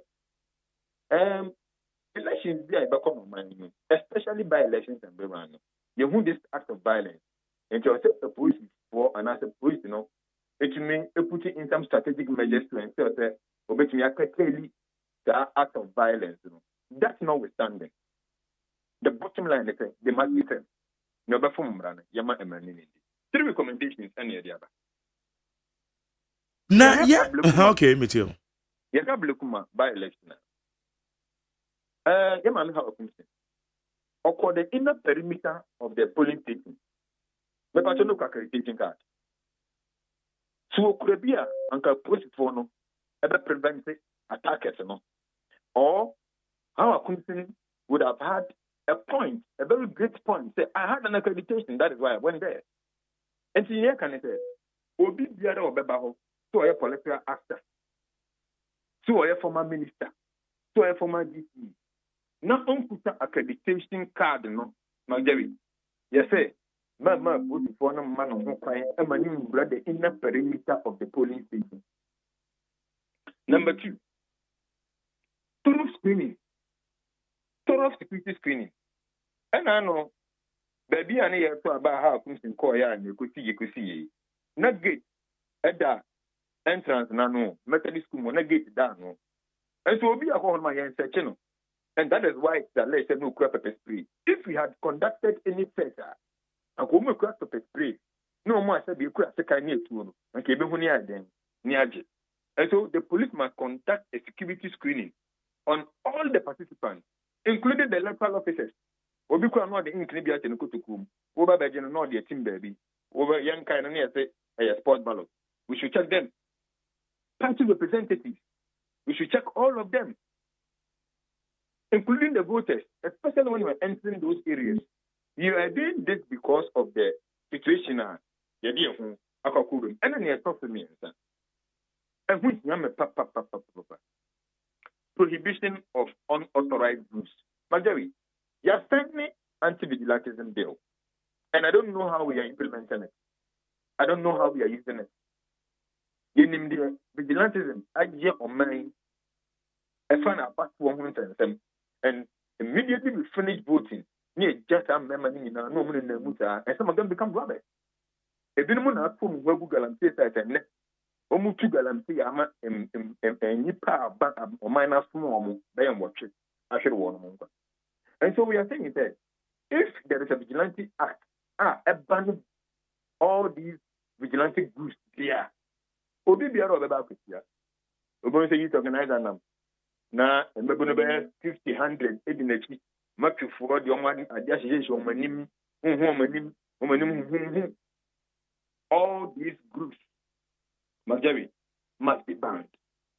We must not see any group, whether in uniform or not in uniform, no. We should not see them there. An authorized, constitutionally mandated body, which is the Ghana Police Service. Any other group should be treated as those who are against the law. Anything partisan group that would intimidate the people who are distracted the electoral process. In fact, we have a duty as a country. Says the Akutiaba election must be conducted in a very, very free, transparent, without fear of the people in their by election. Say the bear, whatever result the Bible should be a true representation of the will of the people of Akwesea and not through intimidation or fear for the fact that police are being. And this is our recommendations we are giving to the Electoral Commission and the police. Say you share historical antecedents of your by-elections akodwa ya wo yememo. Na wo share rerun and no so recently akoso ablekoma not. Ni ehwede esi ye ya. Heavy police personnel na no emwa rather than say bia more kase e de low turnout beba. Say ye be you o mafiri won na e bia say dia wo kan. Won be check you na enso ye ni nipa na ya ade. E bia na nipa bi de nsem bia kwakọ wo mo de mra na kwakọ so mo sa kwakọ ye de mfata. Eno no mo no enye prudent. Jerry, the possibility of violence happening in any polling station, okay, 100%. The possibility, 100%. But a near would be better to acquire, which is the Electoral Commission and the Ghana Police, and the better said, 1 year your margin some baby picture seminal, Umbenyaba, and as Umunyamba. Here, here. How many polling stations do we have? It is a general election. About near to move over 40,000 plus polling stations. Can the police deploy 5,000 each to every polling station? Why are we setting this precedent? Why are we setting this precedent? And what we are saying is that in a democratic dispensation, these men of security, you can't want them to over 5,000 you deploy. It makes no sense. It is a waste of national resources and the waste of the men. Meanwhile, there are other duties also must perform. And so, the fact that in elections and in by-elections and rerun, we see violence, it will not stop today and it will not stop tomorrow. But we should do everything possible to minimize it. I can stop us where we will not see any violence. But if you put your strategies right, you will get everything right at the end of the day. We have proposed in the Anchor Police, you will be a kind of preemption. And it is very normal in any security architecture. You preempt CBC.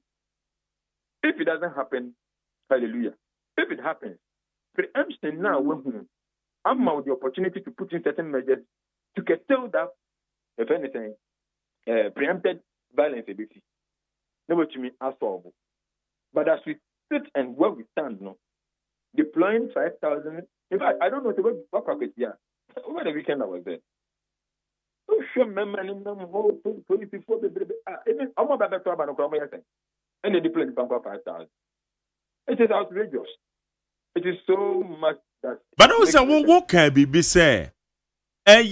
Likely the possibility say bibi betimi asi wo polling station no e wo ho eti ano na ba na sa na nye awutoso na say ye Bagari, it is likely say kromfo betimi awura fi aba bi na wanyama. And so you put in preemption measures. Number 1, you can lock your gates anytime, even when you are inside the room. You can also put your CCTV cameras around your house. You keep your doors locked at any given time when you know very well, say, so in the case of the police, we are dealing with 2 different issues here. Number 1, we are not going for war. We are going for a democratic, free of intimidation election. And so deploying those men in their number. And now social media now a canon cars after the year comes the people of Akwesea the opportunity and the platform to exercise their franchise. Say when you choose to about which never be a human mind. But then if I won't for the battle about violence, then these are the propositions or the proposals we are putting before the Ghana Police Service. Electoral Commission to give them the do's and the don'ts, and then they follow through. And what I'm saying is, in most occasions, that of different Yamara Majabi, your mum running no moon. You have a chance to arrest them. I did bet you no one and they go to perpetrate the same violence. And only yet the police minister, they should be firm. It is not the number you deploy, but your firmness and your action. And I bet you say, thank you for the bit me at time beam about the year no more. Ghana yabakwa semono say ye beto abampo na general elections a emia akodo obi a ye friend hotspot no akwati aka hu bi so ya we na general elections mpo na akwati aka hu no ye under special arrangements abambofo ye election task force no aya wo mo ye na enkoba say ye ko eye for by elections eno no momo no enye abasobode bi ne ede ma posi edumakuo no se wo mo hwe se bambo no beye pampe na obi nkonkodi nsemu no ewo ho. Nigeria, we are building a nation and we are a developing country.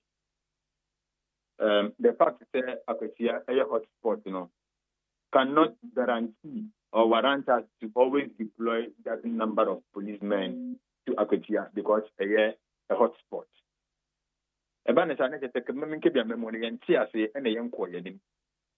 the past, so one many baby about that particular polling station and as a constituency in one voters almost contribute to whatever rot they want to commit there. But in this case, and where we find ourselves, democracy is growing, and it is developing. Can you know not the strategies in voting? Any protester electoral commission could have to acquire more the Swabano. And then at the end. For instance, near Swaba with opaque ballot box. Yet Swaba when the person will go and enter the box will be a Bonido person will be an annuity. Then the money in issues about. And known issues need people in a particular constituency. Yet target our constituency as a hot spot. But moving forward, McDerry, we have a transparent box. People go into the booth and it is as short as it is, or and or tunaba, or don't win your thumping German. But if you are going to be doing, who makes me a good panel. Now, our report. The dynamics have changed, the processes have changed. Why are we still maintaining the fact that a hot spot in, let's deploy this number of police officers there? It means that the security agencies are not really doing well. Because if you are doing well, the electoral commission have done well by introducing a transparent box. They've done well by putting in certain media process and I have very fair and transparent. Why is the police still maintaining because all your hotspots in 5,000 Congo grow? I mean, we are growing as a country. These things were done in the past, but there must be certain changes. There must be reforms. Reforms are a best structure in a system that represent the true democracy and our practicing. Yes, I practice true democracy and there's 5,000 kukubu akwetia. No good to one case I can say you. Next member for number to we say this participatory democracy. And this is Nasa ako posi fuya na bambo fuya nkone saa. Said I woke ye hia reforms. Ye nuru baby a. Say reforms no be ye adwuma say by elections ye nkonkoto ye nkokontokwa ana bibi nkonkosi. Na se wo man koye sa na BBC a enya election watch fo kro ya na mbasa mbebo mo so bo se na post vote to ye de Nigeria ya ko ablekuma post vote deploy ni pa bebrebe go dey see any what we are saying is a preemption measure. Number one, it is not about the number of people you deploy. Number two, your firmness to arrest and prosecute perpetrators of that act. And no, so if you are not able to arrest, if you are not able to put them before the law and prosecute them, tomorrow another group will rise up and do the same thing. So we come back to say there, because a higher hotspot in T, let's deploy a lot of police officers there. It means we are not growing. We are not growing. The police and the security system itself is. By the way, the many are about when we say police and the security agency at the report about that. They don't give us reports. They should be able to give us reports and tell us the number of people are deployed areas, issues are not existing in the past Now just supposing to and you see ye you're making some development. We don't do it. And so you do the archaic system now.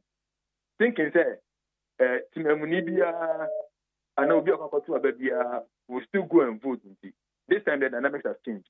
Obi Kwakotua no one said Batabayo, Batayobio, in Yado. Because in the first place, the people of Ghana themselves, are becoming disappointed in our democracy. Because democracy now you're practicing now, you need to get put to any assessment of the banner. And from more. It's a phone action work about one and kaka, and it is a dangerous threat to our democracy. So, your best friend, there are international standards and the international practice. Democracy doesn't know a developing country and a developed country.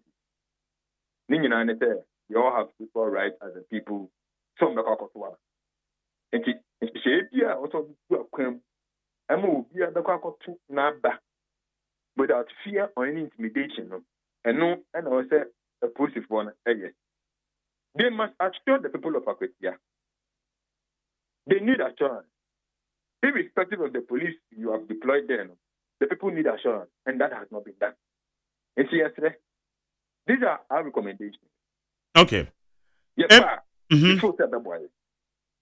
Maybe anamo kasa na mokramo kan say beyanka electoral commission for incessant date no. Amu somebody petition kwa koma but them say no dey ntimi amaso. Ana mo na mo ntu ana mo no. Yes, electoral commission no antimi ama na here because the arrangements with them and in Kaka naturally said another many in common a constitutional issue. And I was said to me a court parliament. Emma, you have said to me every view. But we are still standing on our grounds there. By elections and reruns must be pushed to a Saturday. Tell me, give it to me an increased voter participation. In fact, if it's a weekday, Nama Jerry, Juma, and Kraha, or two about over the weekend, if you are Kokosha, one in Yakokran. Anyway, free was Sunday, but Obey Mamandi, Tuesday, what I'm talking about. I'm not too sure of Obako. I am not too sure of Obako. And so we will present another petition to all interested stakeholders, including the political parties and Parliament of Ghana, through the Speaker. Say, Mumayenge, na about to to i.e. by election or rerun. Our interest, and it's even citizen engagement. The people should participate and increase turnout in our elections. Okay. I go. Yada said I'm beginning some money so dear chile and a week and a basso. It's election watch. Monitoring Benamoye. You need the Chiripa and I think last Friday we were there to take our preliminary monitoring. And I'm a week, you see, and also Yabako. So I could say about 2 hours. Okay. They put you in the Ghana food, especially the people of Africa. So, a brand after the cultural yard. I'm a brand of Amahokan.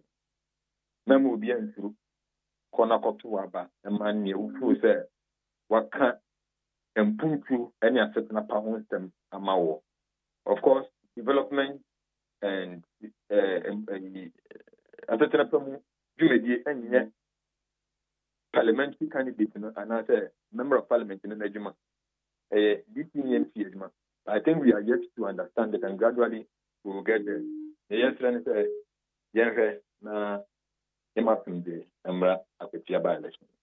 okay. Yada say none of person yakasa. Mark, we see Ako or ye convener the ma election watch Ghana. Only yan kasa ye.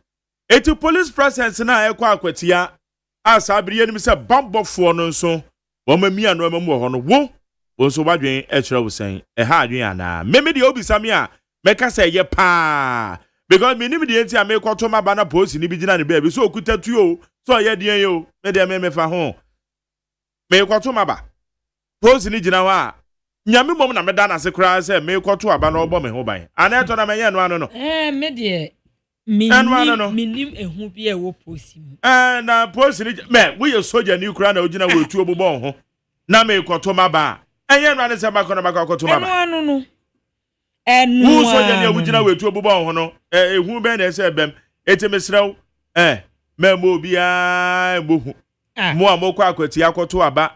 Se posi ni bi na egina ne ba bia me ba cho o ma wakache. On kan kire o intimidate you. Say yes nipa ni intimidate obi intimidate you. Wako police station. Wako to aba wa firi wako ofie. Ebre no so ne be kenkan a begina obi. Hwe ne kenkan. Wan ye bibia de o wi ne wa wi ne. Okọ ne baabi. De obelusu so ono so alusu.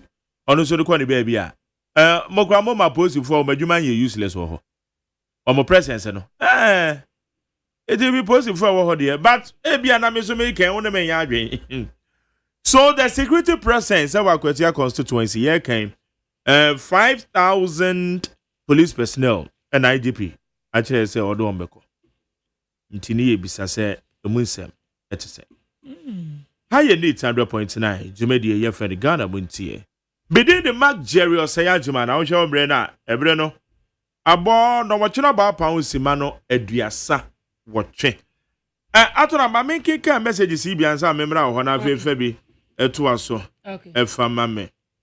Message is in 0201162746. Richard Eddie Frabasaman. Also, man Prusi along the white voter are really going to suffer with the spillage from the Bagri Dam.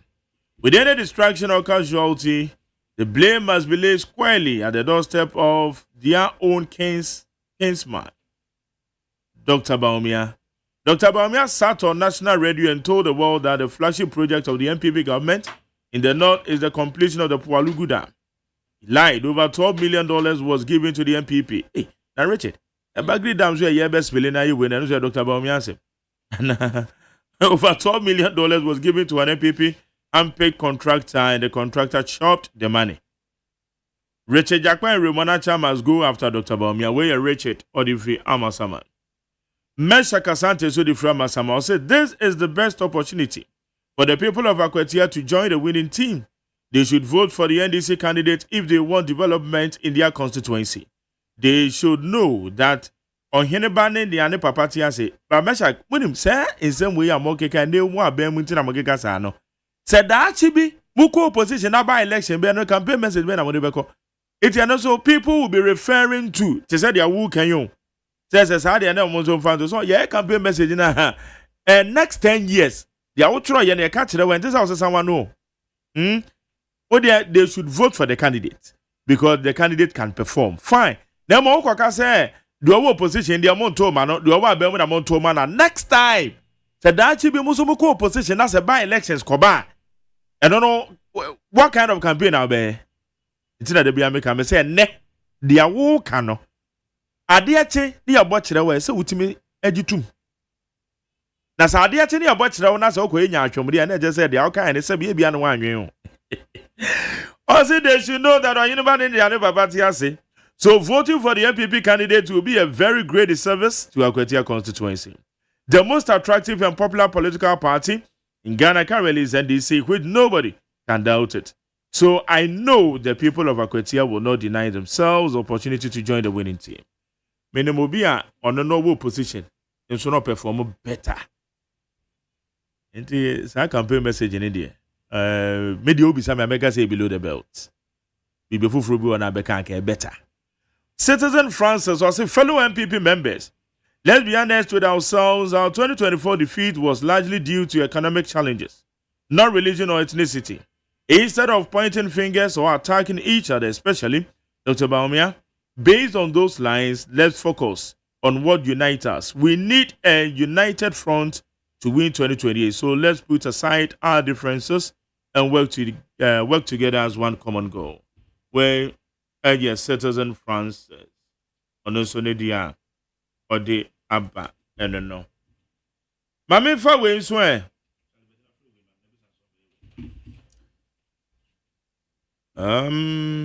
Okay.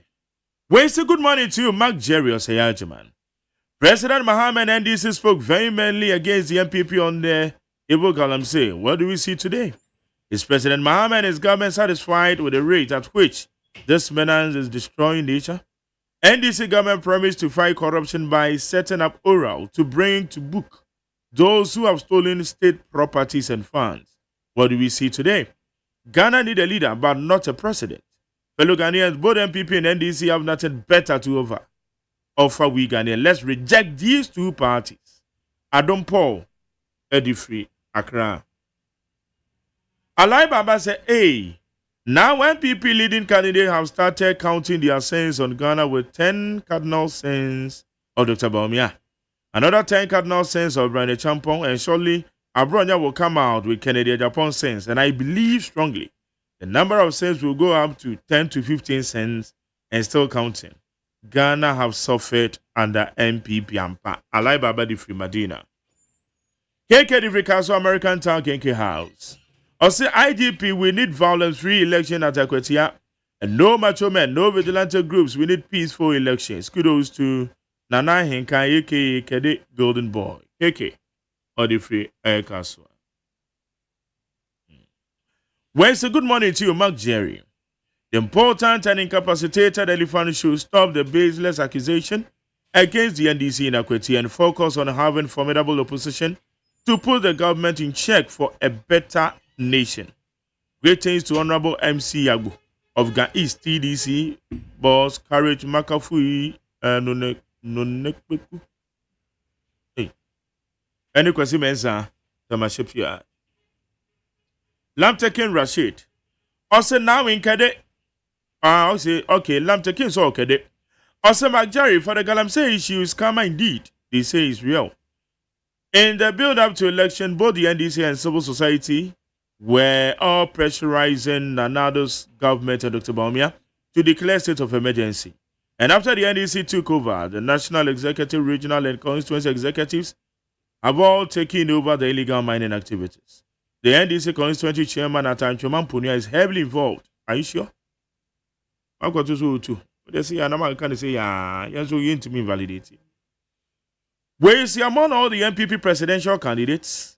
Dr. Baumia's vision is truly remarkable and inspiring, positioning him to lead the MPP to victory in 2020.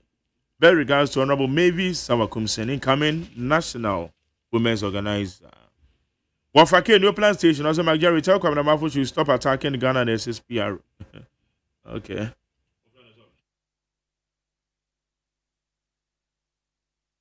TK the respect text was in fact the nurse did not speak well at all. He needs to be punished. Oh, I agree with Kwabena. Yo.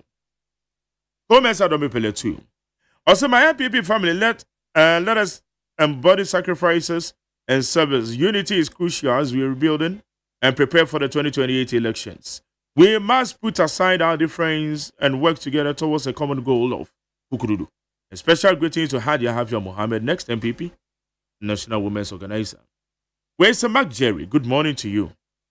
My name is Okai from Bantama in the Center West District. Please, NDC government should be very careful. They should not politicize our brothers' education system. They have politicized the Galamsey. They have politicized the security personnel. Hey. And our law courts, we beg them, as for the future leaders, they shouldn't bring in politics. I learned they formed a committee for the double track system, which surely they are the NDC people. Well, that's it. Where's the McJerry? Tell Kwabena Mafu, where crime or unlawful act is going on, there is no privacy. Privacy cannot defend itself for not allowing a journalist or any other person to video as an evidence. Brighter Free Belgium. When say MG, unlawful removal of the CJ is a big disgrace to NDC government, and 60% AG agenda is bad faith. Uncle Body Freetoma. When say Jerry, good morning to you and your colleagues. As for Ghana Registered Nurses and Midwives Association General Secretary, I'm waiting patiently if any member of the family falls sick and something different happened to him or her. He should remember that I have you, Jerry, and David video during the interview at NHFM as my evidence. My name is Nana. When Sekwadamafu should stop saying Ghana don't have money. We are in this country where expenses made on the CEO a month pays about 60 teachers whose rank is assistant director 2 in Ghana Education Service. Kwabena should check how much Ghana spend on Gold Ball CEO a month. Nana Fin, Edifrika Aswa.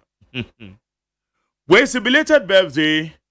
Nigeria say belated birthday to us. I plead with the MPP interested flag bearers to be united after the delegates conference. We shall become one. Dr. Brian Echampong will be the president. Where is the 24-hour economy? Where pity brim or the free Aberwonko? Where is the fight against Galamsey requires a collective effort, and it is time for Ghanaians to put aside their differences and work towards a common goal. The likes of Professor Jampu, who were calling on the previous government to declare state of emergency on Galamsey, are all silent. Ghanaians are watching. Masawudu or the Fribantama in Kumasi. Jagos or second 2028. We are looking forward for the crashed helicopter investigations, but to speed up their work so that Ghanaians will know what actually happened before the helicopter crash. And again, why is Dr. Baumia now crying about the tribal politics from the camp of Brian Echampong? This time around, we, the loyal fans of Kennedy Japan, are watching. Enoch, as a my case, OSEI Agyeman will surely be green for the great NDC come September 2nd. The good people of Agyeman need development, so there is no way they will vote for the opposition MPP candidates. Lawyer Bediakon all the way. Enoch, Odifri, Asaman Kese. Where's the Don McJerry? Solomon Kwame Sumedu is the best choice for Agyeman as an MP. So I'm pleading with the people of Agyeman constituency to vote for him come 2nd September. And greetings to Dr. Mahmoud Baumia and Honorable Carlos Ahinkra. Where's a good morning to you, Mark Jerry, and greetings to Dr. Baumia John Buadu, Hawakumsen, Fuseni Abanga Yakubu, Osu Biabedi, the Quartermaster General, or the Taifa, Jenyami Street. Where's a Mark Jerry? Could you ask the DVLA to explain to us who qualified to use DV or DP number plates? Currently, too many cars are bearing DV and DP plates. In turn, we need education. DP there, what they can if report about, and a DP near the town, and what they call garage. And I have trade plate in your friend DV plate. And you the tongue cars. And the Sawa Baba car, dear free me ho. And now I got a car free Kwekwa Alex ho. And now I got a car free Mr. Antrakwa. And I said W1 automobile. And now Mr. Nsia. And I said it will talk any we are. See the American. What talk any we no? What they can't go fear? What to me if I can't go fear? Number plate eh no. 80 and no as I got talk any we no. Now do DV about home. Let us how they call. But the iron said DV near the ball life room. And we'll be a car registered one way you know the DV about. But even a trade plate. I just say, the tongue car, no. You're fed DV and more life. So, Bebrina can wato. And so, we be 3 years and send over call. And your papa, it's Yamra, Yan Yabu and Yaguso. And yes, I net here. There be a book, Nikran. 80 William says, I want your car dealer, pa. Okran DV plate, not the quack there. Because what can you have to go and register? What can I be? What can I be? And so, call register. I said that about talking as oh cotton. Are you a dealer? So tonaton. So no tano no swaton. And the couture can make an easy garage way. It is a can open Range Rover beer. Oba Range Rover way manager no wet ya. Put ya na what says a crame cotton near Jack and garage wama. Because no crowd woman say, Yen fat DV plate and now mountains were more like baby me who baby. Be another wakabi. Obi ewo me fa say aburi wato watuaka o say me fa ka na mre no na me DV plate na bo na me de ko eti me de ka na ko du nipa no wa na me DV plate and we na DV plate your friend no technically no need in your trade plate na so sem so me bi mu a ma akoto ka no a o ma sa ko anya dia wuni mo dia me cha no say wa me yesa ni nyina no ti amra ye fa DV plate na na bo life enti wontimi nko DVL ho nka say wo gi DV plate wo gi DV plate akoye den Are you a car dealer? Any nkrofo enam krom ha any omubu mraso bebe. And written a DV plate and your car DV plates. And your car dealers. And you the DV plates here the mama. And answer what you car. And you free so you car credit free a year have almost a deep deep in your 14 days. Okay. Ghana ha a fine yarn or bed drive wa you wouldn't out to me as I would. Na ba ku bi nu so ya na book bi kura wo mo ba bi a mo ko bia na o ma twere. And your friend DV Ebida meka no wase eno e friend DV plate. Say DV no etu betwa enya car ba ko pe na details wom. Na DV plate na for 1 year. Expire within 1 year. Na DP no say DP no kwa wo nya ne plate bi wo nya ne stickers. Because no see DP plate na man for abuse no. Eno na nam so ma DVL for so okay wo nya ne sticker. What's a sticker there? Car no can no clear why. It's at the end of the day. 2 weeks in the crowd building that sticker no clear no. I say. Okay. And the crap. Okay. What you say? It's deep in here for 14 days. It's what you care free pot. And this is what you can be among. And it's deep. And I'm saying be a walk or and now the would you go film pa? Who could do for 14 days and then you go and register. But the paragraph turn the car not deep in the bono, deep in the wound. No compare DVD about. Aha. Not enough. Okay, yes, you are not the gentia. I then on you use DV car. You go for area more be minimum be a one and a guy is 3 years. It's Yamra. See, there be a book. Yeah, there be a book garden. Timmy and I say, and you ran it to do an abuso. Miminim say, I just am Rapansana and on my way, ranch. Divino, Wakotokano. Maybe a ward driver every garage akotono. Okay. And now put where you know a pot. We know a pot today. Deep in the Bema. So I say. Okay. Deep in the Bema. Now about deep in here for 14 days. The whole Ghana, baby and no bed driver. Ubedi na ochimi no answer word.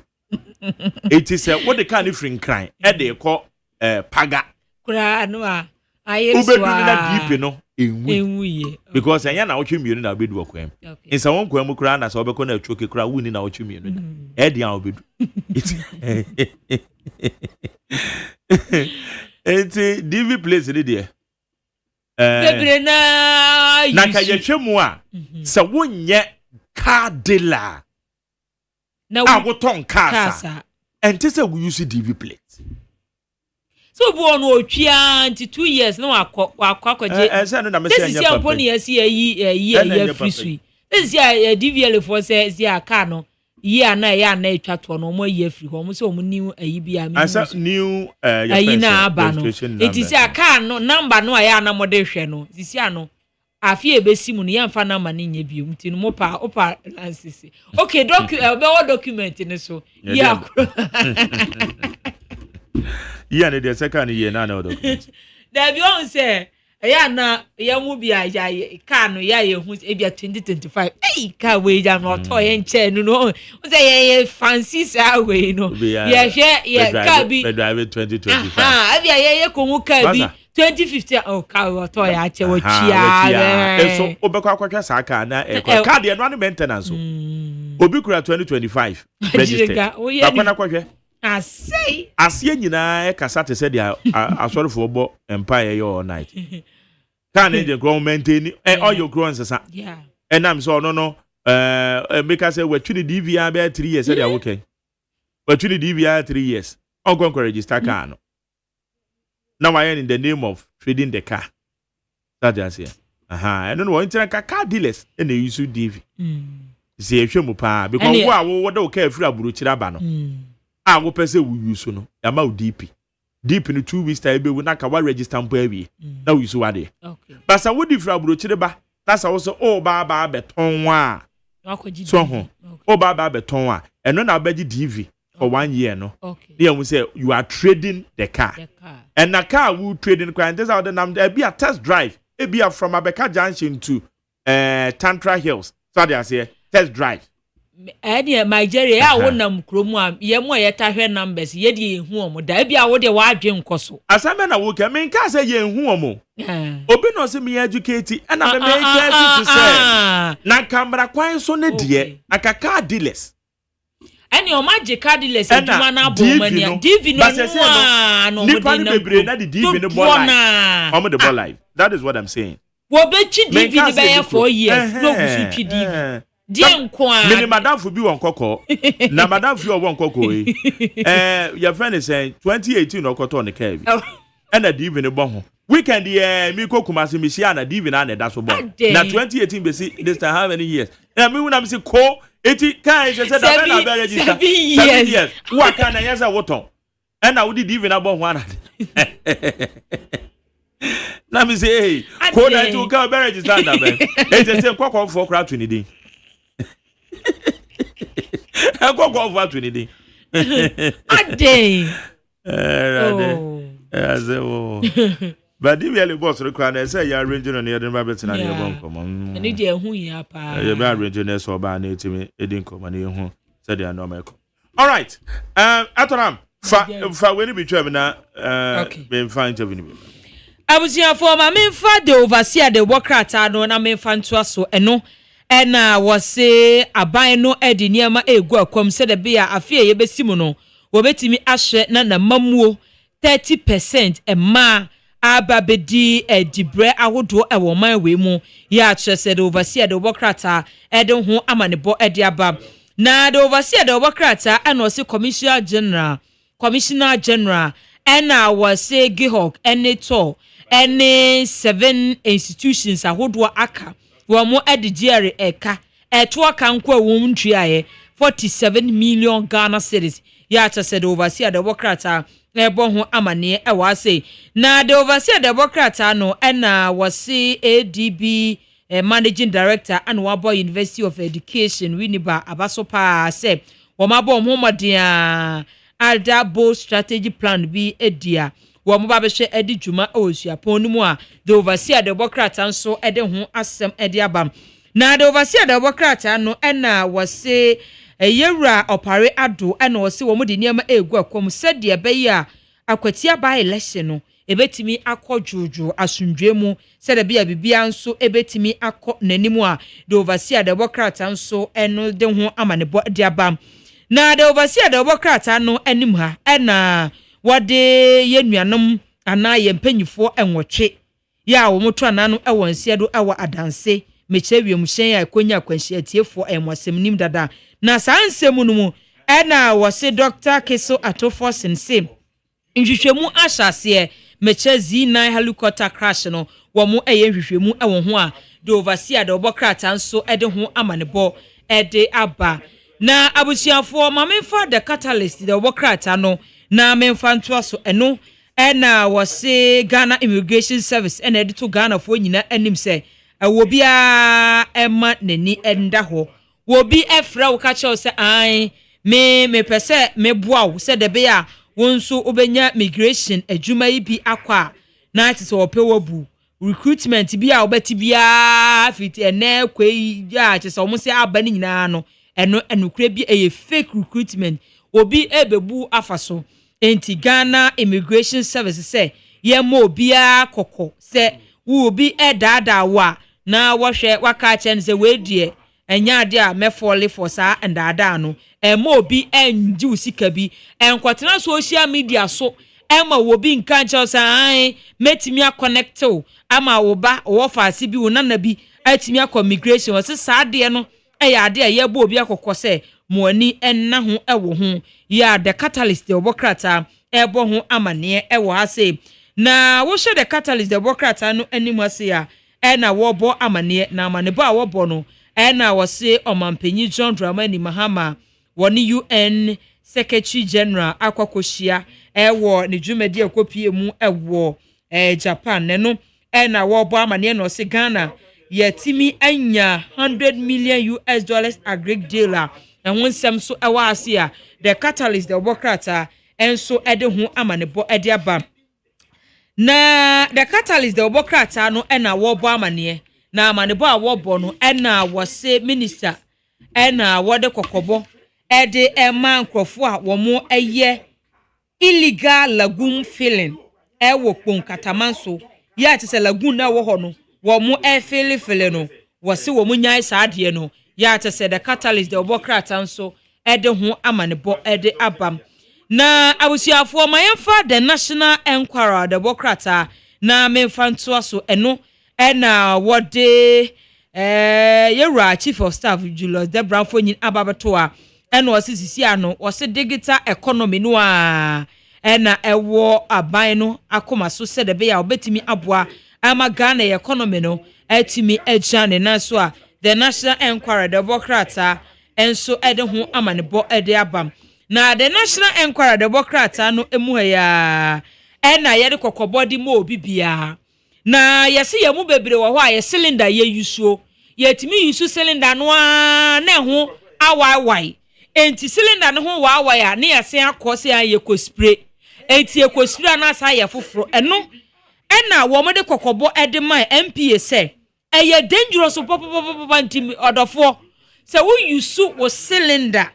na sɛ ɛho awaiwai na ɛho apopo a mensa nkonko spray paake cylinder ne tuo tom na kɔtɔ foforo na anya sa ɛde oyene ɛde ɔsan eja hyehye na de bebrɛ wɔ enti NPA ɛbɔ obi akɔkɔ sɛ yenya sa cylinder no a yɛkɔ spray no ayɛ dada ne yɛkɔgu hu foforo wɔse ɛyɛ ade a ɛmmoa yɛahwɛ the National Enquirer nso so ɛde ho amanebɔ ɛde aba na ɔsoafo ɔhwɛ apɔmuden ensɛm so ɛne wakasa sɛ han wɔn a wɔkasa ekuani no wagye tum wɔyɛ proud farmer wɔyɛ ekuani a wagye tum han wɔyɛ ekuani sɛ me apɔmuden soafo na me ekuani na sɛ wo bi wo so nte ase a han ekuani nso yɛ nipa nti me yɛ proud farmer yɛ ate sɛ ho nsɛm so awɔ ha se a the National Enquirer Democrata ɛde ho amanebɔ ɛde aba the National Enquirer Democrata no mu a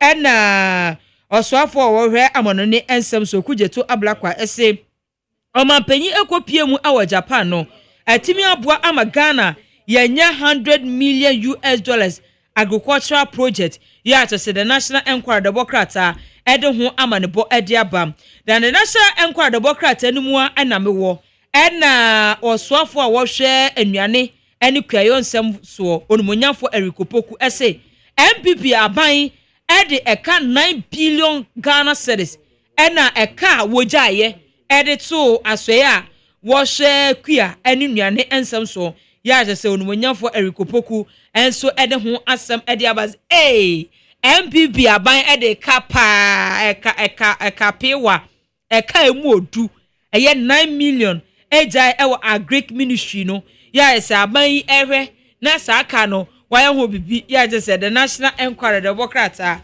enso ɛde ho amanebɔ ɛde aba na the hack Democrata no ɛna mewremu ɛna NPA wɔde kɔkɔbɔ ɛde ma Ghana fo nyinaa sɛ yɛsrada usu cylinder na ho atwitwi cylinder ni bi wɔ hɔ a yɛtɔ yɛfie dunie enti cylinder yi ugya ne kwan na ayɛden ɛfa so a wɔ dodge na wasan kɔ spray na ɛho awawai then me say ne Ghana fo dodo na yi na ni fo me kai me die fi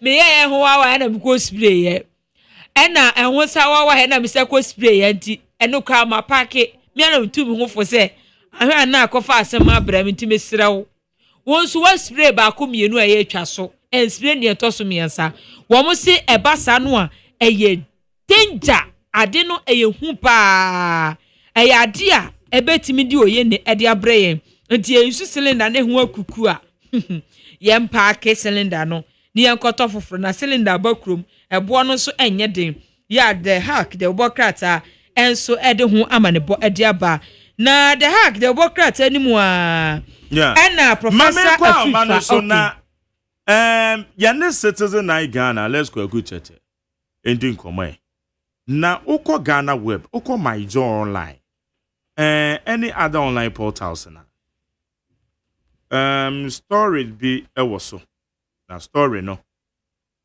o say Julius Debra ene eye philanthropist ye man panyin nua ye friend Ibrahim Mahama they can lead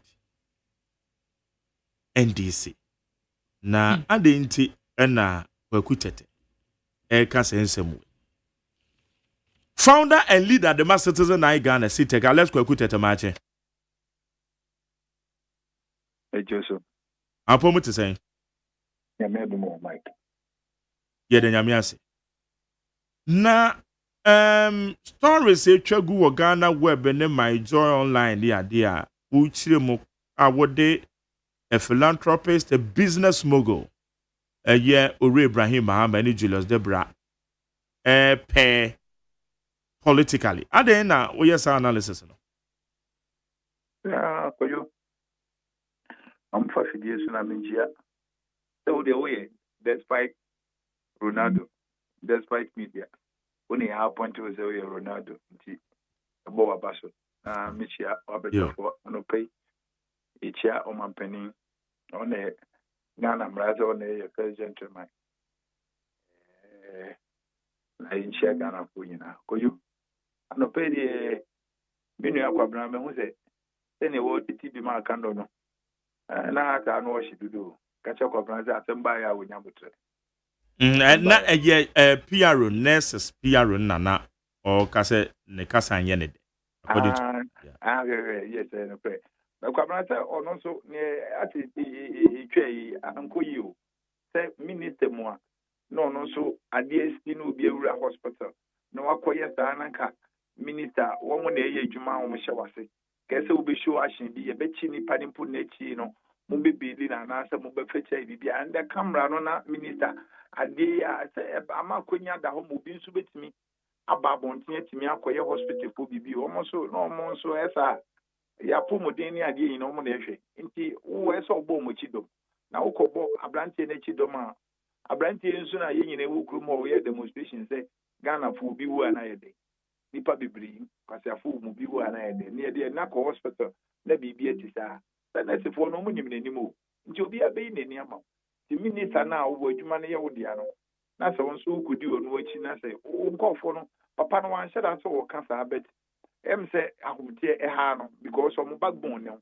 na ni minister etimi asoso abrante no so na wanye we ni de nti se ne kwabran bo help we no de wa no bo ne chin kacha kwabran sa asemba e onya botre na me de ni minister na ye no kwajudu be bia mo nsem chirofo yeso na nyenye ne ya mo de mo na mo mayem ye nso mo na mo mayem ti a ye ma ministers ni hu so mo ye ne ye bebo maba so mo ye ne ye nso a ye bebo maba so now and some what compare Julius Debra any Ore Ibrahim Mahama say politically no one you good pair how koyo whatever we say we say we need before you see mo makrasi what them go ni ebon so what ne tie ne say eduru ba bia na say amanyɔpɔ no ye ne ya yenka eni du ba bi na timabufo ne so a eye business fo no land office no mo so ye bibi ne ya yenka koyo wu krom ha wo hwɛ sɛ ne Ghana nyina ene ubeti yes Ibrahim wa yese ene wa we obi yale bibia ye di jantoa e di koma Ibrahim omwa koyonti ya so samanyofo eso saa me no miru ne na nzan ne ndi ti ba me koyo se wan kasa wo hwe omo beko no dem kwala wa ma be fa won tema ya mo appointment na hwe se omo aban ni be wie mfie nan no se e ya hwe mo status na hwe ni ya ye mo appointment na hwe mo status koyonti sa wo be compare na wo watna konso nim fie dodo na hwe ye mu obi appointment 8 years 4 years na do 8 years ye ma appointment na wo kru mo hwe nyuma dodo a waye e free nkoko life FM ni we ya wo ko ne nam nya koyo na fa ye comparison say 8 years pa na do bidi ye no hwe nkofo a ye mo appointment na hwe say 10 years time no ma bra bot say eni o mu free aben mu so ma bra bot say nti aden na businessman Office Ibrahim Mahama bosumi yomu law faculty umusi ediama Ghana o aban kapre ononko abakofo wetimi atam 29 million Ghana cedi concrete oye ediama oman no iti ko just ani pay so say ye twen na asem ba ne ho ba asem ansa ne abona ba so ana o deserve say manyofo edi na omoye oyo media ye ya na ya na say ye dem bobo crash ya yetimi hunu nyansa de beche ne asesa kojo stretch so se me ye me hwehwem kakra my 7 ifi atomota ya kopim ofanko ofanko tu nsawom every day stretch we so nipa every month nipa 35 nipa 35 mako enye estabi onye mponchi nye nwan nipa life car form life car bob nko 35 for you every month report no be free my 7 police why na you can want what to say up to now ekwan so da so ayisu na wo fin say minister na say MPB amanyoni bi si ekwan say MMDC ni dem bob esi obetimi atena ho na ochukura and so Republic of Ghana and I'm saying we need ono aye didi ne ho no BBC a obi enkasa ni aye din ni ewe na se obi a businessman na osom Ghana say ya o say amanyofo na omu ni hwe na omu ba bewi o man Ghana na omu de omu deserve say de bia ye mo president ye mo vice de bi ade na papa na ye no mi de mi susu say Ghana fo nyina jintum say yewura ye friend say a friend thing. Ibrahim Mahama. Your friend Baba God. And they all the radios na Baba God. Or best mammy have a boss secretary this year.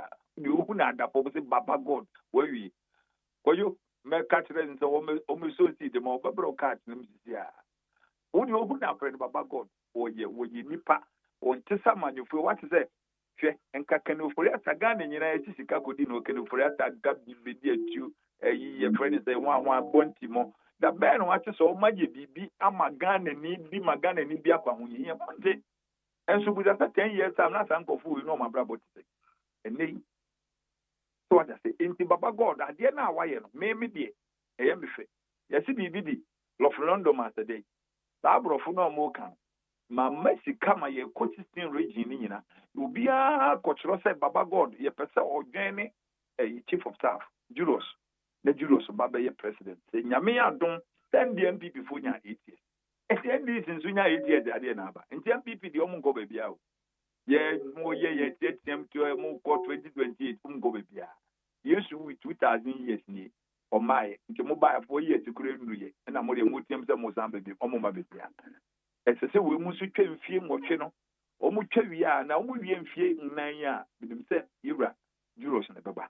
Oba no ne Papa God nti ye wie star of mondum ya ne ye de abre Ghana for obia wo stand ye bi kro bia so no region bia wa wo behu ne wo se no ma ye dwuma na Ghana for nji tum se Papa God o ma meye vice president Emma Juros ne wo wie a afi onu Juros nso wie 8 years a ne ya hwe se Papa God onu so ontimi meye president wo man mu a omo de omo bob hu mode nti omo businessmen for ye juma sa na manyofo ya befa na omo beteki position no omo yere ni omo ba na what we saw on say dent na ya na Ghana ministers nkofo e wa ben mo no the seat of the government omo fura ben ma dent na ya na omo yare sa no ene yeti wiki ni we say ye bibie o amanfo suna egu omo so no enso omo ntefo de bi ombe wi o man Ghana de bi anso omo asefo be yare Papa God, no, now, why na catcher say you're interested in mainstream politics? I'm advocating for him.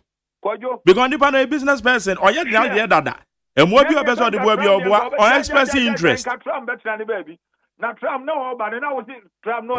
Trump na our interest. So obi needs our interest now. How would you know? What the Mayan Twabani and Cofre Europe, that's part of boss say, oh my president, oh ma, hey. Now, what's happening, man? For when you president, I have now can say, why not so interesting? Papa, be no your contractor, Aliu Mahama. No one yet interesting of you. Wait, friend, Kufu friend, or the tone and him say, on a damn for being a Kufu catcher and say, what damn for ye, per se, as you should be a Benyan war, a slow eye, per se, the near vice president. Enti, Bomoding, na, say, Ubia, Nehunia, Simbia, Kufu, and the two. You will hear my friend say, Aliu. Aliu Mahama said, oh, Nanya Papa Nanya me were day. Then Aliu. One way to cry, never for 7 minutes over, and I'm a result of Bajia. NTJ. Baba God, why you cry that I not yet near some woman, or bet you cry. Hey, your person will pair with Yura. Yamia Duma, Yura Juro Zebra. Nefi, or also business you would move, also a business market, about 1 casentina money. Now could you? Nyamia Domina say NDC, Omudulu Honomu ya. Na yeno, if you honor be who say, ye percent people before Barber crash with this man. Near MPP, on which may be 25 or 25% cry. Ube who Juma Ghana for any tia and your ma air cost Kruma. Any near MPP by any NDC.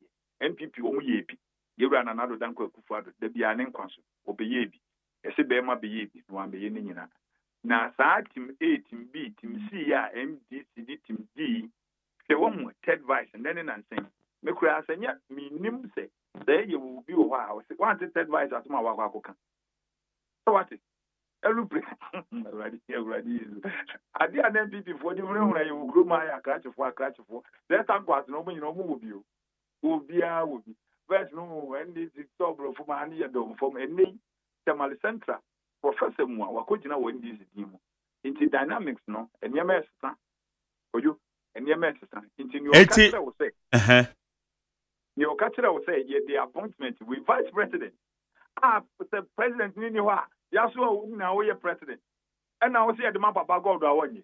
Nanka, can sway, but no good to Gruma Brian. Nipa, partner chair, stand it to, Nipa, a minister.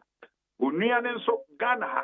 Chireminipa wafa ekuna fo ne nkofo awisiafo obiene wa wafa nkofo mo a ohwe omo chen mahama enu de e complete tikani bie ne wo kuma a otwa no enti ni fie no omo besa na benya president the duro suwi a baba god oba be ye ne ehihya djuma no boyo ye ehihya djuma and say mo advocate for Red Julius ene Ibrahim Mahama na duro se de wodama wie also the word do hokra wi dada kojo na hwan you know that na wo bi ayama the chief of staff the first time kojo wale so wo yiri free me ya me fa ne credit Abigail wo free wo ntimi nya ben kwan papa ni bi me rade yesu wo yiri free me wo hu se oba wo pa oba wale no wo ne nam hokokwa asa se wo mbeso obinya oba abone meboa wo pa oba papa te so yiri meboa na oba papa nso di obenya agire yesu babiem Edding, see the Edding. Oyo, Mamin cancer Montreal. Oh, Papa no wafa. Juros by a first one, or by a chief of staff. One who say a 1967 and 1957, 57, Ghana, Ghana. One who say chief of staff, your family. It was no set our record. We the Papa. In the man is second one. Na Rollins, and a day. Rollins is free, a water. Rollins is free one. You are we buy your friends a mess. Or not say a central region. Central region or no free wa and a northern region. Yadima, you are Mahama. It's Mahama and Sufri on a call Juros call 4 businessmen and 7 years didn't want to change Juros. It's in your fair. Adiana, you're fitting on the Yakeku. You ma a Bama Ghana for Nipa 4 million as a 35. In the Yako appointed was our president, and easy. As if any power would be on take, be I knew near some, and yeah, mole for ya, and then we say, what did you do? That be, because ye, among Copo who say, Adiana, ye, Juros from Ghana for any general. Brahim Mama, now won't Ibrahim Mama, your vice president. Why no workroom how, because on science Ibrahim, or may pay Juros Nayanko. Yet, some Copo so, you are sitting at Yansua Unity. I hold the media in NDC, Nemina Mijimao. But on no 68 years, Juros and Sue 59 years. Into the power, the wife, Juros 59, and I said in Katia 68. The bedroom I saw, but I said in Katia 72. Now, her 72, and another dear firm 72. Walk or Twaba will be when you're 72. Now, the camp president, who my Jerry, who got Twaba. First, near you or him, your opinion, and near Masso, near friend to my own or your brand. To all the saving Katia, who work or Twabas or your president. One Gaza. So I say, intermediate, near American say, a good timer, Ghana for Yanka say, one motor, so say, businessmen, no, or Mubwa. Say you will come despite 10 days. Tessano, with the name of you, would have found Tessano.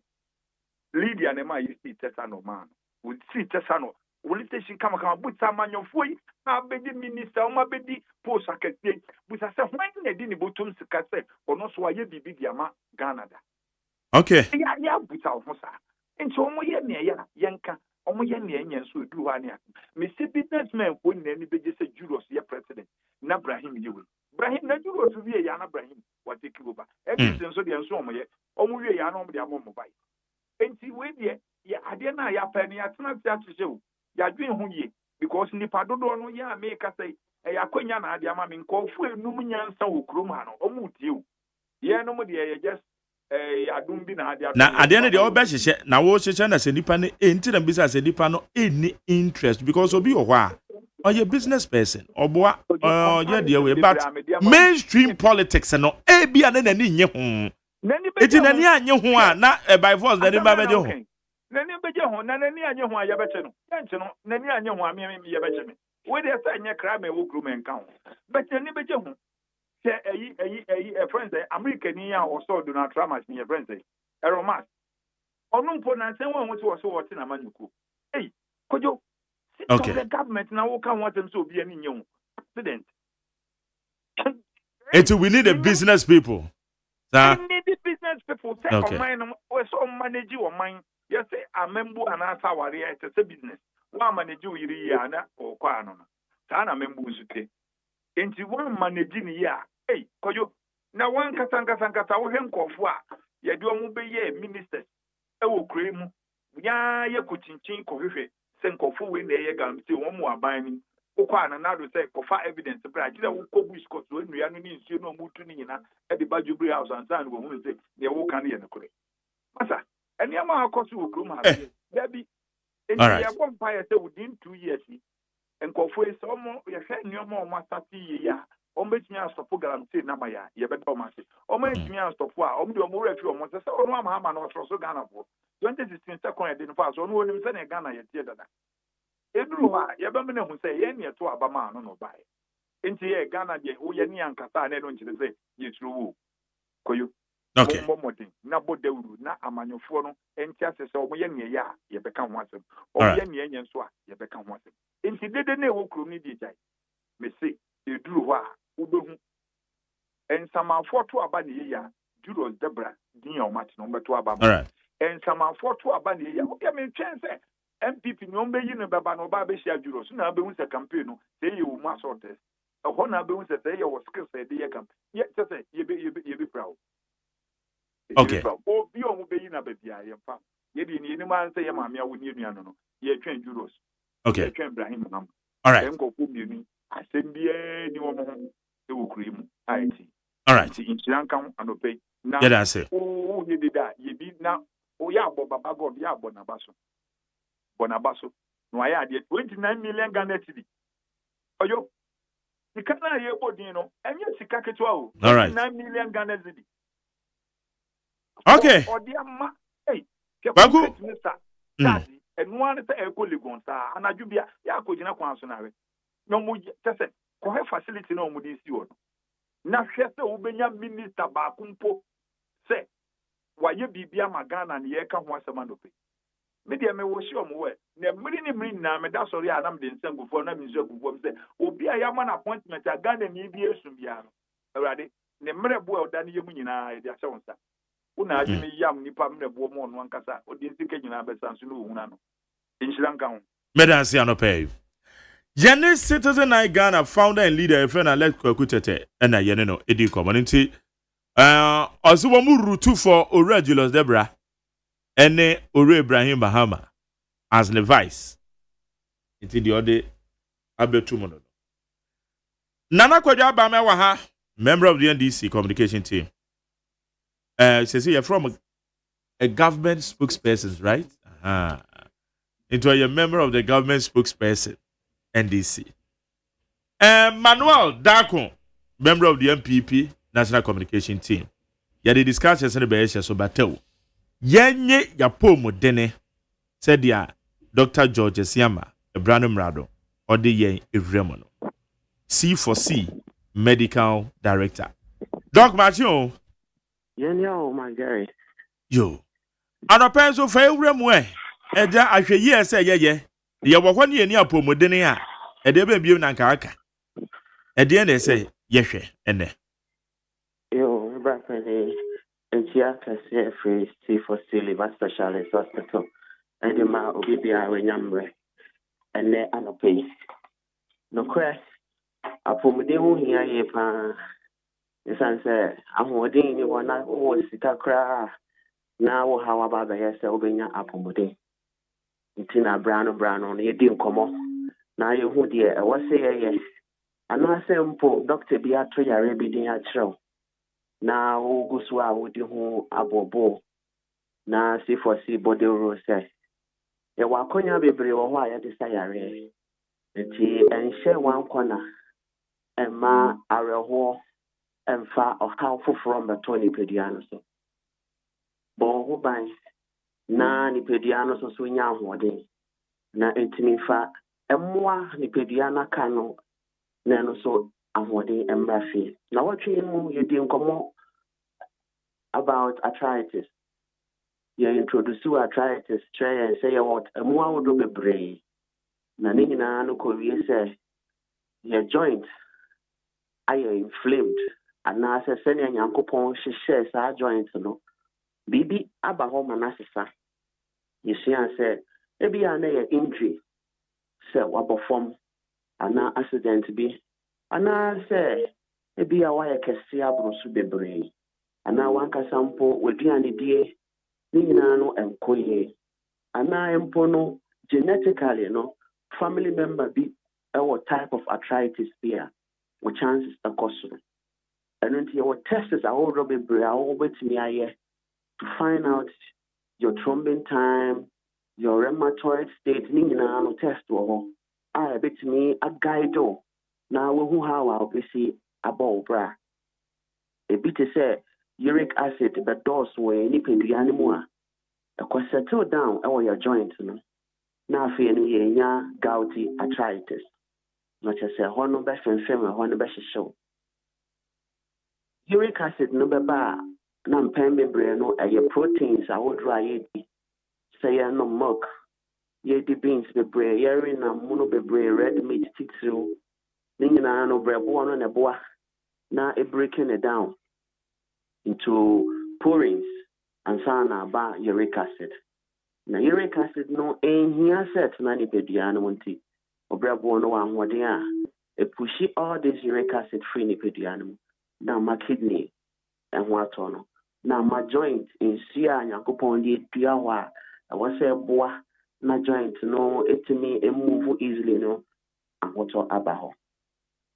Say in case you said Dr. Boa today so arthritis your osteoarthritis for your rheumatoid arthritis, then for your lupus arthritis and septic arthritis. Until who been here, so no the type of arthritis body no go through. And no be informed the kind of treatment plan at the mouth. My money in a painkillers. My money in a antihistamine. My money in a physio. There are so many ways the type of me abwa. Ebia now dear own say arthritis near you. But near my back come here and be bad day. I won't pay any more when we say change be about any pediani. One major thing I'll be stiffness our joint. No, you share your shoulder, over to me move shoulder, left circularly. I said, move freely, even or rest no cry, on sank or satian and casacran, want to me move freely. But what do you do a while better better? No, Sano, I ain't three. Apart from saying to Chicrano, Nasa so, ya. What dream by your Sabia, Madame and Sasso, Madame Conso, Manaye, Ninano, a science I catch it or say, Pibi were joint anymore. Opposition, and in your maybe a oyano, as a son of my more than. It is stiffness, a major thing I'll be. A bisu a tenderness, a honorable and female, Titu Cotogiana, so sissy. Obicrad and Sack or car. I have no one in Yasab. The sun says I joined and also so essay. Your groin, the fire, the 9 intim honor, el corsebi, your pelvic area honor, what to mean a constant pain, and also so any discomfort the Diani pedianism. If you all cry now, dear, no, apart from pains, no, as far as one honor. Title, yeah. Enyamre kakra, yakobobo, and now athletes, any form of exercise, you call gym, all these things, It ma o joint no ehono. Injury no ma o joint no ehono. Ehuna na wa pe edro no shibi e de atwetwe asasra so a na wa san to wa agora wodi so. But obehu se kakra no na joint no safe. The swelling is another major thing and also being. The patcho rheumatoid arthritis immune system no attack your body no need to make joint no. And when we it's no or systemic on Tanafa and then a cotage a nifano a bequenim kakra na cabin commono na fe a call with CCH na fe a call utia yekura na call kidneys mu na kwa akomane mu na call other organs a woni pediano mu na chese a systemic a funny pediani nyina afa. These are some of the major signs of the obisu kra or take grating sound. Make a grating sound. I won't say when I know one hour to join sound to be different. I say boom sir and from a be a woman but to have different sounds be brave. Nino a science I catch it say. Arthritis air build the wall nippy the animal. One penhum and a mowing to a bit me as a joint. What are some of the serious complications that arthritis bit media brain? The patcho, your joint and mobility problems. You can say your kotoja, a sacra, sending your coupon shano, a sacra, into unya deformity. Uti anya na one sha went to me and sorry and antibio, na empono ubenantia. The second, na I was okita puma. Meanwhile, na enyesa na what's here. A major thing a day a course a way nipediano ha your daily activities. Empokrano utiminya mental and emotional complications. And now by the mouth. In fact, arthritis pains in the bar. It may disturb sleep. Because I am inflammation. Inflammation if you be about nipediano, the nipediano faquaya or the fight. In the course of doing that, or metabolic rate a cosro, or hormonal exchange is cosro, or stress level cosro, and to one shall now barbenia a comayarium. In fact, even or blood vessels no cry at some point, it may be blocked with plaques, not just a pressure so the cosro, heart attack of the cosro. Arthritis, it may say the pediano. It may cry my depression and anxiety. The piano now with the affairs no, now for you on the cocoa bobo. But what now I shall hide my braca crowd prior no, and yashi, I feel more qua now unto me and Kobe. Minginano, no about the senior commentator. Meanwhile, now one casasso. We are midfielder. Ningano a depression intimidating tools so a maudia arthritis in new agro. There were the friend systemic complication. Nay say to me funny pediani na a maunia dear friend osteonecrosis, the patcho yaka osteo a genoma dompeno. Necrosis esse dompeno esse ana a wound.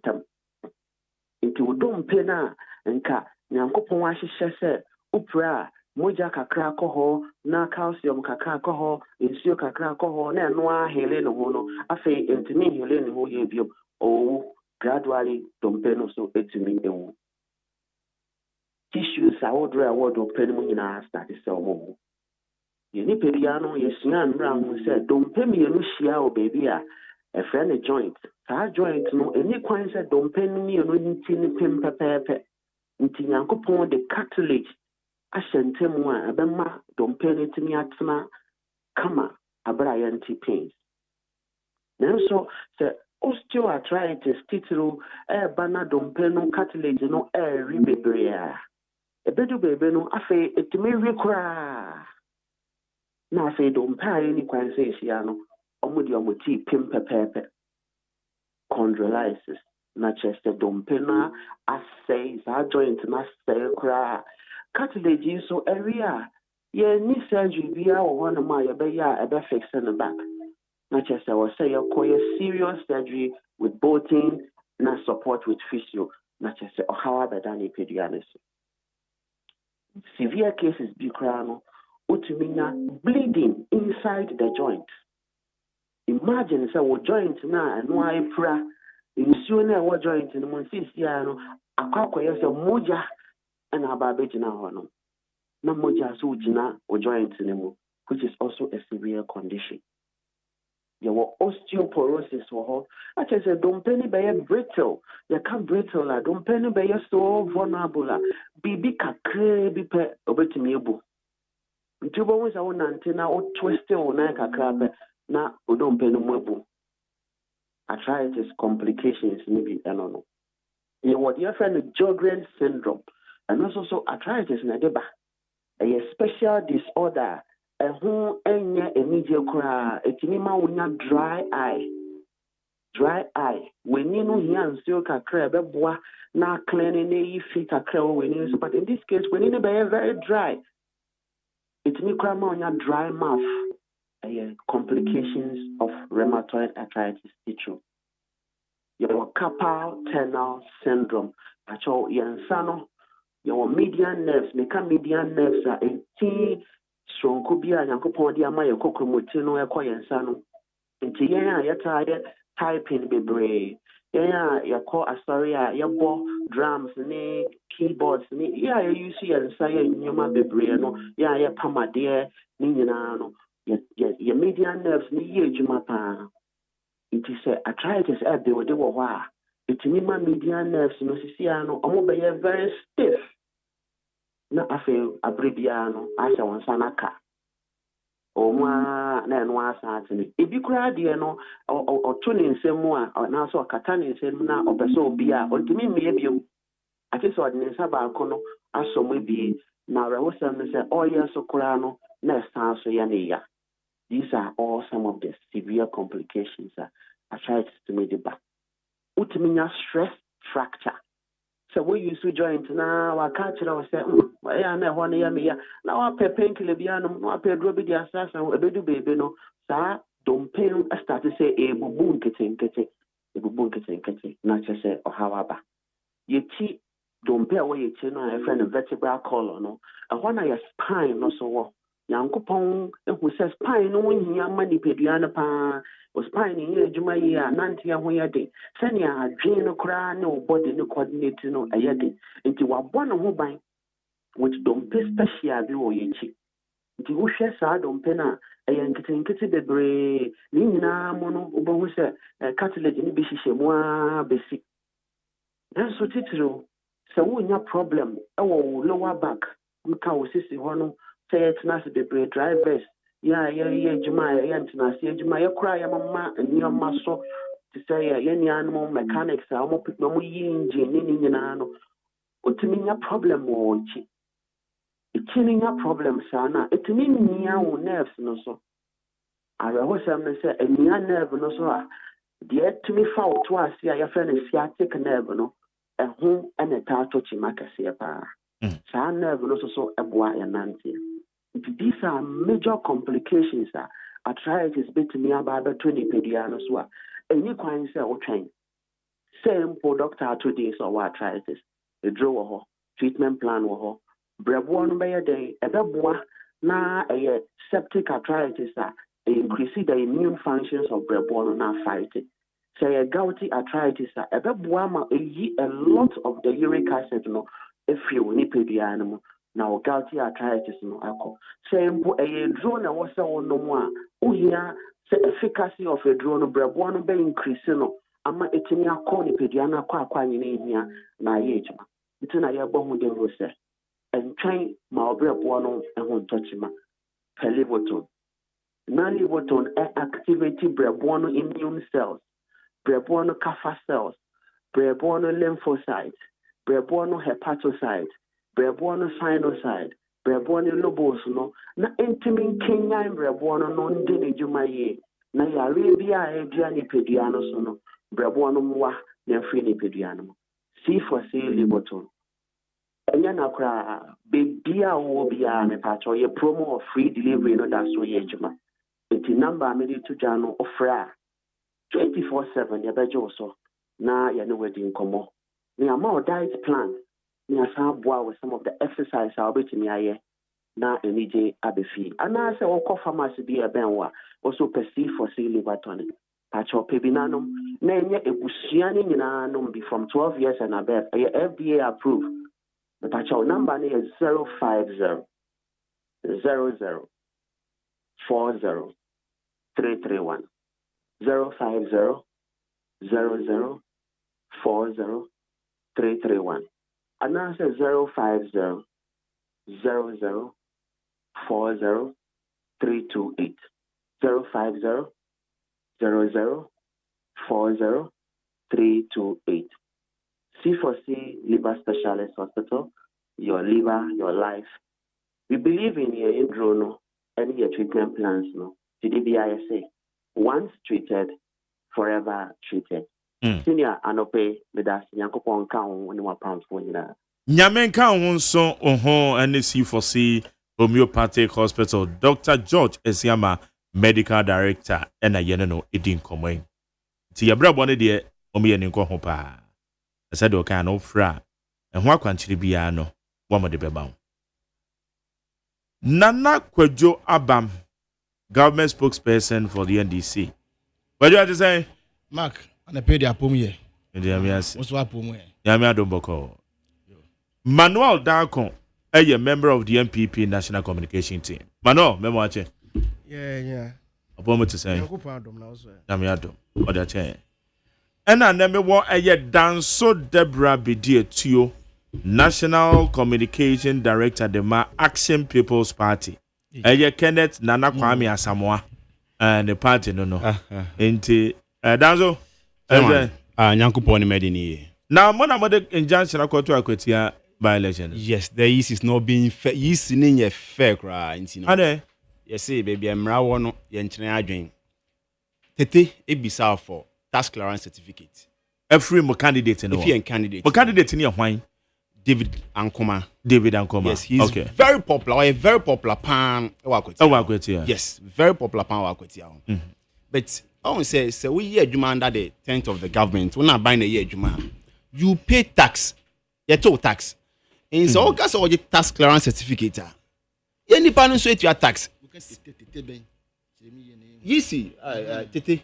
A deputy commissioner. Yes. Right. Now, interestingly, old friend of Crown Song, I saw the string number friend and son of before. Call. Only pakuni to your tax. You're the tax. Also pay tax clearance certificate. Or yeah, Juma. Or Sabine say, and uncle a businessman there. Then Mark, wait, Markaso, or a businessman to this tax clearance certificate in the bra. Until you say, baby, I'm Rawan, Mark, you're in China again. There's some money in our court. Now, who do a cotian pessoa? Said now, David Ankoma popular. No, be any mono. Minim, say ye MPP, say ye NDC, in a home. Because I think 1 week ago, say, you could share a place from the IGP. Therefore, a friend is saying, Kofiak Palu, Crawford by, Yensu Yakoi, the MPP Koi, the NDC Koi. Kofiak Palu, the Omar withdraw from them. No, at that time. Okay, that time. Okay. You could share. And I'm Mr. Tebisa, so, ye Nipaniana. Say, yen qualifier, Anki. Yen kunshia your friends say IGP and as a police from paying for. Yeah, ballot yet also 3. If a 9 minutes you also see what you have him. Now see what you have him pona say. Somebody from the reason is tax clearance form amber certificate. Yen so you can your council. You nim say you need to your tax or a health worker. Into the tax. The tax. In so case up a tax clearance form, then it means say you are not being fair to the person. Say I'm going back on a businessman. I only abandoning your juma. Then good case. So only abandoning judgment. I want to insist to help a tax clearance form because all kinds of that's what the pay slips actually. Absolutely. Yeah, the BBS and home. I called Bossman, my friend Bossman, and I'm saying you still need some tax clearance certificate now. That's what is insisted on. And I answer say so far as on back when you man at the hospice of the government no to tax and quantity. Yet no. And besides, So what can I say 127 regulation 8 now? Or see if the person pays tax and now making preparation to pay tax. It's in quote. You say we are making even preparation to pay tax. On the 18th or say on the 18th. On the 18th, no, almost sending a message in 5:12 p.m. I did see on the 19th they were demanding for it. It's in everything shows there is something fishy. For me, it is not being fair. Chairman, my chairman, a friend on for my national organizer, sign a friend on for. Not only my strange number, me friend no for. Oh, me near search into one more yes, sir. Me say David, so popular wa kotiane dia. Yem pesi be reading minutes into it. But here can say, baby, mra wono yenchina and anything near the injunction. Akoto so no. We show hot. You know, be untrained. And injunction much secure. Yes,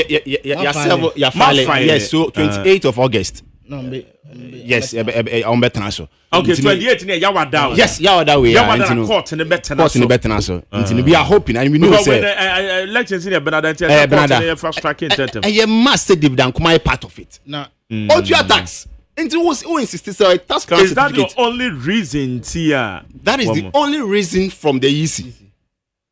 And then the reason on their mind. And I answer actually say back on your tax. So far as show evidence. Yeah, the pay slips, everything. Actually say your tax. So what else again? Strengths we are waiting in a way if you even. That person pays tax at the end of the year. Today then I'm him. All because David is so popular. The MPP, the NDC, OBN say or a popular NT and accident. But they are supposed to be neutral. At the end of the day, they is supposed to be neutral. Into MPC be reading minutes into it. Because you know neutral yes or baby. Now some insist say anything almost said yes so specific. They knew what they were doing. Yeah, problem they say. So when say now there's no need of me IGP. There's no need of me ballot in Atos 3. Now what's sending message 5:12 p.m. I did also demanding for it. I mean, who does that? They are not being fair. Into abandon there. Yeah, share your court to Becca. But him say so far as yeah, namumbra kwansun kwade. We are not losing at the end of the day. Into no besino, minimum I'm saying now no be casino castle, no more share coin say, be to crack say, I think say, yeah, no, sir, come on, Franco anymore. There is a likelihood because baby, I'm here, them run a fan. We are not losing. Tete and his people are not being fair. Oh, friend, onfa. Oh, the string number, friend, no afa. Oh, friend, Dr. Bossman, onfa. Oh, the string number from no afa. So what's the meaning of all this? They need to be fair to you because he himself, so far as the person pays tax. Ye nipa no or ye juma under the government ye teno into what gas up a tax clearance certificate then be na ope ni nyina say esi tax wa into ye can say baby mra wo no ye nkyene adwen but judges no wa say be almost see too much of technical wisdom lacks technical knowledge. The EC needs to be very careful. They need to be very neutral. Ye nkyene say am almost experience look Mark what's the wind of change now across Africa name chunk of the youth Edi Ibrahim Traore chunk of the youth Edi Tiani Money Yimotino. It shows you say nipa bi pensakrae and it's so obvious. Say look, Ghanaians they've had it up. Oma bread the NDCs and the MPPs. Inti na on say almost so be before her. And no na kwatia yen candidate efen dividend kuma efiase a hoye no. Yen yesiga David no niska but we chose someone with a Solomonic wisdom. So unya ukwana David di nkomatim say najumudo as a health worker na ye kwa kotia me na mchema ye kwa kotia ko ye campaign you could see say when you find the organic love genuine love ankasa nti ye enim say baso na ye nipa na ye part of it at the end of the day e be shock the NDC e be shock the MPP ye enim say na ye be fam afiri aba nti ye sere yisi no ya wade ye nyina be hia okoto ene ye kase be bia mra wo no ye nkyene adwen ba ye enim say e be wie no. Not David, why part of it? Because the IC is not being fair. And no pay, Mark. And no pay any issue. Mark. Me really seen na me parking kind. And no pay. Mark, as some ways about man, but me mouth there one not to say kwoti anko na na ye. Etin for Action People's Party. When we lead the friend Kenneth Nana Kwame Asamoah. Na the communication director friend Danso Deborah Bedi Etuo. Woma file court injunction. Woma file case say court. One more yanhwe ni ya na ene na watwe akwati aba no ebi ana amaso se court no esomu a because one candidate almost easy you know Ephraim one candidate your friend no David Ankoma who belong to Action People's Party iti no komo and we be in any so e de akire but you know say o man say my here crank ahụ Edika na minchia etifo na minchia Ghana man penny na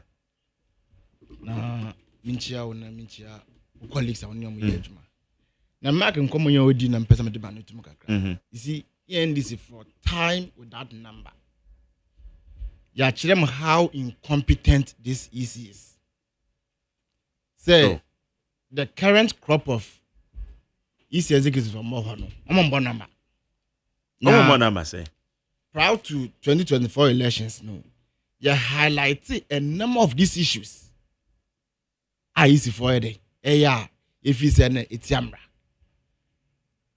na abra you highlighted this in some no one curious thing is say minua mi yanti omonka dance then party APP for no yanti omonka you see say you do unu akọ na we yedin a e kina we de okọ a unu so be yedin because at the time I kina we say MPP na do don kwaku for do asesa MPP apara chicks e kogu EC headquarters sasa mo mugusuka oh mark mo ma mugusuka bossman sorry obi anim no there be o ya to abawie I'm driving at a point. I'm driving at a point. So me am yaka sanse wan ko mu ana me sitie some of why na yaka ya na ya pa anke ye medu be ye bi the America no any significance bia wo ya bato no so me position ti na wo kasa na ma me bem ana me ka say any position bia wo 2024 about no so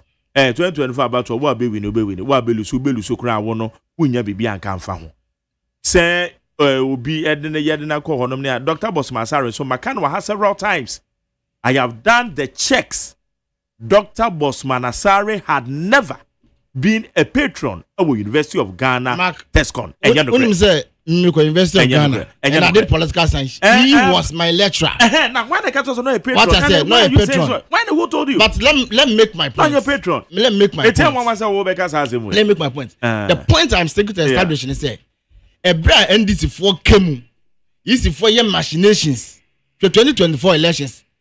Na ballot papers elikiwa say see NDC for when we were at the forefront fighting the EC to do the right thing. Ne minu and me o ma yedin.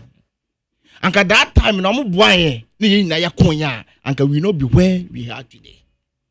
Na asem we no okasa say o ma mom hearing. EC for no munsuan de.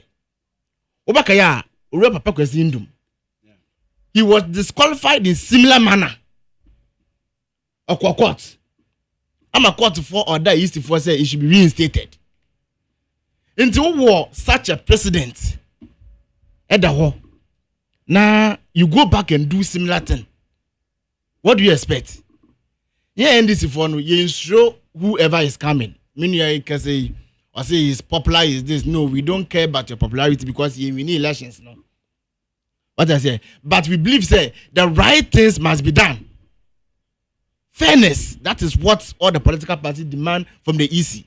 Who is there? You are a neutral arbiter. Now, are there also marginals who are disqualified? I don't see how grave it is. Say it may warrant to be somebody's disqualification. Say tax clearance certificate. And no matter what's an impact, not yet more abem. So if you doubt, just check. You can even call for a person's bank statement, pay slip, or whatever to authenticate claim that everything has been given or making. And which then way so on the basis of this, what disqualify will be. And you know, yeah, they can say easy way, you know, anytime I'm weird, maybe I would there's some kind of malice. Now you're pointing out time with that number. And to me, the other kind of say, you know, we sympathize with them, but now no ye kanu na nkomo bo aye kan ya like we know be where we are today. Okay, need 100.9 80 akwatia so far preparations bambo for no edoso ha na said and yes ni pa bi say wama bo hu minia mark me das biom na I think some few days ago IGP he shared the various stakeholders in the election, the political parties, the Electoral Commission, the media, and civil society organizations. na abra IGP shi he told them, and I saw catch them say, measures are dey go akwan mu nie. One of the measures said they were going to deploy 5,000 men on the day. Now, sir, 5,000 men almost somebody deploy on the day. No, me know we need the entire almost somebody deploy this number of what police for. Whether they've picked intelligence, say being person here to trust them, and of course, you know when people from Maka said they are going with their internal security. I not just say or call with internal security. You two statements altogether. And I'm going with when you have the police to protect you on the day. And so maybe I'm internal security. I'm the work weapons, police station. You know how a commissioner carry at the pepper spray at the entire the inner perimeter of the police station. Spray. Na then we buy bibi and come pepper and papa and jacket. Pepper to obi who say okra pepper spray. But it's all spray. Mark, I said better okay. She's captured on video. BBC, I'm okay. Some done no. Mark, don't twist facts. Mark, I didn't know that they don't call her. Obi. Me better the course will be a minimum. I don't know who call her. Now you call you for pepper spray uncle. Me better I didn't choose na premeditated mind. I don't know the baby. Who need premeditated mind to go and cause mayhem? The baby. The question is why do you go? Why do you go with pepper spray in the first place? First one there no, who call police station? Who near being pobi or team say why do you go with a weapon? And truly I've been punished, babe. That is the question you're asking.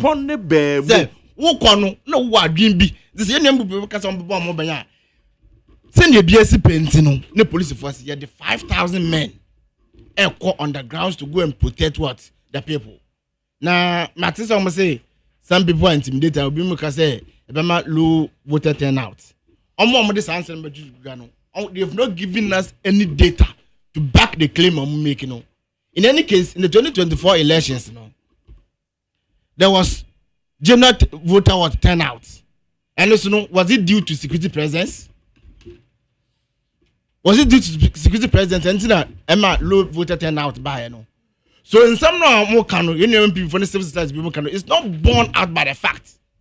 Say the 5,000 men they'll be intimidated, and I said there'll be low voter turnout. I mean, this is not supported by the evidence. On my man, anything of evidential value to substantiate claim where you're making them. Now, you see, and this is for your can. Every election is won on the performance of the government. In the last 8 years, we saw the performance of the MPP. Inflation last 2 years was 54%. Say the number brokosro.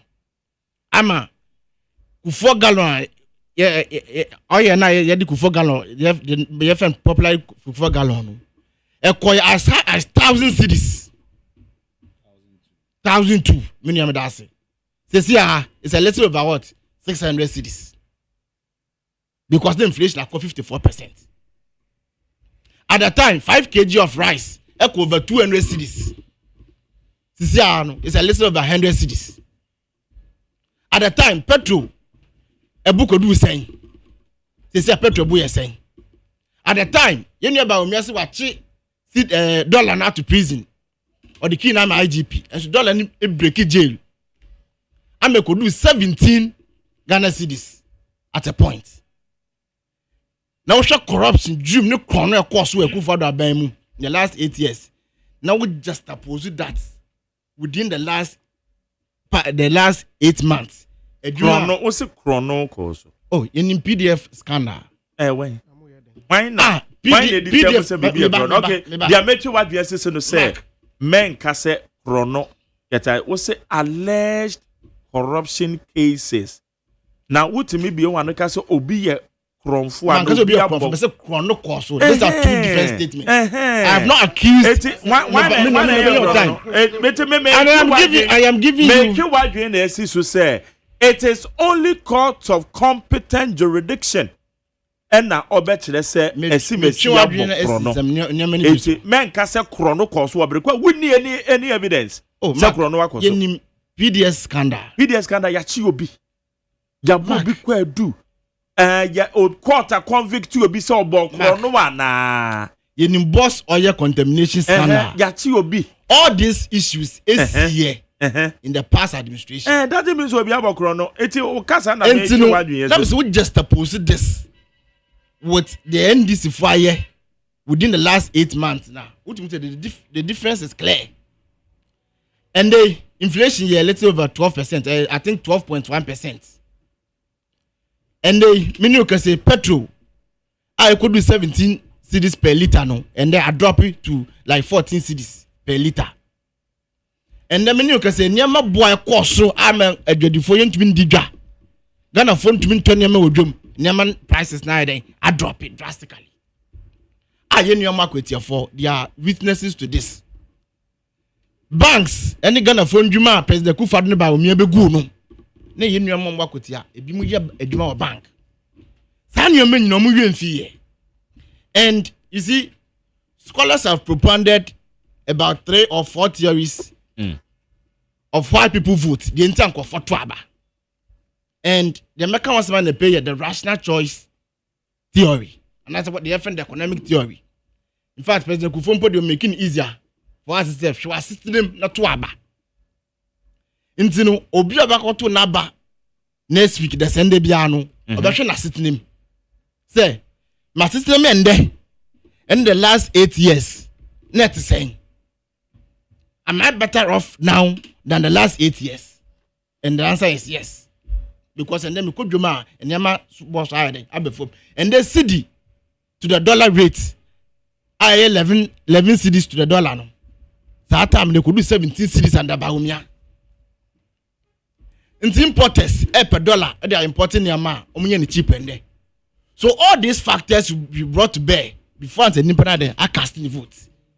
And obi abatua abebe obiano a rational human being when who they are in the past 8 months. And I have no doubt in my mind is a lawyer Bernard Bediakon will carry the day. Now we see what your analysis of NDC candidates against the MPP candidates now. Mark, last you be say MPP candidate in a minute here. You be saying now what are you bringing on board? Then obaya market your for so be nya to me now. Also, media metwan yes me chase kent me there member. Hey, obia Ujinas parliamentary candidate. Na you be say then obaya ma unuam and answer wo man for. We see yes we chase kent here there bra. So what you say he has no policy. The person is totally empty. Now, as against the NDC candidate, what you say a man of substance. Preachy the research agenda. Yabai Edumera project at the Aba National Apprenticeship Program at the Aba National Coders Program at the Aba 24-hour economy, a cost of port, a cost of Tamaship Yard, a cost of baby. And you know all these factors will be considered before answer your casa. 4 to 24 hours in the end cost of that now. Oh, but is it Mark? Na cost of him. Is it now say you launch it. Tamaship yard. Omugunu, bubro. Mia unia akwesi Peter. Na deputy director. Omo launch 24-hour economy. My friend ba to renew. To revive be other incentives. It's a 24-hour economy and market. With other incentives. Ghana publishing. Ghana publishing. It's a 24-hour economy. Publishing. No, be a team fee. No, be a team fee. And recently, but who said no many? It is working, Mark. You can verify. Ghana publishing. You can verify. But I can tell you, as of last week, now Ghana publishing. It is not about conjecturing. This is fact. You can verify. Okay.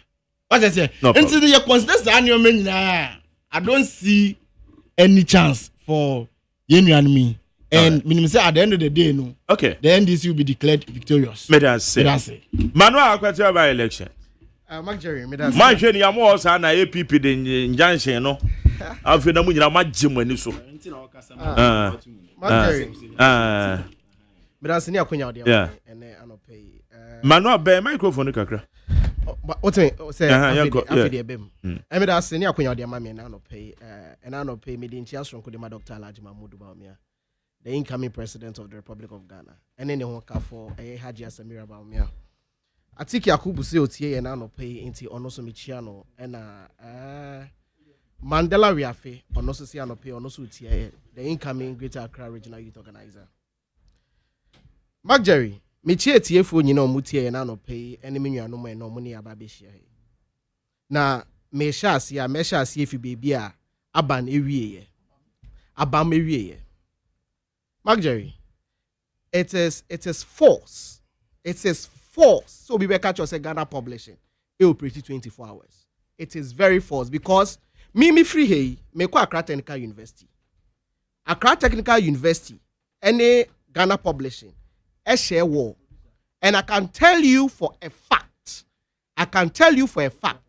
say by 5 p.m. na Ghana publishing upon. And I dare him, say enenubri after 5, onko, no ko chamfoni emaye, na yehu, say truly, Ghana publishing, 24 hours. Marjorie, Ghana publishing, as of 2017, now when they have, you kind of saying, more demand, as of 2017, not David Asante, baby, I'm more printing your man, no more pretty 24 hours. When there is demand, that's where they print things. But as in the administrative body of Ghana publishing, as at 5, no mapon. So no one should come here and tell us, say, Ghana publishing, pretty 24 hours. It is not true. Marjorie, say, we are kind of saying, you can verify. Miss Rel, and at 5 o'clock, after 5, my journalists want to be encore Ghana publishing. Say after 5. I don't need a corporate affairs manager to let me know. But I'll tell the American first. Me here, corporate affairs manager to tell me say they are operating 24 hours. Makacho say as at last week. Yes. Na Ghana publishing. One more operating 24 hours. Say that okay say bia. Edu maybe wa bat. Into say that okay say as at enra. Me you what you know. Me neighbor. Good. How you gonna publish? So effectively, okay, excellent. I'm not saying it's effective. Say as at Endra. Listen to the conversation. Yeah. As at because Endra. Memeti ya no me ko verify. Me am say that for Ghana publishing plan so there. I told you don't worry. Yes. I'll do my cross. Good. Marjorie, 2017. When you say David Asante, eto we can say machines for printing omonio no. It is a demand wo printing part no. Say demand no endorse them to make sure so oma clear you can say the backlog omo ye juma 24 hours and yet John Dramani Mahama under him no almost share bibi say but because the whole administrative body say nkrofo bi kwa anopa na nkrofo bi akwa wiya na nkrofo bi akwa anajo 24 hours no it is not true. Ghana publish enye bibi sa, and I'm saying it because maybe school near Ghana publishing near they be a mefa after 5, no more pound. So I don't know where 24 hours can you say. Marjorie, yes, Akwetia election, I mean, yes, sir. The people,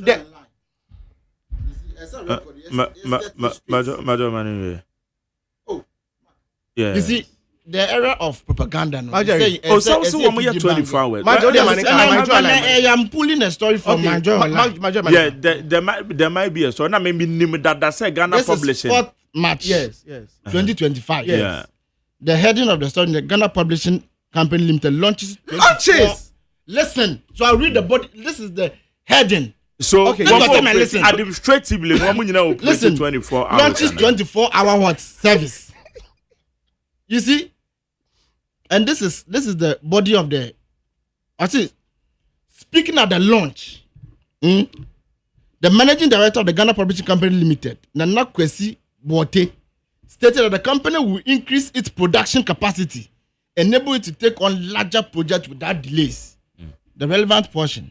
And the voice in crowd, The voice never have. I said, Marjorie, Mami proceed. Man to us. The introduction You are not saying anything new. Man to us. Given a more like the introduction of 24 hours is in alignment with His Excellency, the President Mohammed's 24-hour economic vision in Ghana. Marjorie, So what are you talking about? You've not said anything new. You've not said anything new. Launching is different from operation. But you demand we say and cost to be and cost to, and I'm telling you, as a tender crowd, minimum be or I'm not 24 hours. And this thing we can administratively no. There you go. 24-hour administratively. Production here come as them.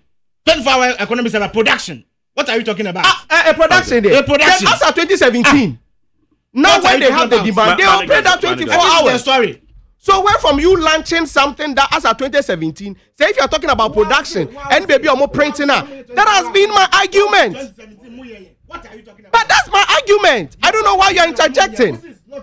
Can you stop interjecting? You are not administratively, you are not operating 24 hours. Manuel, Manegasa, BTO, Manuel. Marjorie. Nana, Marjorie. Administratively, they are not operating 24 hours. Baby, are you printing your man when there is demand? As of 2017, now almost stay overnight printing. Now tell me, when did you employ people?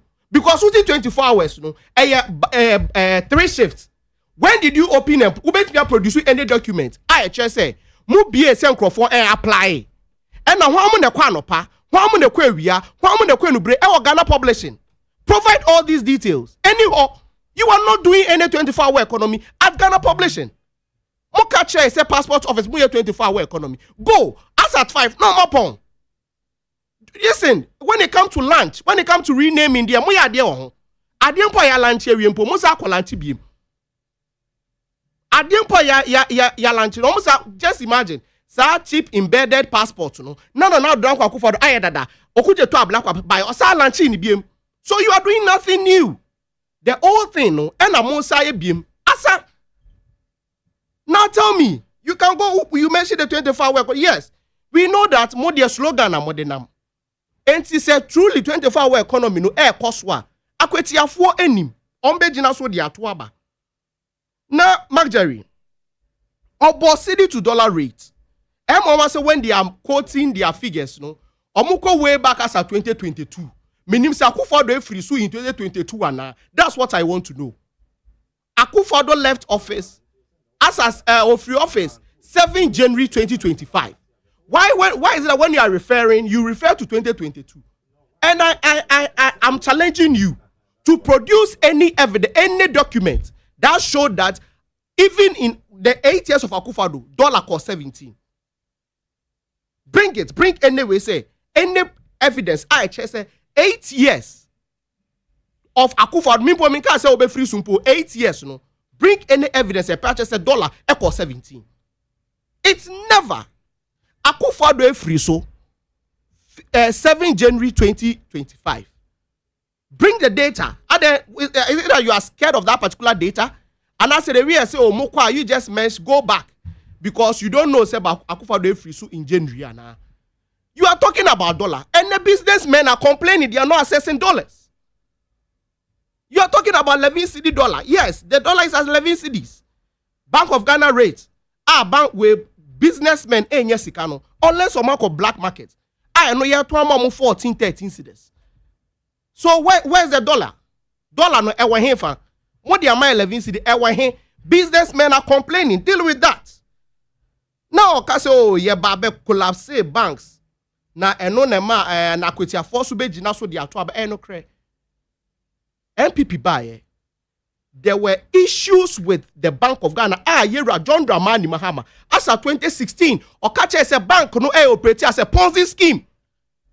But no onisa ahwodeno, onisa will ne say he would deal with the issues at the various banks. Now Danko Akufo-Addo buy. Now the banking sector a collapse. Or no major bank. We should get something right here. Akufo-Addo never collapsed the bank in this country. He never collapsed the bank. On major banks. And the bimusu ye acquire. So in when it comes to business, there will be an acquisition. Be a measure. That's what happened. So we know banks are about to get the form consolidated bank Ghana omu penny eye fifi kwete yere na nadu danko akufado ade a mo se oye na enye na create job ama fifi kwete yere ono eno ye penny ema Consolidated Bank Ghana ene nti ade a enye ade na mobile mo collapse this Consolidated Bank ba modi munipa eye fifi kwete mu general secretary da kwatena ho mo share akweti afobo omo ye adwuma banks yi se mo ba mo be mo de omo ye collapse omo bank in your language no mo de omo license ebe mo where license na we hinfa Mark Jerry license no e we hinfa recently the governor of the Bank of Ghana said enyam on a priority so obe reinstate the license of these various banks or say enyam a priority. He's not on any kind of saying Bibian opinion no say or the license anymore. This was your promise prior to 2024 election. Mu deviate if you and now what are you saying? Akweti afọ nim sa de nyina ye mo matiase and no be gina susu de idea e de ato aba Mark Jerry Abam cansem bebre or say corruption be so under the New Patriotic Party. Obubo bebre. Marjorie, ma Abam nen NDC frontiers say they are no more in opposition. You are no more in opposition, so stop this opposition communication. Transition to power. Mu was state power. Mu jidi say obia bokro no a mu ntie nipa konuntum. Mu mfa ni ko gina mrenim. Anya nansi ana FBI access leader pai. Ede na mo anka fa leader pa ho. Se wa boga na kro no $1 million. Sike dia man so fan kwati siga temu de akwhye ni dem. FBI aba say there is no sign of corruption in adia waye. There is no sign of corruption in asem so a OSP so kan ya no. OSP say no just say why clear OSP samba botin be chire mo. It doesn't mean there is no take political twist. OSP can no immediate way. Immediate the fact is there is no corruption. Okay, yeah, correct. Sir, immediate no on the best share ho just to I say shedan chini ho. There is no corruption. Thank you very much. And to assure the amount yoku say on share money laundry. Kai say initial arguments are Ghana for nyina kan. It wasn't money laundry. It was corruption. And to much say, oh yes, we can say on KBI.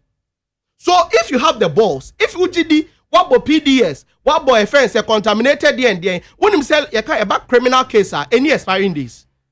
Imagine so him sir. And so be a real Ghana sika. Was here. When I was here, say we are Ghana sika. Puduo, you are no more in opposition.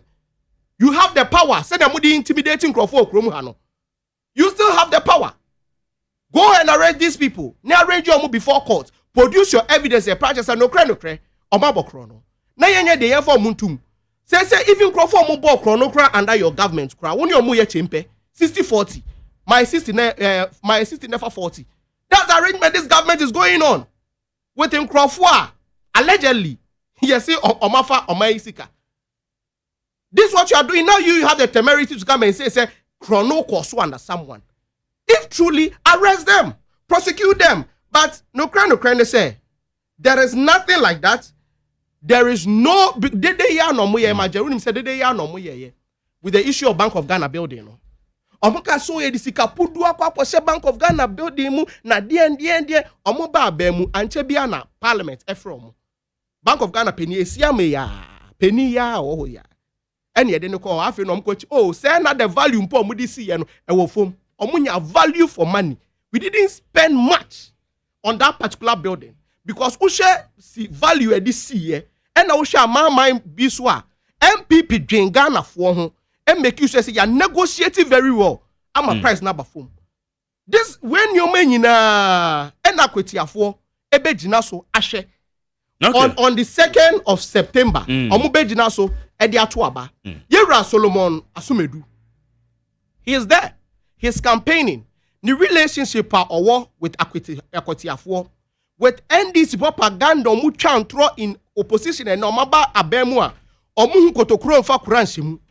In some omuka nyina every day, every now and then, no, every day bia omu clear MPP for say enye boni bia tam ne wa ba mu ye mo ne adwen Ghana fo humpo ye mo ne ye good negotiation ma Ghana fo enti akwati afo kwa kwoto aba Marjorie omo be hwe ejuma pa MPP ye in government okay no mo gina so say enu nti omo hwe a yesi baby osunu gina no ehwa na de ba so gina say MPP wo abadaye MPP dwi o my Ghana ho MPP ena ye amanyoku a onye bibia adwense wadwen echirima ho no akwetiafo begina hu say oh if that's how the MPP is then Solomon Asumedu ojinemu ama the New Patriotic Party no ono so the same trait ukwa akwetia say he has a very good relationship with people obua oyobia obua ukwa NDC for MPP for bia to what in echi enti mo say baby o kamidi we baby o ka say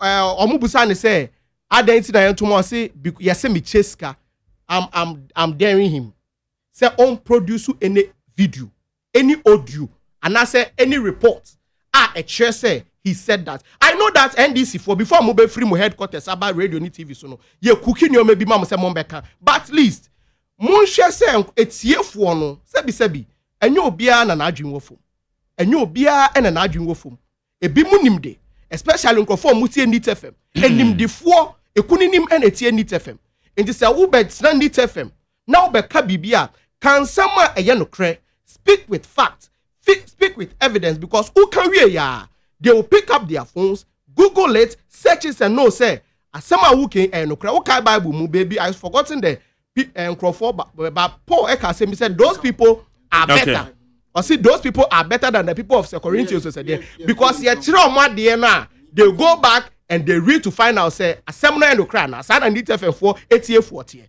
say omo ti asem bi omo ko research who say no kra enti please omo ne bibi mamu se mo mbeka aya mo mfa respect kakra efema etiefo na mo nkasa ne etie na well danzo chairman mark say mo de mo wa twenye mo anya ne sa enti me no make kakra but I can only make a proper analysis on this after Thursday after say ya court abana no ye dia abeka ho properly no but you see obia hwe na setrem no fanto but that is akotia for so impetuous obia hwe na setrem minu e ka say yengu bank ya nyese minu a oti buadua no o ka say emerge ya he doesn't understand that word minu oti suhuma yekoche o ka say emerge banker onti ase no nimu an say ne wo fa nimpon mi ebetena fie a ogusu ti fie into use the word merger no oti petiensa dwansa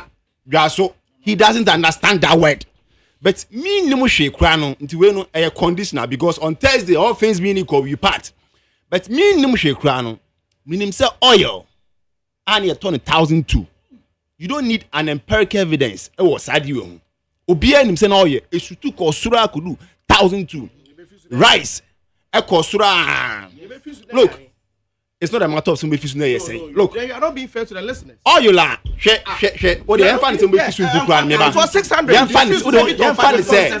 fan is somebody fishing book one. 500. Yes, it was. Meba. It's true. It was 1,002. Meba. She timer. Me mama. She timer. What the yan fan is say? Somebody fishing book one. Yan fan is somebody fishing book 600. What the meba? Yan fan is one fishing 500. That's 600. She timer. She duration. The longevity nya sa 1,002 no. The number of years. It wasn't years. It wasn't years. It's all about the fisu. Look, it wasn't years. Oyo. Hwe se na sutu kosoro. Enti wo awa akoti a wotie mi. Man fa hurumobo. Ento aba. Say oya bia firibu nti. Look, ye na ma ye ko be nyina owu obo kompo ye twen ye nyina obi abeko. Owu is part of the cycle of life. Obi abeko bi. Enti man fa hurumobo nkonto aba. Dwen wasitram. Je wasitram na fakoto aba man kase obi afiri mu ntino oh na dey yen fa homobo enkonto aba na obetimi when you are talking I kept mute oh yen fa homobo na enkonto aba dabi hwenia ma aba from sisi no na fa make a decision fa make a choice for your future na nyankopon bo na say Thursday Action People's Party they be toswa then the whole of Akwatia would have to come to bed. Na Yankontuma David Ankama. David Ankama, the man who has the Solomonic wisdom. Okay. David Ankama.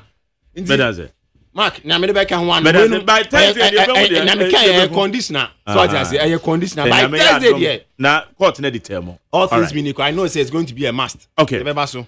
Mame fa call 0302257902 03022525790 and 03022435540 03022435540. Baba Chomache. Yeah, good morning, Magdi. Yes, I do, Uncle. Oh, I'm so good. You might be able to my sorry, why? I'm so right. Amen. That's it.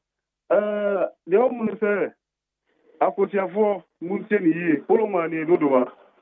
Akotiafo, Mputuna Yapo. Mputuna, Yena Yape. Now, Obi, my brother, Yena, now say, Grammy, what I said, you was a medium party, Bobby Abeko. No more Mputu and here, Akotiafo. It is a big budget now, and ask me, Massa, Yapempuntu, Timu, Osha, and you see Nipano, let's show Nipana. What do you show me? You need to say, and you see Nipano to say, yes, this is almost what I'm meaning. And you'll be able to go and say, baby.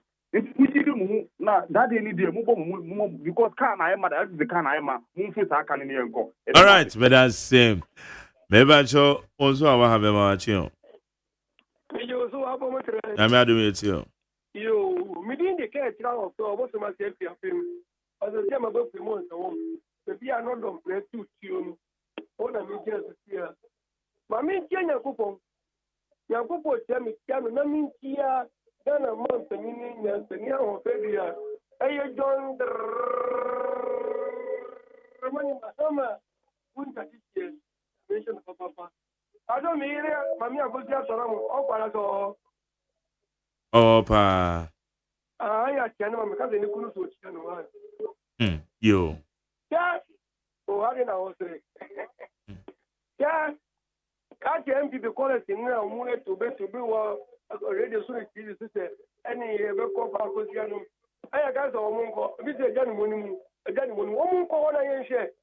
Almost if you know more, I had to benefit. Miss Yakutia. Ni aone mtu anaenda kwano wamupe mpuntu wa umuntu wa bama ndisi na ntia abekuma rofu di mamia yetu abaini na nkeni maja woni mtu wa appointment anu na yesu show abatu yenya mpasuo awa safiso enyenya mesumo kase wake jawo heaven bi ntia kwetia fumu mpuntu wa muntu wa ndisi nino no one thing is here, Mahama, Sipu, Mino, Akari, Akuno, the same in the country, that double track, what is over the year for? Almost 2 for the school. Uber goes to school 1 week, I've 3 months in India. Yet, come over the school, whole terminal. I never be part of the baby. I don't know, yes, you show. 7 university for near Tiawa school from the MPP there. Soon.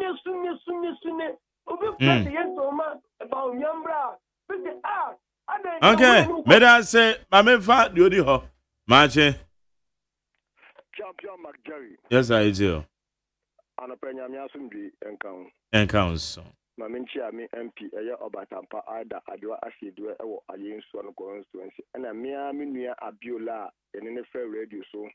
Or for Okaku Center Youth Organizer. There will be a calculation center for Monkai in Abila May. The Minchia and a key incoming MPP national organizer. Also, do I was naming them. Mageli may catch it. Akotia for say, Ma any phone can't tell say, any say what by Montie, among 2 Abama or paramedical need to store on no more day, among Impuntu, among Ashamai. Womla Ashamai say, Ashamai. If you near NDC, I MP, of Ashaman, Impunto Bay and Akoso Ashamaya, after I'm comparing Impunto Akotiafo. Akotiafo, 2 of my MP no, I assume you then. Omuto Lamano, ne Egma Panera and as Yakumi, a Shasiano, Oman Oman because anything who say Akotiana and your stronghold. And don't have a monk, I had a medical baby or the amount. Let's from there. Momun change some and is walking on because everything had to be better. For people about Bema, which is already Mamma Elbogan and Marian Messmess, 7 years as good as they. As the meeting was 8 million as good as I don't. So, or your MPP or your MDC, and the message people was say, I as good as I know. I'm in the Wayano, the Kodo, why I don't go to Kusabu Bay. I'm the old chance and so on to be okay. Medas, my video. Marche? Yet, yanko.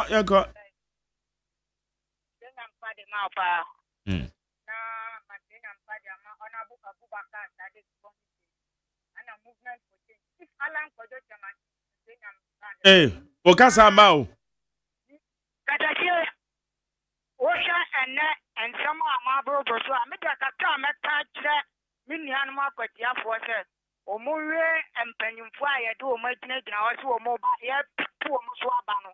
MPP near NDC, near shed dear, or dim puntuaning, cause Wababra Aquatiamai, because you're too about a prim punto, you're too about prencos, or you're too about at the pre, you crow a year, and or more Aquatuaban, or more leader, or Safata, or Matuaman.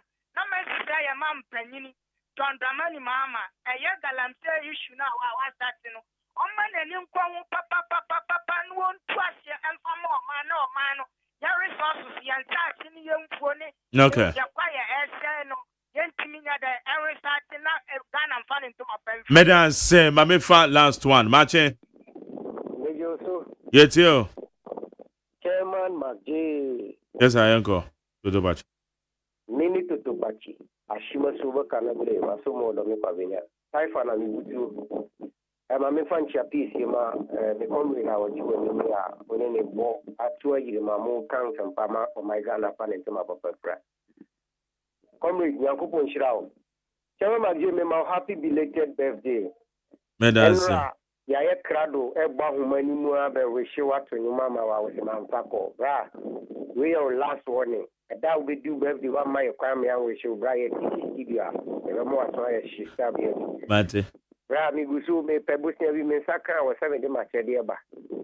I don't know here now. I can't wait any day and maintain. Grandma Frebo self for long, Jomse, Michel, my number friend. In Sacra, I thought me took Kushabe treating the Sabre, who name me off as a phone.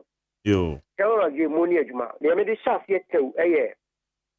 Is it PRO and Amas and nurses and midwifery, whatever. Who knew? Your sister was not so worried, sister and crowd to me in charity. The patcho, why I agree.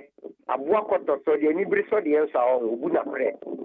You should name a hand kind jay and a oil. Uncle who's a baby or tissy and will be at an open. Tell them again to me saying a meaning. Me the main casa politics because I saw a mess in me.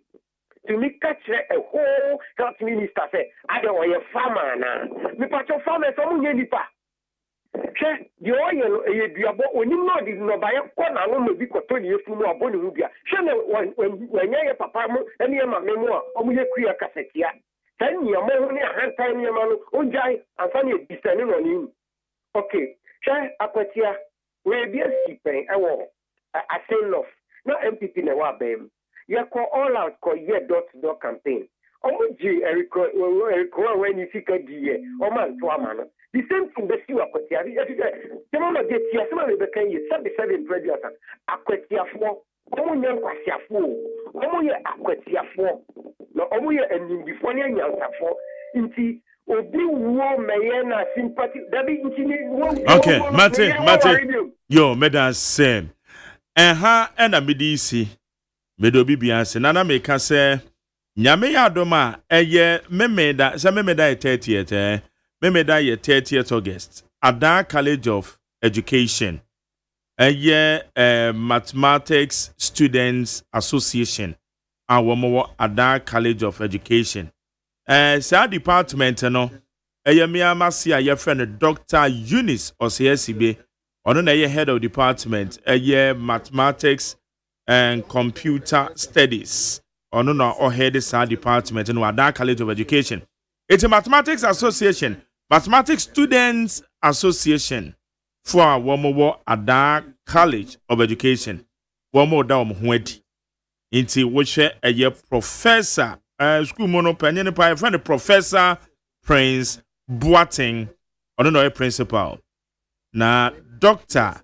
Eunice OSEI AGYEMAN ena oye head of department mathematics computer science department ya me ya doma omodom hwedi itu omoso omoto nsa dia fradofo nyina honorable comfort doyo kujo gansa oye mrachebedwani wo ada east obeba DC yobo ho honorable Kenneth Kabu Kofi ono nso ebeko dwumedi yase ena woman ato safre akuku damfo bebre omo education inti ada College of Education Mathematics Students Association weekendi yamamo congratulations se mo beda mo hwedi na enim se dwumedi no so ebeye kama etefo yeko na yedi good yom nsam bra kwajo mark edia if he say MPP nsensem ya dia I'm say ba umia yire onya ganani MPP for say onya ganani na we so ya say me say wudi eche is the identity politics Mark Jerry were very serious implications obi kasa na wo your politician and that is why we are cautioning them a major political party this is within them and to am for say wo munya say okay all right because I'm say ba umia elusu vote because of the bureaucracy. And you see, I mean, okay, Martin. And they are doing this to themselves. Saying this for you repeat. But I say, my main Kasim in Kato, Kasim was saying injustice everywhere is a threat to justice everywhere. Okay. Na yawada. APP, Mobrazo. But also say, Mr. Midi, no.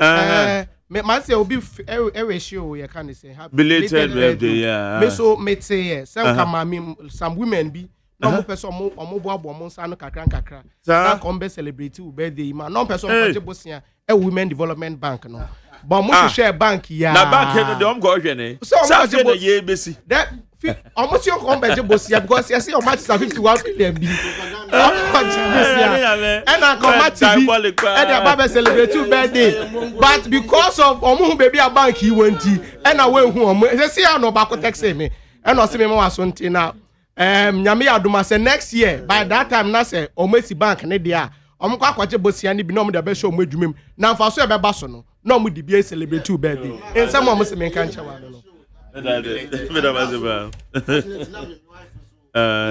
Oza, until me no wife did not celebrate your birthday. Okay, but that's a pan. I'm sure. I was saying, call Yanka say the Africa Joe. Dache hene Spanky and Kofigo. One more good you must have bro. Me did the Mark Jerry OSEI AGYEMAN Kojo da me name producer.